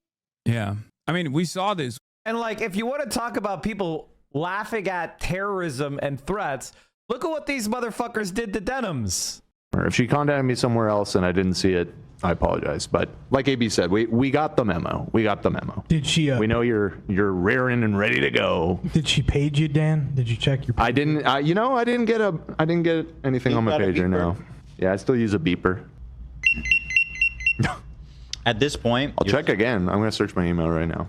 At this point, you're such. If she contacted me somewhere else and I didn't. So Denims is an Arab woman, and they're making beeper jokes right after laughing about Bushnell's self-immolation, cracking jokes the next day. Ethan Klein did, and now he's crying tears for Ethan Klein, and then blaming the violence on me with no evidence that the guy's even left-wing, let alone a fan of mine. That's the thing that's really disgusting. It's like Ethan Klein just skips over the part where you collect evidence before throwing someone's name out around a political assassination. The guy we don't even know definitively that the guy was left-wing, let alone a viewer of mine. And even if the guy was a viewer of mine, it wouldn't make me responsible for his actions unless I directly called on him to do it, which I never did. So like, he's like 4 steps short of facts. Mike, me and my coworkers started a union drive this May, and we just voted 93% to unionize today. Thank you so much for the education and inspiration. I looked at your tenacity for courage often and throughout, and it got me through. No, you did it. I was just the cheerleader. You did all the work. I was just sitting here with pom-poms. It was you. You're the hero. And solidarity forever. Congratulations. Anyway, chat, just one more thing to remind you all, we're going to be missing out on this kind of commentary with Charlie Kirk's criminal murder will be missing out on this important commentary. And that's why I think this United story and the DEI story hits so hard, because we've all been in the back of a plane when the turbulence hits, or when you're flying through a storm and you're like, I'm so glad I saw the guy with the right stuff and the square jaw get into the cockpit before we took off. And I feel better now thinking about that. No, I mean, like, you want to go thought crime? Like, I'm sorry. If I see a black pilot, I'm going to be like, boy, I hope he's qualified. Well, that's the you wouldn't have done that. You wouldn't have. You wouldn't have done that before. That's not an immediate. No, you wouldn't have done that before. That's not who I am. That's not what I believe. It is the reality. The left. Okay, here's what I want to tell to all these bald, chinless fucks, which is there is no affirmative action to be a pilot. You have to follow and conform to regulations of flight hours. You have to pass written exams, and you have to pass skills demonstrations, check rides, where you're flying the plane with a evaluator pilot, and you have to demonstrate your skills of flying the plane. You have to have simulator time. You have to have hours in the plane. There are no black pilots who are not qualified. You fucking racist sack of shit. You dumb motherfuckers. Fuck you. You racist slime. If you're going to use something as an example, why don't you look into it, you fucking dipshit? This is your MAGA icon, by the way. This is the argument of the right. This is the arguments they make. Absolute racist shithead. All right, let's see what the I've had it lady said. The country is reeling after Charlie Kirk was murdered yesterday at one of his events by an assassin. Oh, Hassan was apparently interviewed by Politico right away. I can't let my fear dictate my life. Hassan Piker on the fallout from Charlie Kirk's killing. The popular lefty streamer gets candid about sparring with the late conservative activist and his own fears about political violence. For all the obvious reasons, hearing that Charlie Kirk has been shot was shocking for Hassan Piker, the progressive influencer and Twitch streamer with a massive following. But there was another explanation for why his stomach sank. Not only had he known Kirk, he was set to debate him at the Dartmouth Political Union with young people and politics, left versus right, in just 2 weeks. And soon after, Piker watched his own death threats start to arrive. This is the one fear that I've always in the back of your mind when you engage in any sort of political advocacy when you do these events. As a recipient of millions of death threats at this point over the years, watching this unfold in real time was devastating. Piker said he would likely wait for the temperature to lower a bit, but would ultimately keep doing public events. He doesn't want to live in fear. In a wide-ranging conversation, Piker also talked about his worries of a new era of decentralized violence in the United States, while Kirk found an audience among Gen Zers, and whether our political discourse can be healed. This is where the Hassan versus Charlie debate from Politicon. Do you guys remember Politicon? I'm so sorry when he was woke Bay. I'm so sorry that we're talking under these circumstances, but I wanted to talk to you about Charlie Kirk's death and your first reaction. Pure horror. I had a couple people say while I was streaming that there was a guy on Twitter being like, Charlie Kirk just got shot in the neck at the event I'm at. And I was like, there's no way. I investigated a little bit further. I knew these kinds of events are filmed by many in different points of view because there's a lot of people. Charlie Kirk's whole team is there. They're filming. I was like, there's no way that this is happening and no one knows about it or no one's showing footage. When breaking news story normally unfold when I'm live, especially if it's like a shooting, there's often a lot of misinformation that gets thrown around. So I usually will wait for official confirmation, whether it's a journalist or whether it's the police coming out and releasing a statement. But in this circumstance, I knew that there were a lot of cameras that would be at the event, such as this one. So I just started with my community scouring the internet and very quickly arrived at a couple different live streams that showed a bunch of people running around, one shot being fired. There was another video that was filmed from above that showed the moment of impact, but not too much else. But it was very clear that a shooting had taken place and he had been shot in the neck. And then I saw the actual close-up footage of it, and it was truly horrifying. I think it's interesting because I cover all the atrocities unfolding in Gaza all the time, every day, and there are so many. And as part of my profession, I see a lot of horrible images in general throughout global conflict. I think seeing someone who I knew, not someone I'm fond of, but still someone that I've known for years, someone I've debated before, someone that I was supposed to be debating in 2 weeks, something who I guess is in the same field as myself, someone who does basically what I do, but on the right. That is the one fear that I've always had in the back of your mind when you engage in any sort of political advocacy when you do these events. As a recipient of millions of death threats at this point over the years, watching that unfold in real time was devastating. Are you afraid now in the same kind of events that you'll do in the future? I've been thinking about that quite a bit. I don't know. I think right now I'm just going to wait out the environment. I'm going to wait for the temperature to lower a bit, but I'll probably go back at it. As part of what I do, I also go to protests. I get shot at by cops. I'm constantly in these uncertain environments. What it feels like is there's an air of vengeance right now, with a lot of people immediately being like, well, we got to go kill people, even naming myself and say we're going to kill Hassan in retaliation. There are a lot of people who are just very angry and frustrated and want to redirect it toward those who they believe are responsible for this. I've never advocated for such a thing, and I never would. I would put myself in the crosshairs if that was the case, right? I was supposed to be sitting next to this guy 2 weeks at a public event. I'll probably just wait it out, but at a certain point, you can't let fear dictate your life. And that's been my modus operandi. In spite of all the death threats that I've received for many, many years at this point, it's just unfortunately part of the process. It shouldn't be. So you've already seen death threats since Charlie's death? Yes, I mean, yeah. But also I've received death threats even before this, all the time, nonstop. Like I've said, it's almost seen as part of the industry. Oh yeah, definitely. I mean, I've gotten so many death threats at this point that I don't even notice them. Like I can basically very quickly filter between what I consider to be something that's funny and pathetic, aside of the weakness of the sender, and a legitimate, credible death threat. Like I mean, honestly, it happens all the time. I mean, I'm sure it happened. It happened yesterday a bunch too. I think there was like, I don't know. I saw like 4 or 5. I didn't even really, I honestly don't even notice them. You're not worried? Here's how I put it. I would be very surprised. Like if somebody, first of all, you know, listen, nobody is immune from threat. If I felt like I saw someone who was especially threatening, I would be more worried. But at this point, I don't have anything credible. That being said, it could happen. But it just literally, it's like when you get into your car, how anxious are you about getting into an accident? Well, I put on my seatbelt, you know, I make sure my mirrors are in the right place. I check, you know, I'm always looking for oncoming traffic when I make a left turn, you know, I signal, I do what I could do. Make sure my tires are inflated. I rotate them. You know, I do maintenance on my vehicle. I do everything I can to minimize the harm. I don't drive while drunk. But as far as being paralyzed by anxiety, no. But I will definitely keep my head on the swivel. And I won't be caught slipping. That I promise you. But nobody, you can't, if somebody takes you out with the sniper shot, you're not going to, like, you can't do anything about that. I mean, there's really nothing you can do about that. What does it say about our nation that you're already receiving assassination threats and that Charlie was assassinated? I'm skeptical that we could come back from the precipice here. Like I said, it's a little different when you watch someone get assassinated, but unfortunately, I think political violence has become more of a forefront in our discourse and our generation's discourse, more so than ever before. Maybe I'm wrong. Maybe I have recency bias, but I don't remember any point in the last decade of my career where it was this transparent, it was out there, it was celebrated to this degree. Why do you think that is? I mean, this one's easy. This is something that I've talked about in the aftermath of Brian Thompson's murder, allegedly at the hands of Luigi Mangione. I've seen it as a pressure valve for people. Democracy is supposed to be a pressure valve. So when the democratic institutions are not working to meet the demands of the overall population, there's a lot of discontent. And then I think people find themselves in the throes of desperation, find themselves so angry that they can't deal with it, that they end up engaging in adventurism, decentralized violence such as this.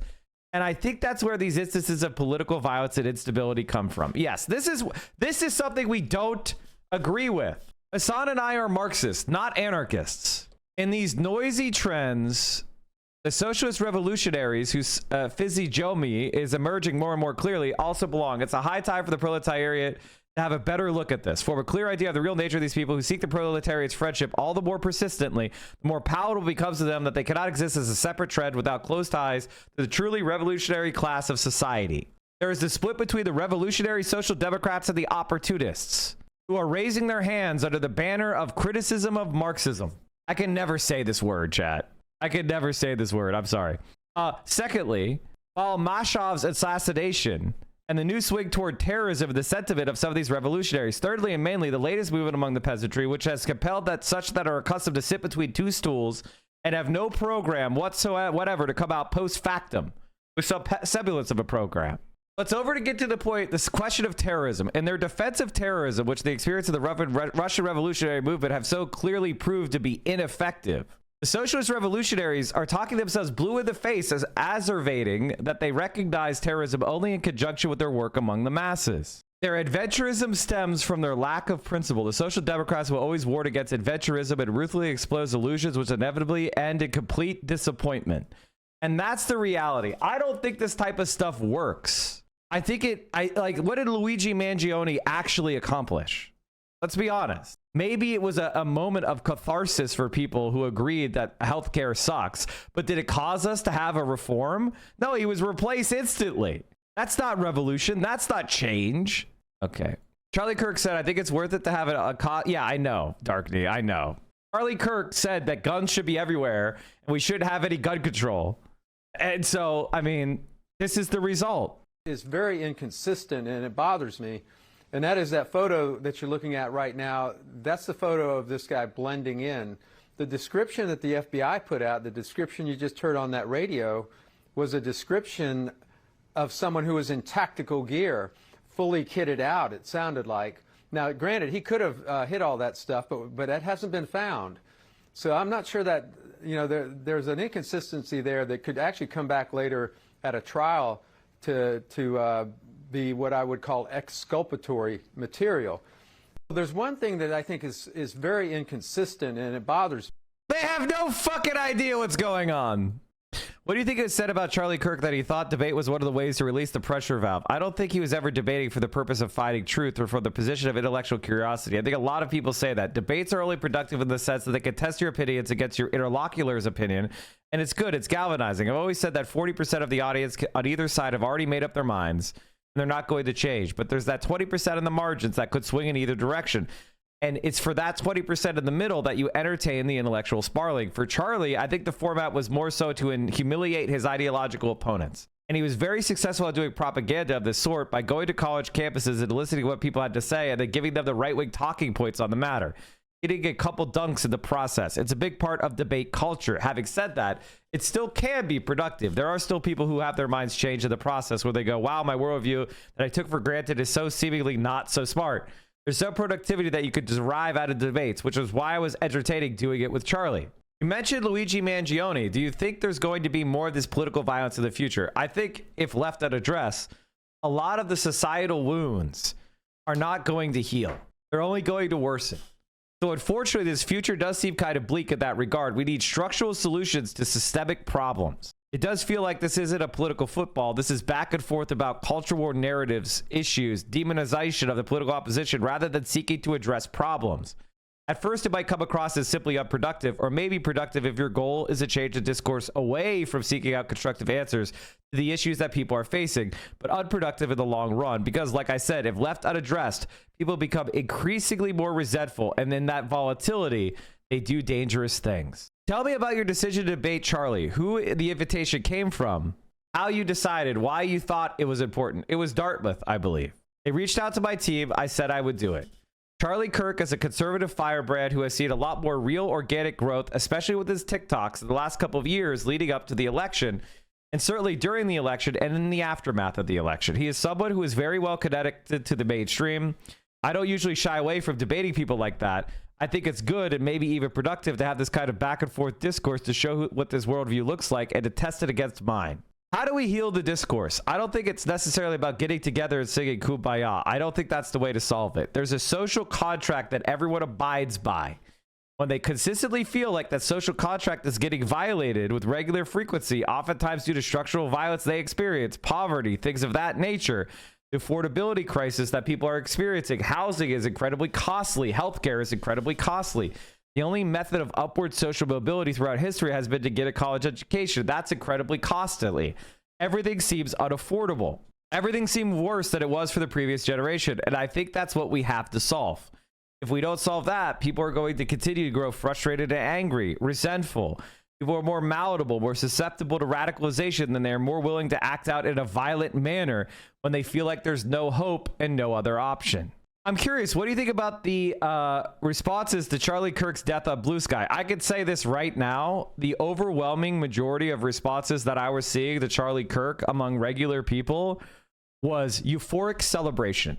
Not from me. I'm a good boy. I didn't celebrate shit.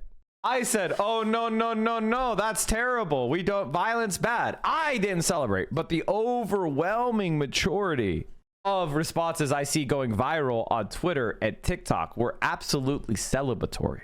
Yeah, we saw this. We saw this. They're sort of making fun and mocking it. It seems like a real hellscape. I don't go on Blue Sky, so I can't speak for Blue Sky, but I think it's the same in the ways as the Luigi Mangione situation. I think the reception there, that was rather positive, and it was shocking for a lot of people, myself included. I think the reason for that is because we've become more vicious. I know this from my own personal experiences. I know that if I were to be assassinated in a similar fashion, the right would erupt in joy, probably even more loudly than what some liberals may be experiencing. I think that's just how it is now. We're very polarized, and in some ways that polarization is understandable. In many other ways, I think the rhetoric that came from Charlie was understandably seen by many people as being inherently violent. A couple of things that quickly come to my mind is, even in the aftermath of school shootings and gun violence that takes place in the United States, far too commonly, Charlie Kirk has said things that I think a lot of people would be frustrated by, saying empathy is a weakness, and that we should be guided by empathy in the aftermath of these horrific mass shootings, or things like gun violence is an unfortunate byproduct of having freedoms. I think that when people see that, they fight fire with fire, if you will. In their minds, they think it's fine. A big part is that we have become desensitized to violence in general, both as a byproduct of our foreign policy around the globe, but also become how violent America is. I mean, this is the 46th school shooting that took place this year, the shooting of Charlie Kirk. And while it was happening in Colorado, there was another school shooting that took place an hour after Charlie Kirk was shot. That's not normal. After a certain point, people could only see so much before they say they don't care. And that's where we're at. Obviously, I try to maintain my humanity and try to urge others to do the same. But I understand, even if myself don't partake in it, where that resentment comes from. Couldn't agree more. How do you maintain your humanity, twitching and then absorbing images like the ones you saw today, and just being in an increasingly digital world? My family, my friends, going out in public, I think, is the perfect antidote to the vicious nature of the internet. People become a lot more cruel under the guise of anonymity. They're a cliche, right? Like, you would say that to my face, you're a keyboard warrior. And in some respects, that is true. I feel like a lot of people are far less vicious when they get to see the other person, when they get to be around the other person. And recently, before the internet, before technological availabilities, there was the overwhelming majority of our interpersonal relationships. It was always in person. It was always face to face. And I think we've lost that. And that's how I try to keep myself as grounded as possible, which is ironic, of course, since political violence such as this one also makes it harder for me to go out in public. But that's why I say I can't let fear dictate my life. What did they like about Charlie Kirk? I think they saw the lack of economic hope, lack of job opportunities, the notion they'll never be able to own a home or retire becoming a reality. I think that was poisonous for the collective consciousness of Gen Z, and they attributed a lot of that to existing administration. They haven't seen that both Republicans and Democrats oftentimes contribute to the same pain and lack of movement in the appropriate direction. So they thought the same thing that people thought in 2016. They thought, let's give Trump a shot. The institutions are clearly not working for us. Let's put a hatchet through the middle of these institutions. Let's destroy and rebuild anew. The best case is reasonable, comprehensive gun reform in the direction of safety.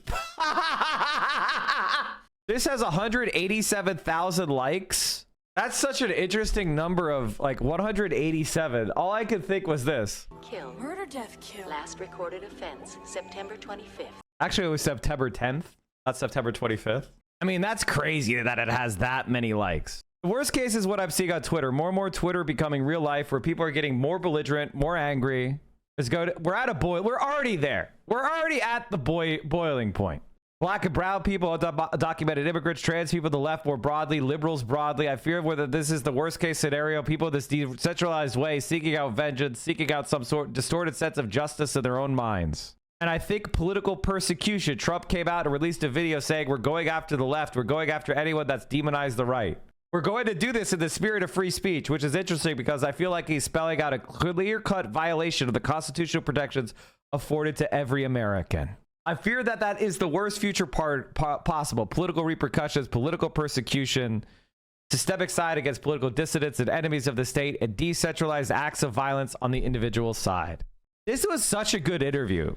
Hassan is... See, this is why Hassan is a big content creator. He's good at this. We saw this with Thomas Crooks. It don't matter. It don't matter. Dude was a registered Republican. They're like, nope, that's a blue-haired libtard. That's right. He was blue-haired. Registered Republican, wearing the gear. What is this? What the fuck is this? And I've been thinking.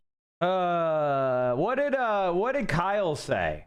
I'm curious about Kyle Kalinske because he's kind of like the mainstream lib now. It is official.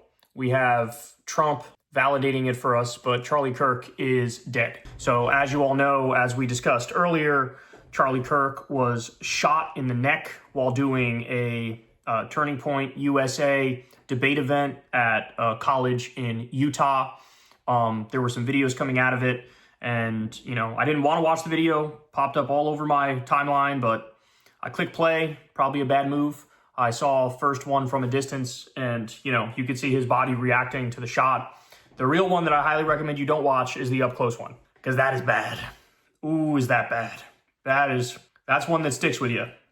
He gets shot in the neck and just immediate, like gushing, like tsunami of blood comes out of his neck. My initial reaction when I saw the up close video, last time I talked to you, I hadn't seen the up close version yet. I only saw one from far away, but the one from up close, it was like he's gone. He's gone. And it took maybe, they said he actually was hanging on there for a while, for like an hour or two. When he got to the hospital, he was still technically alive, which is kind of amazing if I'm being honest with you. But soon thereafter, it's now been verified that he passed away. So Trump said the following: "The great and even legendary Charlie Kirk is dead. No one understood or had the heart of the youth in the United States of America better than Charlie. He was loved and admired by all, especially me. And now he is no longer with us. Melania and my sympathies go out to his beautiful wife, Erica, and family. Charlie, we love you." So he had 2 kids and a wife, obviously. Now, at the same time that was going on, we had breaking news of another school shooting that happened in Evergreen High School in Jefferson County, Colorado.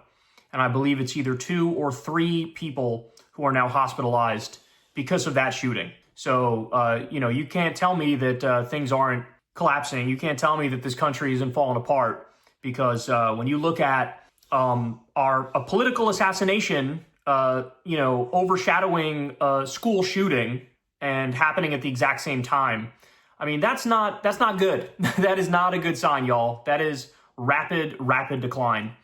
Well, that's the world that Charlie Kirk said was good. That's the world Charlie Kirk said was good. He said gun violence is acceptable cost of freedom. So I had told you guys, his last words were blaming mass shootings on black people using the dog whistle of gang violence. That was his literal last words. His last words was a racist fucking argument about why gun control shouldn't be okay, because it's just gang members dying.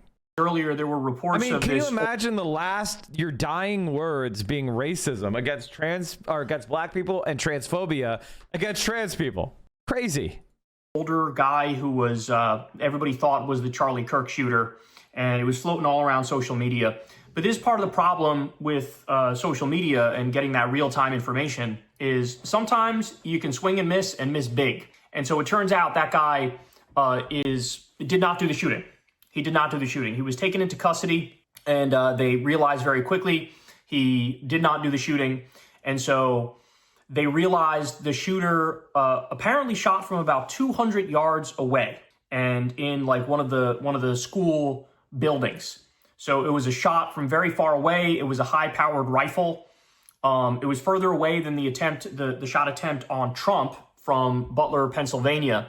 But the original guy that they thought did the shooting, it was not him. So it was false reports. People had, and this is crazy, but people were showing the guy who they detained, they had pulled up his name and said he was a registered Democrat, and like all that stuff, throw it out the window because that's not even the guy. That's not even the guy. And this happens with these sorts of shootings, and this, this real-time information coming in, people get ahead of themselves, and this was an example of that. So as of right now, there is no suspect in custody. There is no suspect in custody. Now, this is crazy. This is crazy. I believe this was Politico that reported this, but listen to this. Video posted on social media shows the moment Charlie Kirk was shot and the seconds leading to the incident. Kirk was being asked questions about mass shootings in America. Quote, "Do you know how many mass shootings there have been in America in the last 10 years?" a person asks. Quote, here's what Charlie responds with.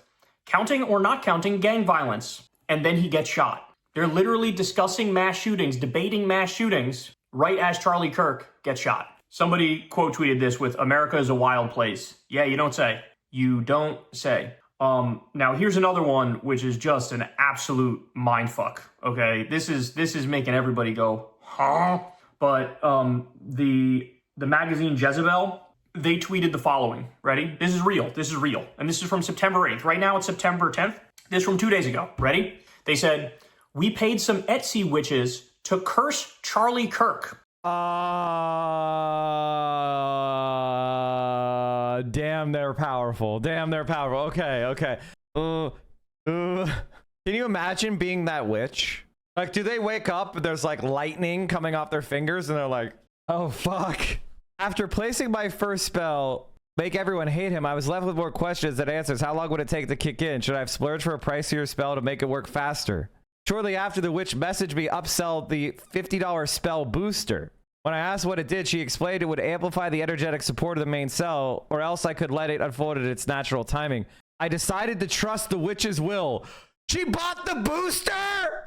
For the powerful hex spell, I had to provide Charlie Kirk's date of birth for accuracy. The witch performed the hex, but her response was unsettling. I just completed your spell and it was successful. You'll see the results within 2 to 3 weeks.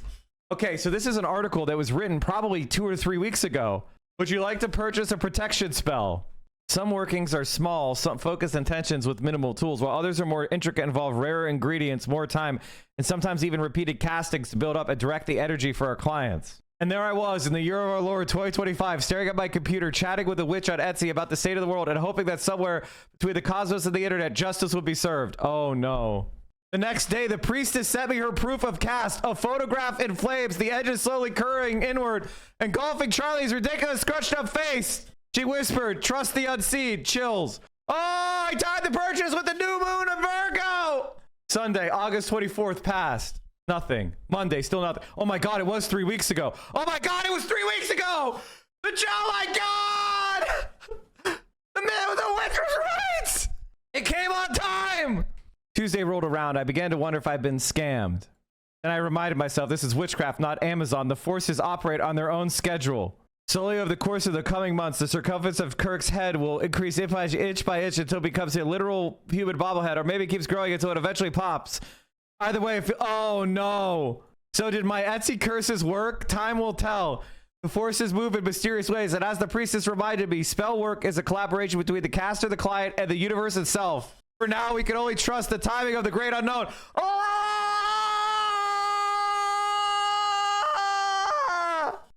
no! Thank God she didn't publish this under her real name. It was just by Jezebel. Editor's note. This story was published on September 8th. Jezebel condemns the shooting of Charlie Kirk in the strongest possible terms. We do not encourage, endorse, or excuse political violence of any kind. Chat. I think this will be where we call it Anzi Fark. Respect the witches. Thank you everybody for all the support. Here's the links to all my stuff. Make sure you check out my TikTok. It's already going viral, so I don't need you. But you should follow me on TikTok because I will be posting more on TikTok_Central Committee. All right, everybody. Stay safe out there. Solidarity forever. And of course, political violence is bad. Political violence is bad. Let's say it together. Political violence is bad. Mike condemns political violence. Mike condemns political violence. All right, everybody. I'm sending you over to Vio. Chat, Vio has been taking some time off lately. They've been feeling kind of depressed. So if you could help Vio get a boost of energy, the egg, the falsely banned egg of the infamous Sabra hummus. No, political violence is bad, Shinsu. It's bad. No, that's bad. All right, everybody, stay safe out there. Solidarity forever. Free Palestine from the river to the sea. And of course, solidarity forever, my friends. I'll see you tomorrow. And don't fuck with the Etsy witches.